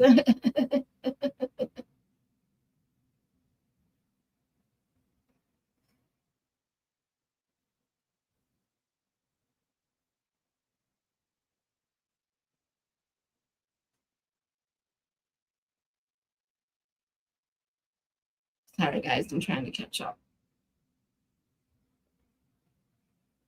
For people that have not grown in Massachusetts, there is the front door and there's the side door. Ever go to the front door? Is Amazon or UPS. For people who have not grown up in Massachusetts, there is a front door and there's a side door.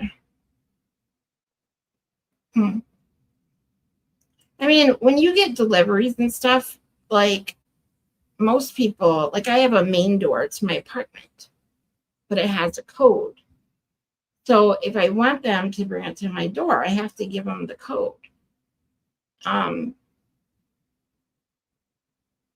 same with a house that has like a garage door, front door, back door, side door, whatever. You normally, for deliveries, you normally say, hey, leave at so-and-so door.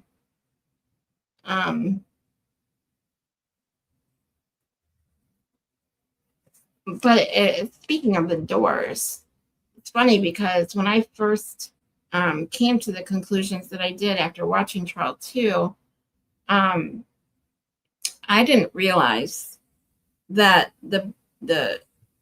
or until that part in trial 2 where Alan Jackson takes the video up through that storm door, that the you can't get to the garage from the house, because every house that I've ever been in Michigan, there's always a door from inside the house to the garage. So yes, I know they have a breezeway door, but it's just weird that you have to go outside to go to the garage, no matter what. You can't just walk from inside the house through a door and get into the garage. It's just crazy to me. He said it last night in TV's fundraiser. Yeah, I fell asleep. I fell asleep a little bit during Loophole and Samantha's. Yeah, when he passed away, that's why Aiden's hearing was canceled, postponed on the 14th. Yeah, it's so sad. Yep.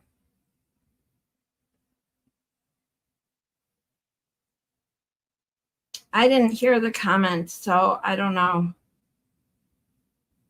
Yep. It's a gorgeous dog.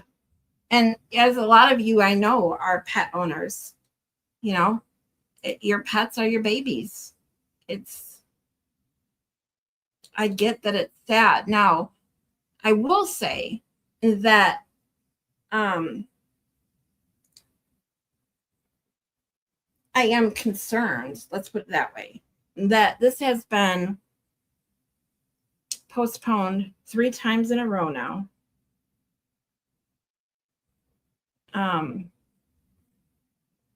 And each time it's postponed by 2 months, 3 months. December it was postponed to March postponed to May.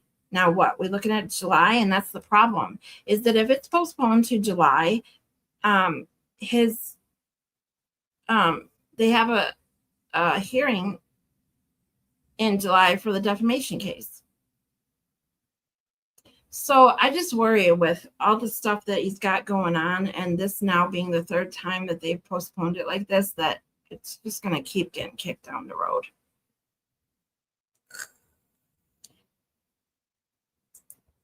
He said, oh, okay, Loophole said, hey, sorry, Turtle Boy, sorry your lawyer's fish died. Oh.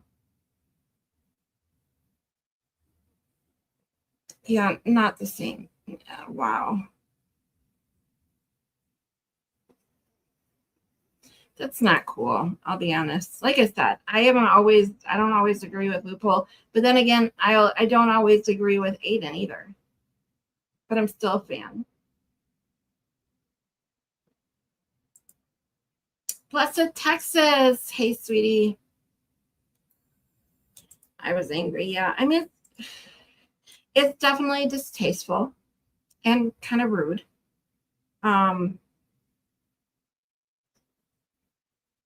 I totally get it. Loophole lawyer says a lot of things that are controversial, but so does Aiden. So it's, how do I say this? It's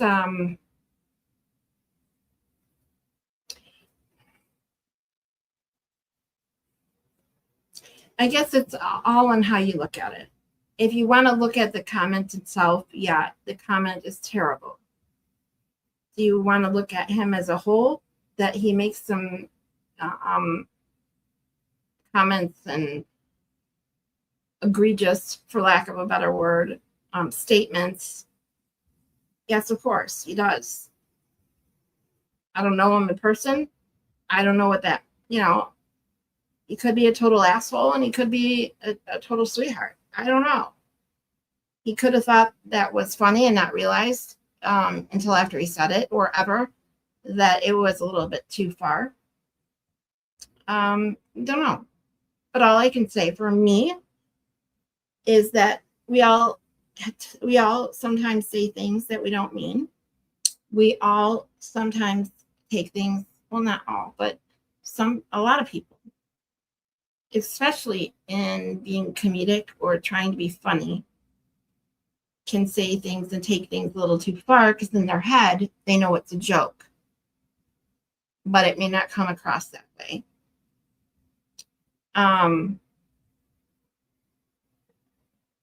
So yeah, I mean, that's really all I can say. Yeah, it definitely wasn't funny, that's for sure. I didn't hear him say it. I definitely probably would have had a visceral reaction to that as well, because it's not funny. It's kind of nasty, rude, and definitely distasteful. But I really thought TB was going to go off on Loophole. Like, did Aiden address it? Yeah, Winnie, he's such a beautiful dog. I understand, Joy, 100%. And I agree with you there. See, I agree with all of you, 100%. I totally do. I get it. There,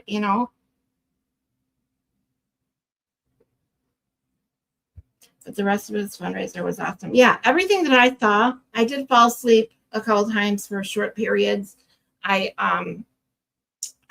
turned off one part of it. I'm not going to say which one, just because it wasn't my cup of tea person or persons on the stream. But other than that, I watched all of it. And it was great. I had it on while I was doing other things around my apartment and doing laundry, and it was a great day of relaxing and a lot of funny people. I thought the best, and just from my opinion, just because, was Baker and Mel, and I always forget the other, what's her name? They were funny. I love funny. You guys know this. I love to laugh. I also loved Yannetti. I could sit there and listen to Yannetti all day long.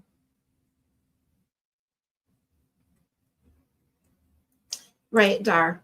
Exactly. Loophole's humor. It's not for everyone, but honestly, nobody who makes others laugh is accepted by everyone. 100%. Even though Joy's pups are always plotting on a library. Yeah. We all say shit that people don't agree with, but if you are just being cruel to try to be funny, then you're not my cup of tea. Yeah, exactly. And that's what I'm saying. It's,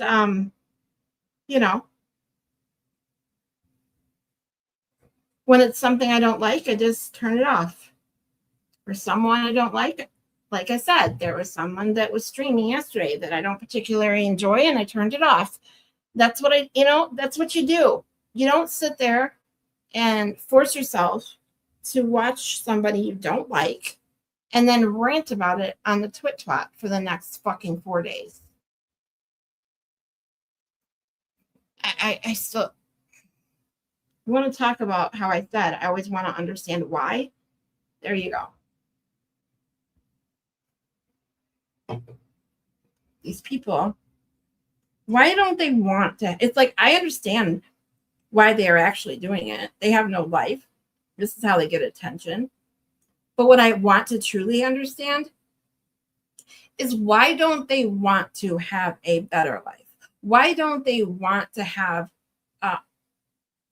a life off of the internet? I don't, that is the part I will never understand. Oh, poo-poo.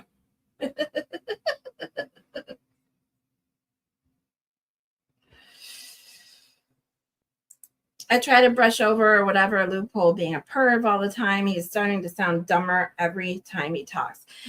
I'll be honest, I haven't watched. I've had to cut back on a lot of stuff that I watch, because with me streaming so much now, I literally, my list, my watch list, and my playlist to watch later or whatever is out of control. So I've barely seen any of his videos, unless it's something that I was like, oh, what's this about? I think I've watched,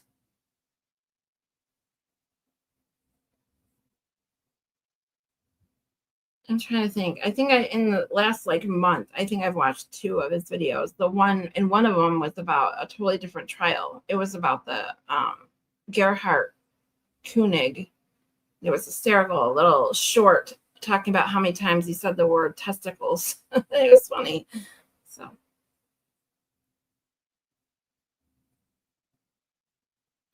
Blessed watched every minute of it. It was a great, he did great. The lineup that Aiden put in place couldn't have been more perfect. Like, the way that he broke it up, to have seriousness with lawyers, and have funny with Baker, and then and to end it out with all the streamers just going wild was a great way to end the night.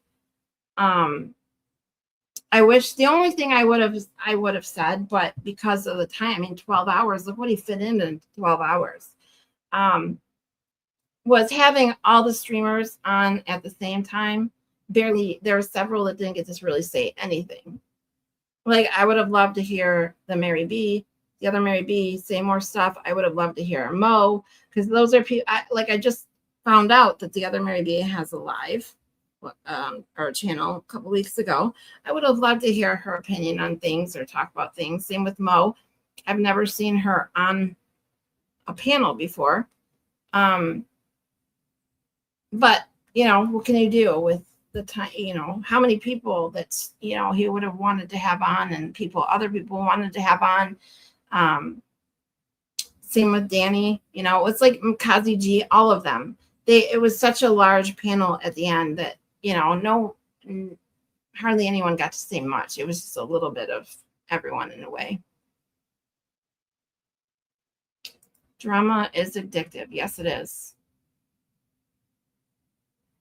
This is why our parents grew up. My mom was never really a soap opera watcher, but this is why our parents and grandparents grew up watching soap operas during the day. And now that they're gone, people got to find something to do with their time. And then after soap operas, we had the Jerry Springer Show. If you guys ever remember that the Jerry Springer Show actually used to be a real talk show. It wasn't, when he first started his talk show, it wasn't what it became. It just became craziness. Yeah, I wanted to hear Mike Rodot speak. I would have loved to hear him speak a little more too. Plus, it was funny watching everyone swoon over him in the chat.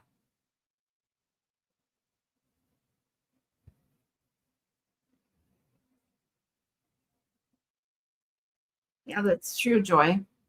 Says, I love how he put Linda and Michael with other people. That was so smart. Changes dialogue. Yeah. I think it may have been, speaking of loophole, it may have been beneficial, but I see why he did it. Maybe splitting loophole with someone else to give loophole a different perspective, because loophole is very, it's the one thing I did take away from him, listening to a little bit of him when I woke up last night.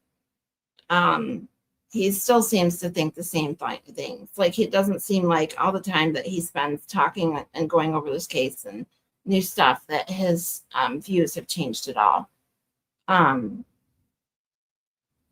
So, I'm not saying that's a bad thing. I'm just saying it may have been beneficial, but I agree. That's what I'm saying. I definitely agree. It was a great time. He did great.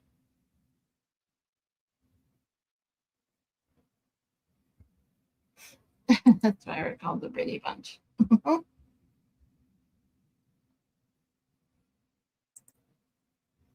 Yes, Star, exactly. Mother Mary B with her DJ skit. I had no intention of being there at that point, but damn, I'm glad I was, because that was beyond funny. The other Mary B is very funny. I love her to death.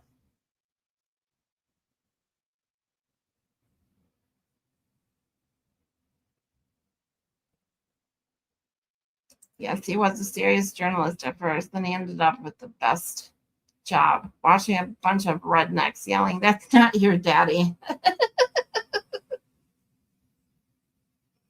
Yeah, and a bunch of people fighting. It's nuts. That show is crazy.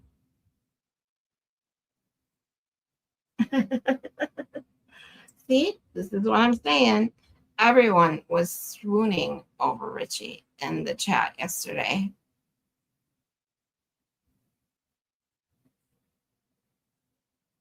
DMX says are a good version of Reading Rainbow. Just saying.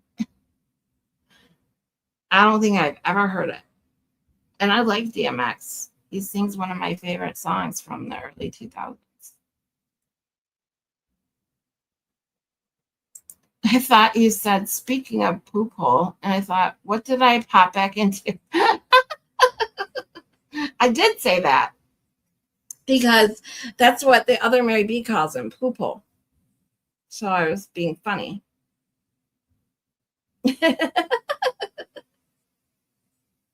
She's gorgeous.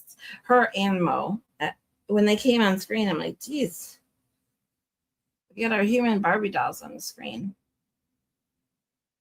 Absolutely gorgeous.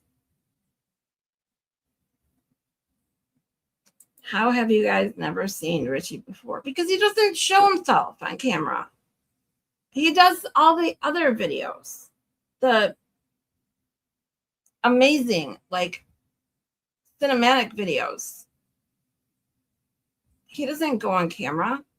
How would I have seen him?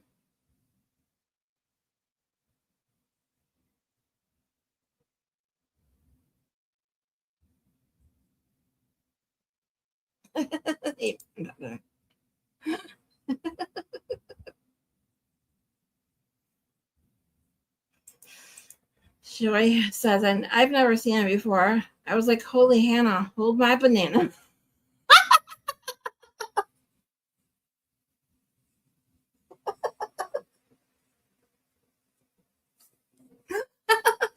I'm sorry.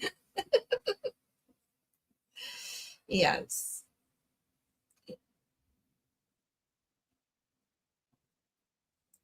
He's been on Fundraiser before, I think. I don't know. If he has, I didn't see him. Aiden's last fundraiser, the one I think it was in December. If he was on that one, I don't remember. If he was, it's probably the portion that I missed, because I don't remember. I think I had to go to work because I still work at the hospital from time to time. I'm trying to remember if I watched. I don't think I did. I think I had to leave. I'm not 100% sure. He's very tall. That's what I hear about Mazda Media.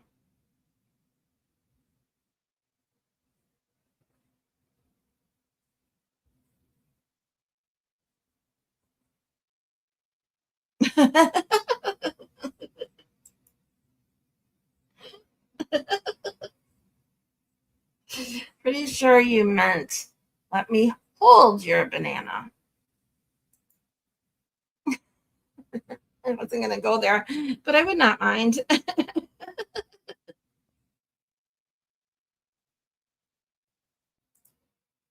His picture was never online, and we never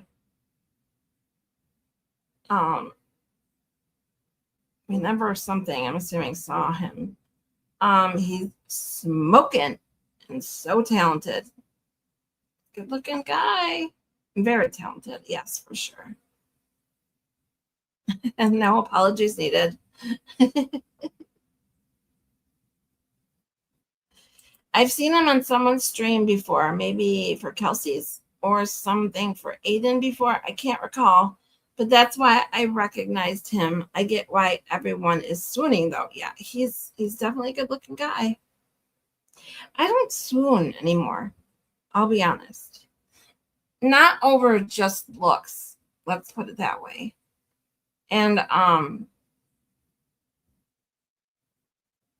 it takes me at least a little bit to get to the point of really wanting to swoon, because you guys that have been listening to me for a while know that I'm perfectly and happily single, loving the lifestyle of doing what I want when I want.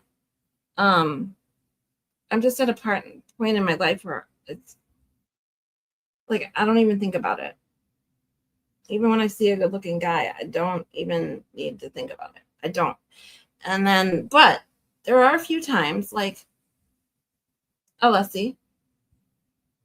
I mean, all of them. Yannetti, Alan Jackson. They're all good looking men. But even more so, they're all so fucking intelligent, smart. Just, whew, that is the kind of guy I would swoon over. And Microdots, aka Richie, as we know, is extremely, extremely talented. So I didn't get to listen to him much, though. Like I said, he didn't get to really talk that much either. So yeah, it's over here too, Moni G. KDD and Sarah were talking, and the other Mary B. We were all talking about it. Us peeps in here in Michigan are having crazy storms.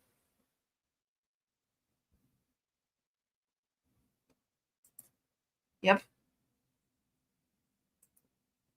Mazza was like a giant next to Kelsey in the camera pictures. Yes, I didn't realize he was that tall. When you see people sitting down, you really sometimes you can tell. Like, I mean, I look at Will, the glare, and I could easily guess that he's at least 6 foot, you know, even before I saw pictures of him standing. But Mazza, I don't know. I can see why it would be I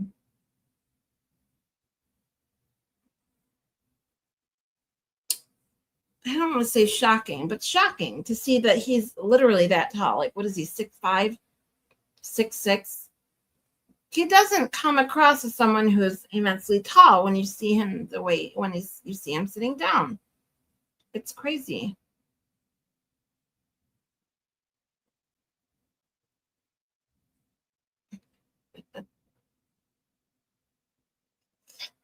Yes, that is what I'm talking about, Joy. A sense of humor and intelligence are way more important to me than looks.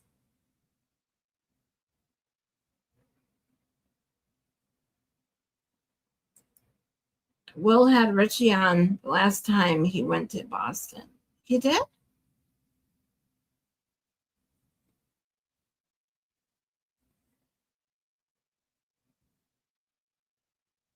Huh. I don't remember, but that's not surprising.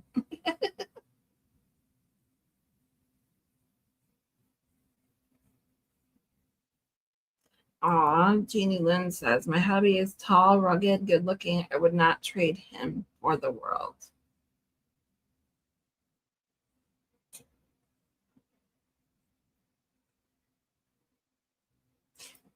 Does he have a friend? Asking for a friend.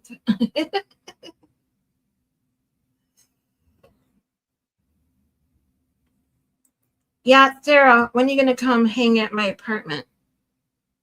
I told you, anytime. I'll DM you my phone number.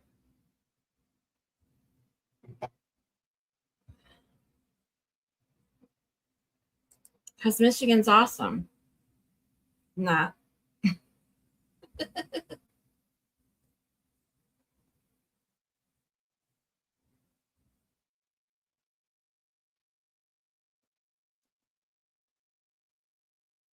Don't work too hard there, Moni G.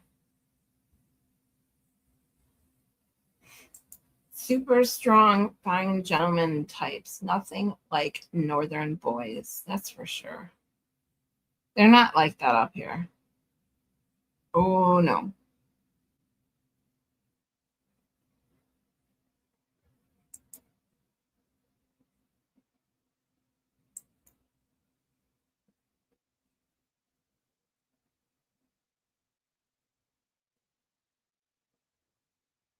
She won't answer what?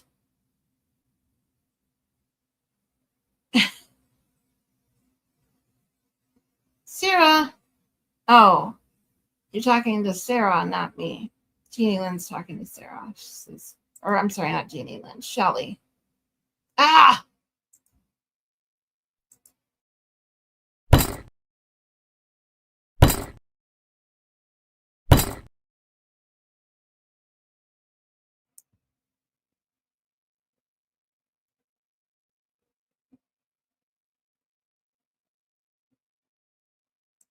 Red Sox swept the Tigers. Well, thank you for sharing, Shelly.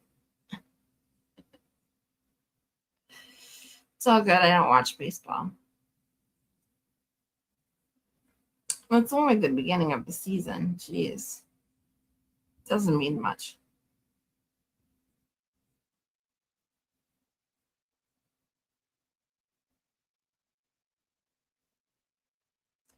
I dated a guy who wore flip-flops and Hawaiian shorts all the time, untucked with jeans that did not fit his ass. It was like, come on, we're not going to a pig roast. Let's just say 3 dates, and that was it. I don't blame you, Joy. Ugh. I never understood the whole wearing pants. When you're a guy and you have a belly, a beer belly, whatever you want to call it, and you wear pants that are too tight for your belly, so you just let your belly hang over. You button up your pants, and the top of your pants are just above the crotch, and then your entire big old beer belly hangs over it. Why don't you just get stretch pants? Elastic sweatpants, something. I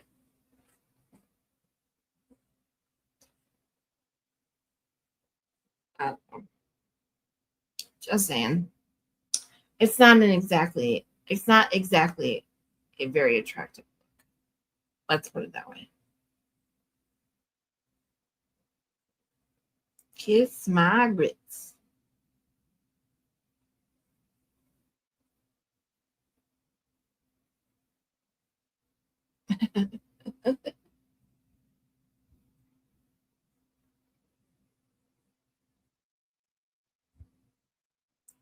Could be a fun show idea to talk about dates that went wrong. I bet people have stories.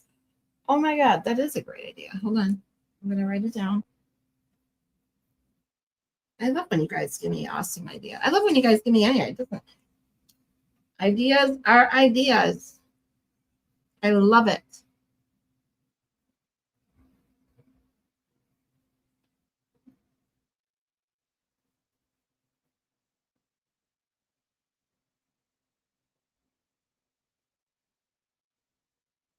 Let me see if I can pull something up right now. Hold on.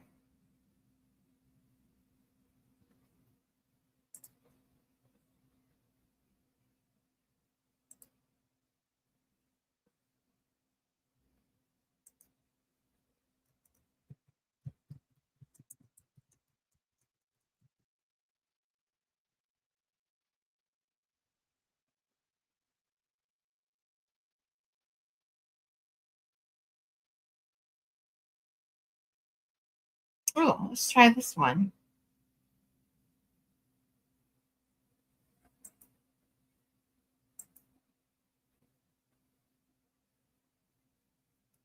Hey everybody, welcome back. These are some bad dates that got exposed on TikTok. On the TikTok. So I got a girl's number. Waited a few days before I texted her. She was happy to hear from me. And made plans to go out. Totally made concrete plans. I verified. Something to the effect of, I'm available, can't wait. 7:30 Friday night. We were going to get pizza, some outside place. You know, I like pizza. I like to try new pizza places, so I think it'll be fun. So I didn't text her Wednesday. I didn't text her Thursday. We're adults, right? I don't know her. I probably would have blown it anyway. My sarcasm doesn't come across too well in text. So Friday morning, I texted her, happy Friday. She hearted it. To me, everything was good. So I'm on the way to the restaurant, running a little bit behind, just like 5-10 minutes behind. But I wanted to be polite and say, hey, I am running a little bit late. If you get there before me, grab an outside table. Her response was, are you kidding? I'm like, I could have not said anything and been late and you never would have got mad at me. And then she said, we'll have to reschedule. And I was like, we did say 7:30. I'm literally going to be 8 minutes late. I mean, right? That's not terrible. And she's like, no, you didn't confirm with me this morning. You didn't text me at all during the week. I was like, I didn't say this to her. I'm thinking to myself, I don't think we're supposed to confirm a second time. It's already confirmed the first time. I responded to her, I do what I say. And that was all I said. And she hasn't responded yet. But I enjoyed the pizza. It was a good pizza. It was good, and I enjoyed it, and I sat by myself and ate it, and I had a great time. What sucks is I wanted to go to the gym, but I didn't go to the gym, so I'll go tomorrow morning. Anyways, am I the a-hole for not confirming, or are we supposed to confirm and text during the week? I'm not a freaking 10-year-old girl. I don't text during the week. I have my life and business and work and all that other stuff I have going on. Are we supposed to text? I don't think so. Are we supposed to confirm? Apparently we are, because she didn't think so. And if we are, then I guess I fucked up. But anyways. All right, my good sir. Okay, I'm not really going to listen to her reactions. I just want to hear, because I'll be honest, yes, you should confirm. For all the guys out there, girls have, or women, have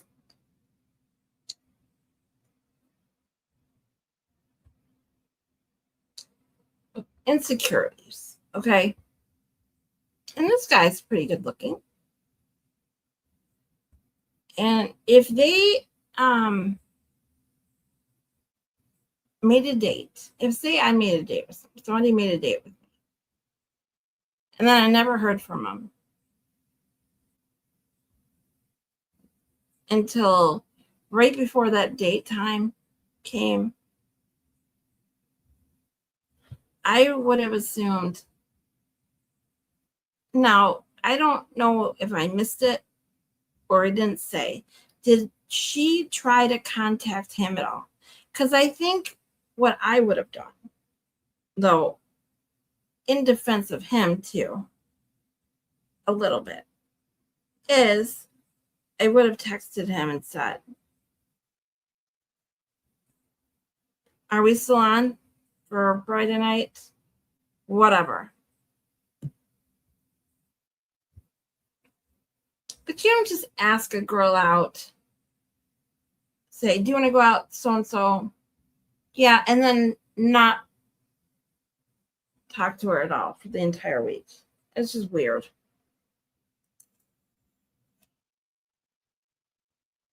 And she must have gotten her eyeshadow lessons from Twisted Shitties. I'm just going to call her Twisted Shitties because Twisted Trash Shitties is just too hard to say for me. Have a good one, Joy. Love ya. Pizza and sex are similar. Even if it's bad, it's still pretty good.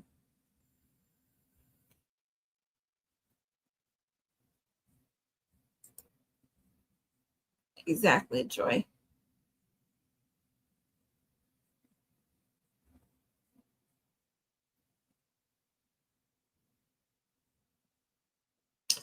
This girl is just going over the videos kind of like I am. That's why this isn't the girl that got stood up on, Joy. Because she says, if she can get him, I must be at the wrong grocery store. Now, granted, she's kind of pretty. She just needs a makeup lesson or 2 or 3.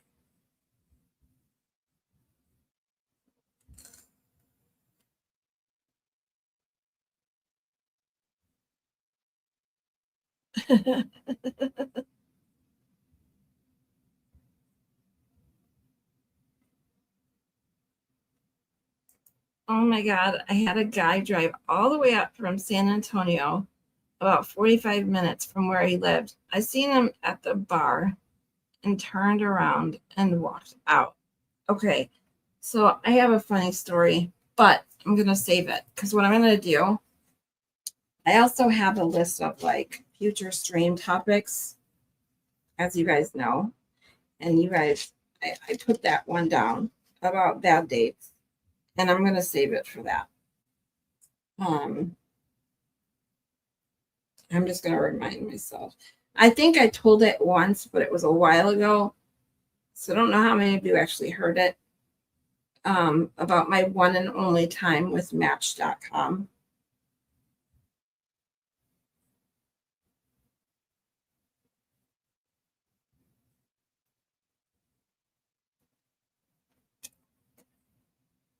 So yeah. It's Twisted Tragedies. I like her red hair. Yeah, I do too. Like I mean, I showed you guys my hair color. Look at my hair was a little bit darker red. I'm trying to find a good one with the light on it. See, it's almost the same color. You guys see that?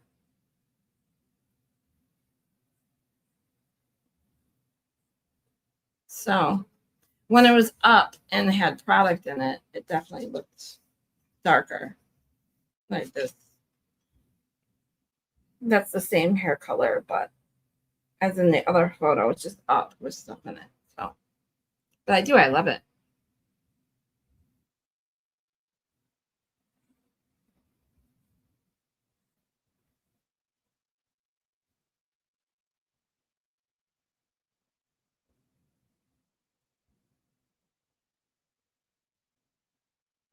Oh, thanks, you guys. Were some of you not here when I showed these earlier? Hold on. I'll show them again.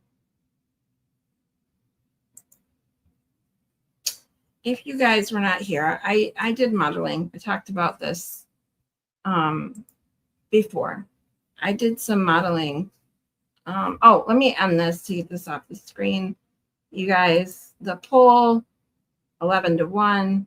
So psych nights will be Wednesdays at 9 o'clock. Okay. So I pulled these out. I have more, and I said I would share some pictures. Actually I can share those. Well, no, we'll do that next time because it's almost 6 o'clock. I'm gonna end the stream right around 6 o'clock. I'm streaming for almost 5 hours, so thank you guys all for being here still. But I did some modeling. I talked about this before when I was younger. And what I did is I pulled these out and I had these here. I was talking about how I was a redhead for a long time, and this is one of them. And then the one. That was one of my headshots. I had this in black and white too.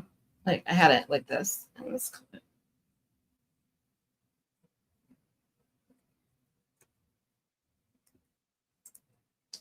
I think that's the one. I don't know if that's the one I showed you already or not. This one.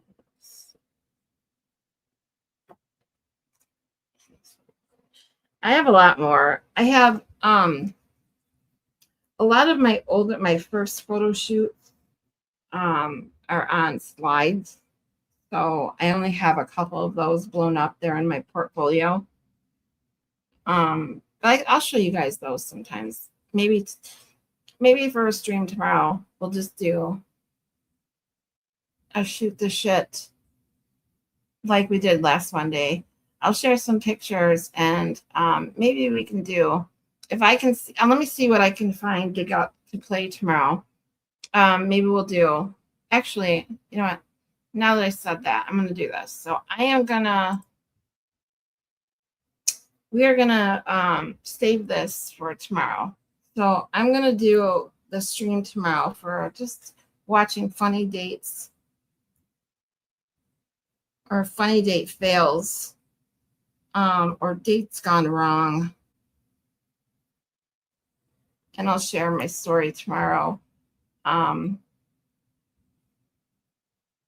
So bring your funniest first date or any date stories, and we'll spill all that tea tomorrow. Sounds like fun. So let me hold on, I'm way back.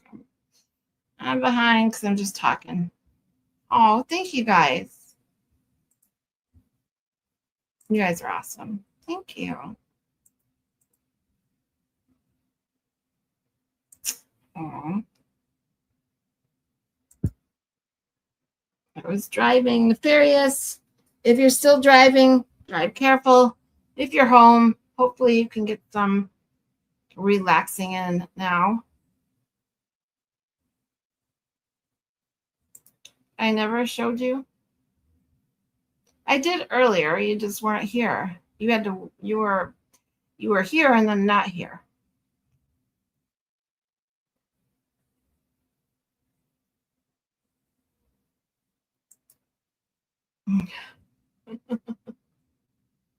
Yes. Oh yeah. Justice Served is going to stream at 6 o'clock. So this will be perfect timing to end the stream. We will do a Scarlet raid at Justice Served TV. This will be perfect. Now, I cannot automatically send you there, not yet, because you have to be monetized or 500 subscribers, one or the other, to do the automatic redirect. But please go say hi to Joy. She is their producing mod. Say hi to Michael and Linda. They are going live at 6 o'clock. I always enjoy listening to them, no matter what they're talking about. They have great chemistry together. They're funny, witty, very, very, very smart. Just a great watch. So we will join them when we are done here. Thank you, old dog.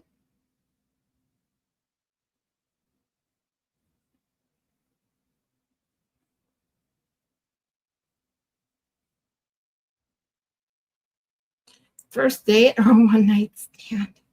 Either one.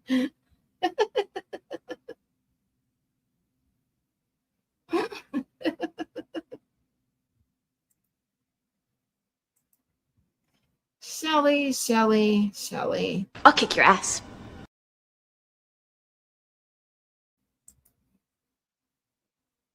Just for you.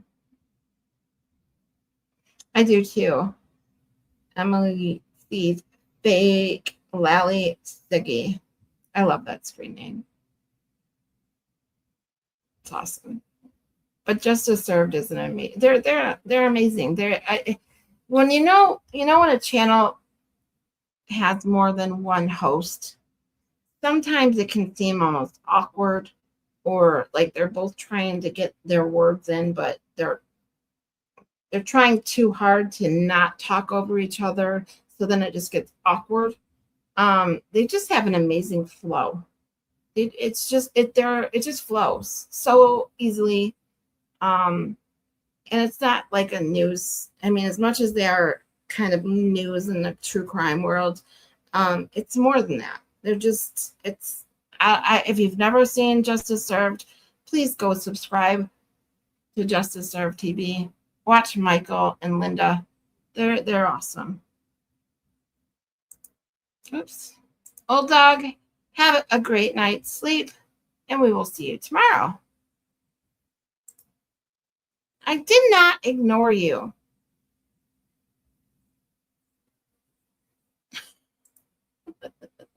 I'll kick your ass.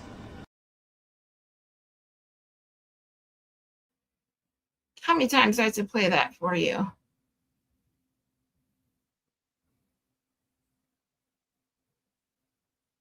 And what flows?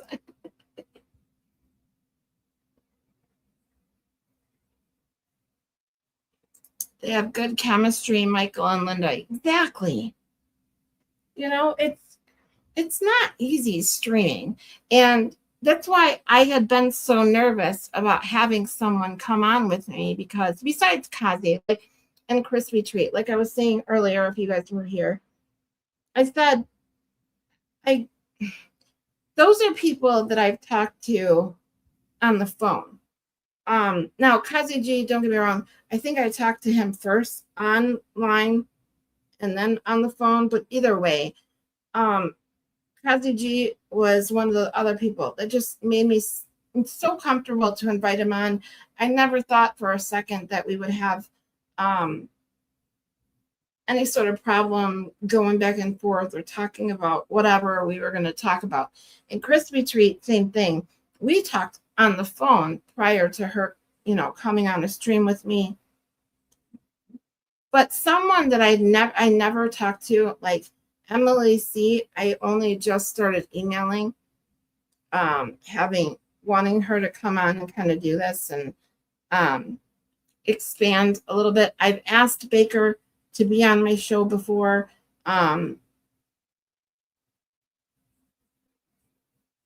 But with time constraints and other things, it didn't work out.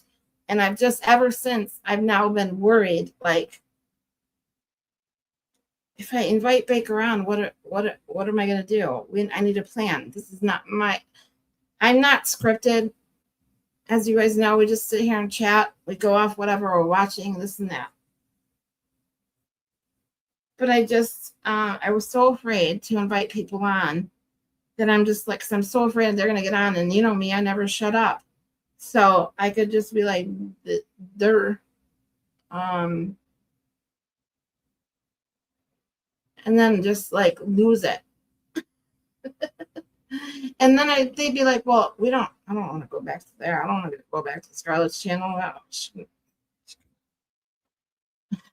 So there's that. But that being said, now Baker has come on my show. If you guys did not see, he was on my show on Friday. It was a, impromptu thing. He was supposed to come on to help me keep better track of my chat, not get so far behind. And we ended up talking about everything but that. So it was a great conversation. I truly, truly enjoyed having him on. I would love to have the Baker back at any time.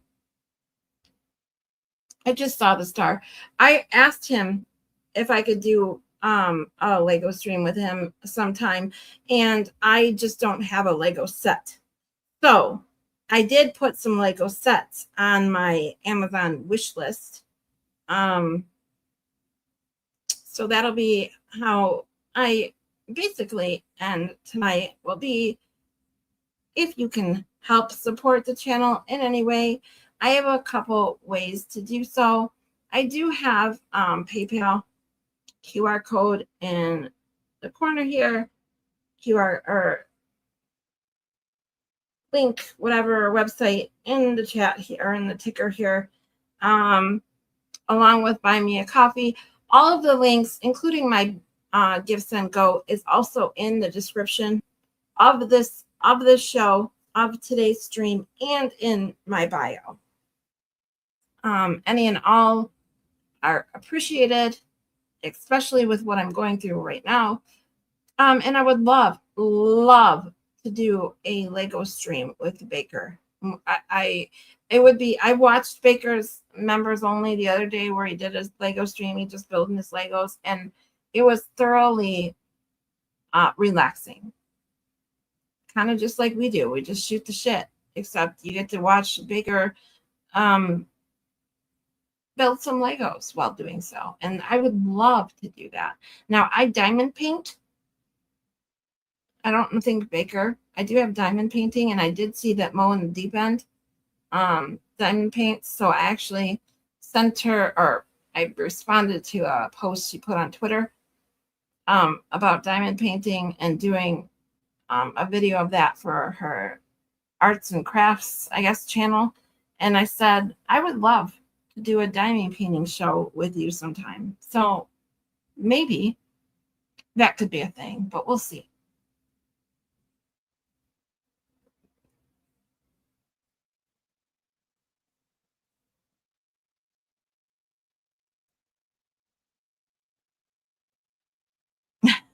I don't block things. I want to see all the bad things they say about me, right, Zach? All right, you guys. I'm going to call it a night. You guys have an amazing Monday night. And please go, again, give Justice Served a like, a share, a subscribe, and tell Joy, Michael, Linda, you said hello.